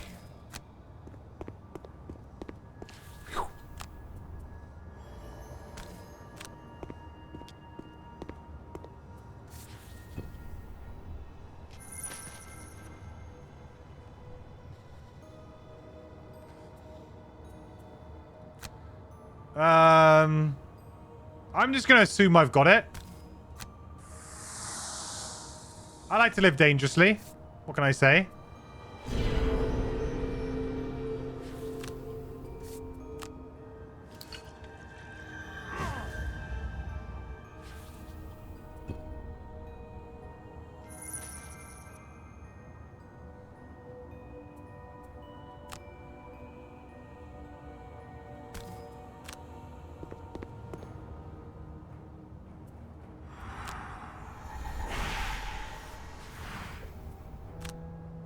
From the shadows.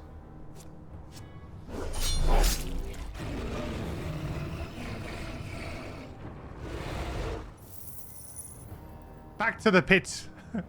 I can use one little pile of gold. Yes.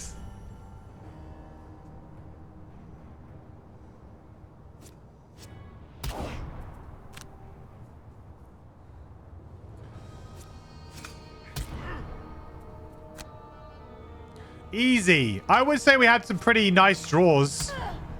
It definitely makes it a lot easier if you kill those enemies at the beginning. Like his cronies. Kill those. Game's pretty easy if you can kill them quite quickly.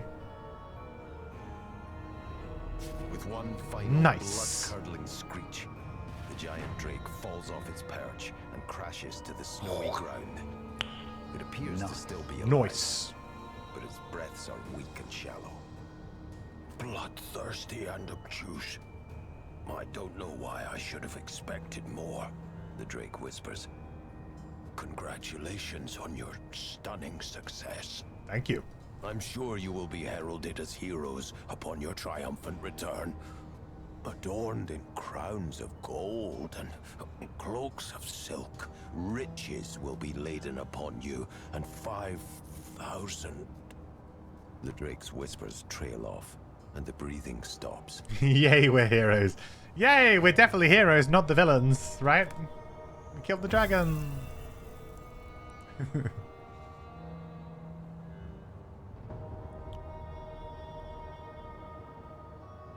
Pretty straightforward in the end. Nice. Very nice. Actually, the amount of damage that we did was pretty equal. Of course, everybody there.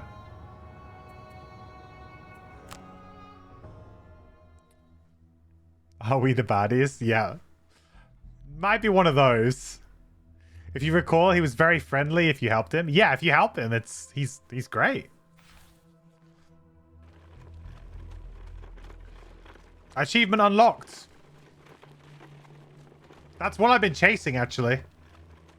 We were going to do it either this week here or potentially on the community save on Sunday. The drake's sarcastic predictions do not come to pass. You report your deeds to the Gloomhaven authorities and receive a modest reward to add to the modest amount of treasure you found on the Scorched Summit. Boom. 20 gold, 2 F, 1 prosperity, 18 XP. Very nice. Well, 5. Here we go. So out of this bunch of stuff, Boots of Dashing, Major Power Potion, Ring of Haste are probably the best items here. Robes of Evocation is very good, but it's maybe a bit hard to make work all the time. Boost of Dashing are great. Major Power Potion is great. Ring of Haste, great. Everything else is a little bit more situational or yeah, more suited to like a particular character or something.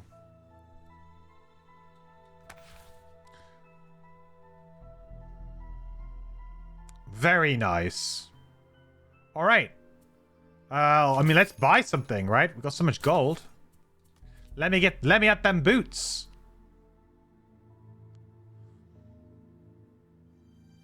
We know this is going to make a big difference to this character for sure.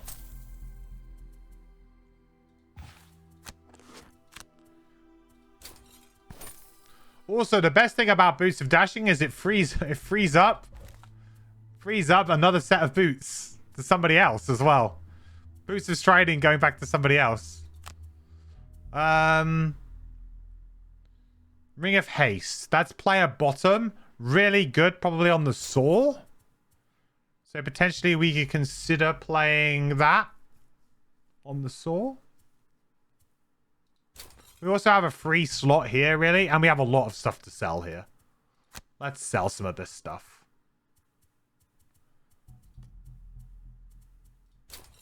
Resonant Crystal, bye-bye. Curious Gear.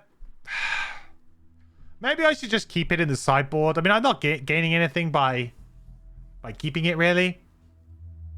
Like, by selling it, sorry. Like, I'm not gaining much by selling it. But having it just in my sideboard as an item I could bring, it's quite nice. This character really needs a mana potion now, though. Or a wand, which I don't think I have any unlocked yet, do I? Is it a random wand? Oh, we have Wand of Tremors. Okay. That's definitely the item we buy, then. Because really, you just want something to make the other elements. Like, you don't really care. Like, you can make dark. You just need another wand. So ideally, we'd love to get the Wand of Darkness too. But this kind of does a good job of that. We just use the wand whenever we want to do Swallowed by Fear. Next time we've got it. Also, because this is an element that neither of my other party members use, does actually make it quite a safe element too. It means that I don't necessarily have to give up light on Sunny D just to have a good Swallowed by Fear turn, which is good.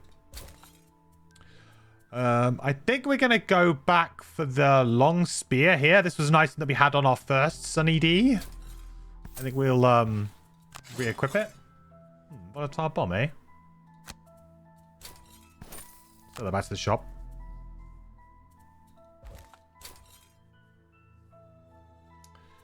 This helm is pretty useless, but the only other thing I guess I want is Empowering Talisman. Guess I could buy that.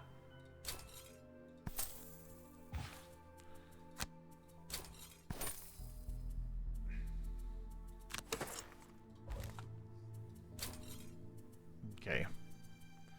And we will buy a minor mana here too. We'll have that as our default.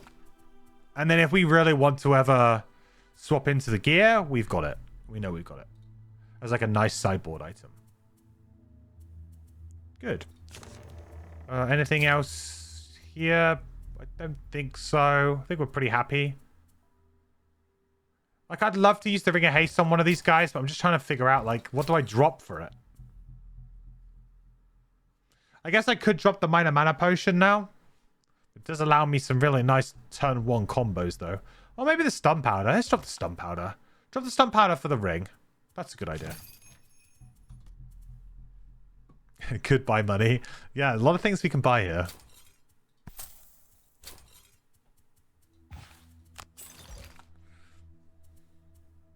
All right. Nice. Pretty happy with that. Pretty happy with that. Still got some good stuff we should probably be using. Like, I mean, Scroll of Power is very good. Robes of Evocation will be something that we'll look to use in the future. Not right now. Not for any of these characters, but potentially in the future. Great. All right, let's do some blessing. Some donating here. Keep getting devotion up. We've got a long way till we get Gloomhaven Wealth 6 now. We've got a long way to go. City encounter. Okay, you're walking across the silent bridge, headed towards the sleeping lion to get a quick meal. When you see a quattrel standing in front of a small cart laden with plates of food and curious contraptions. Come, try the delicacies of the East, the quattrel barks. Food enhanced with science. Flavors beyond your wildest imagination. Eat, eat, eat. All right, I'll do a poll.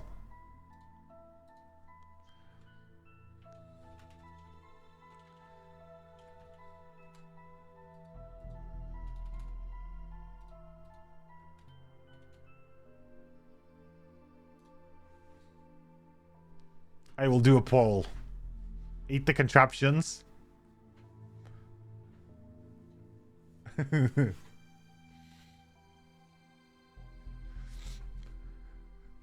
Nom or nop?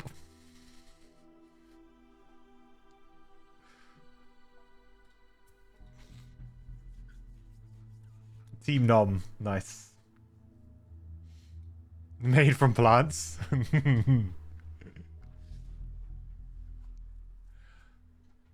Actual plants. They have plants in Gloomhaven. Feels like plants are just trying to attack you in Gloomhaven. That's the one type of enemy we don't actually have. We have like some sort of like poisonous vine beast. I guess we have the circle summon. That's about as close as it gets.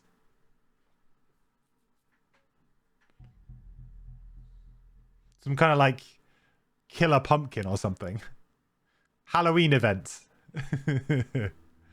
All right. Unsurprisingly, Nom is the answer. Stop and try the food. You decide to indulge in the unknown and see what the quattrel is offering. He looks very pleased at your approach and instructs you to inhale a tube of vapors, then take a bite from a bowl full of tiny golden spheres. As the spheres melt in your mouth, the taste mixes with the aroma of the vapors to create a wonderful experience. You pay what you can, but the quattrel seems solely focused on how much you enjoyed the meal. 3 gold each, you have been blessed. That's a cheap bless right there. Okay then, there we have it. There is episode 12 done and in the books.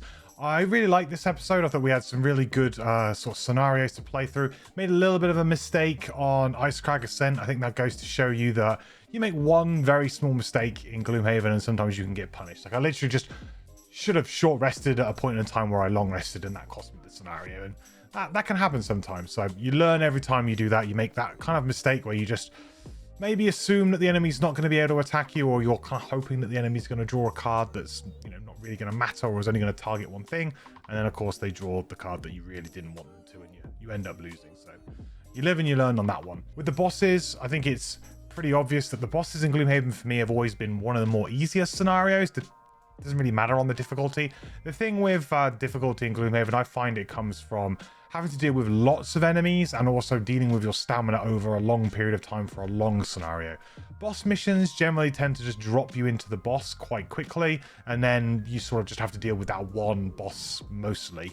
And it's quite easy to deal with one enemy when you've only got to worry about one sort of ability card each turn. You can kind of play around it or work out how to work around it. So yeah, it does mean that boss missions, in my opinion, in Gloomhaven are a little bit easy, just because of just the nature of the game, really. It's nothing to do with they could make them harder. It's just, yeah, just single room scenarios generally won't tax you on your stamina, and that's a big part in making the game difficult.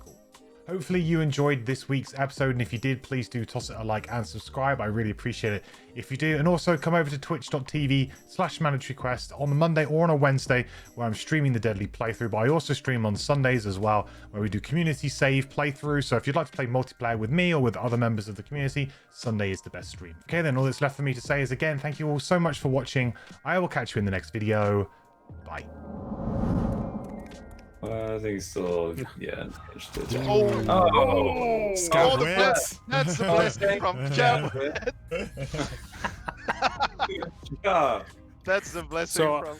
Isaac, at this point, can we get your approval to add an additional attack modifier deck for allies in the digital?